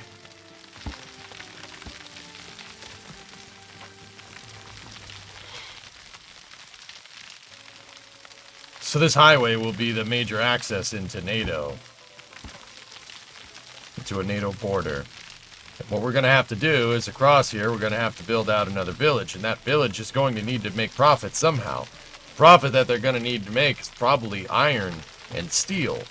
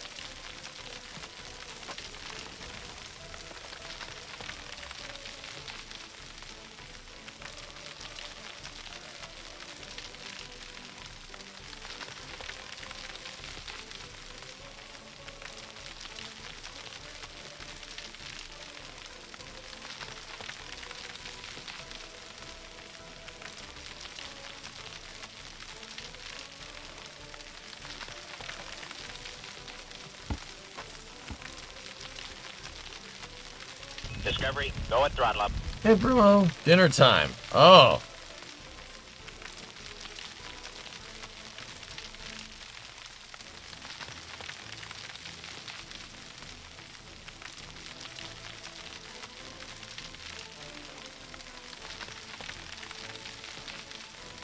99 months.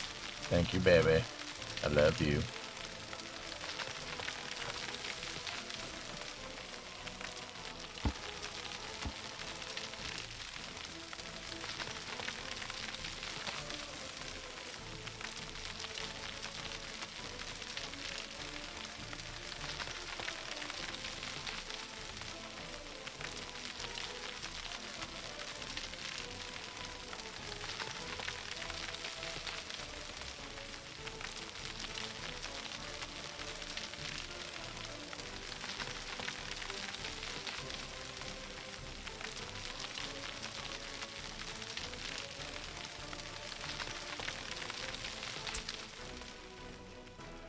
Alright, well, we got a good stretch of highway there, but I think, because it's dinner time, that's a good time to, that's a good place to stop. Alright, so, I am going to take a 30-minute break here, and I will be back for Space News pretty much at the top of the hour here. On the YouTube side of things, you guys know the drill. This VOD will end, but the stream will start back up in about 30 minutes. On the Twitch side of things, just sit and enjoy the space tunes, dudes. We have, there's some pretty good stuff to talk about, dudes. Pretty good stuff. All right. I'll see you guys in a little bit. Stay tuned for Space News. On YouTube, stand by for loss of signal as expected. I hope you enjoyed part 34 of the Yakograd Republic. Part 35 is going to be a heavy planning VOD. That should be a little bit later in this week. We'll see. Thank you very much for watching. Have a good night. Wait. Thank you very much for watching. No, I got my outros confused. I'll be back in 30 minutes. Or have a good night. I don't know, whatever. I'll be back. See you in a bit.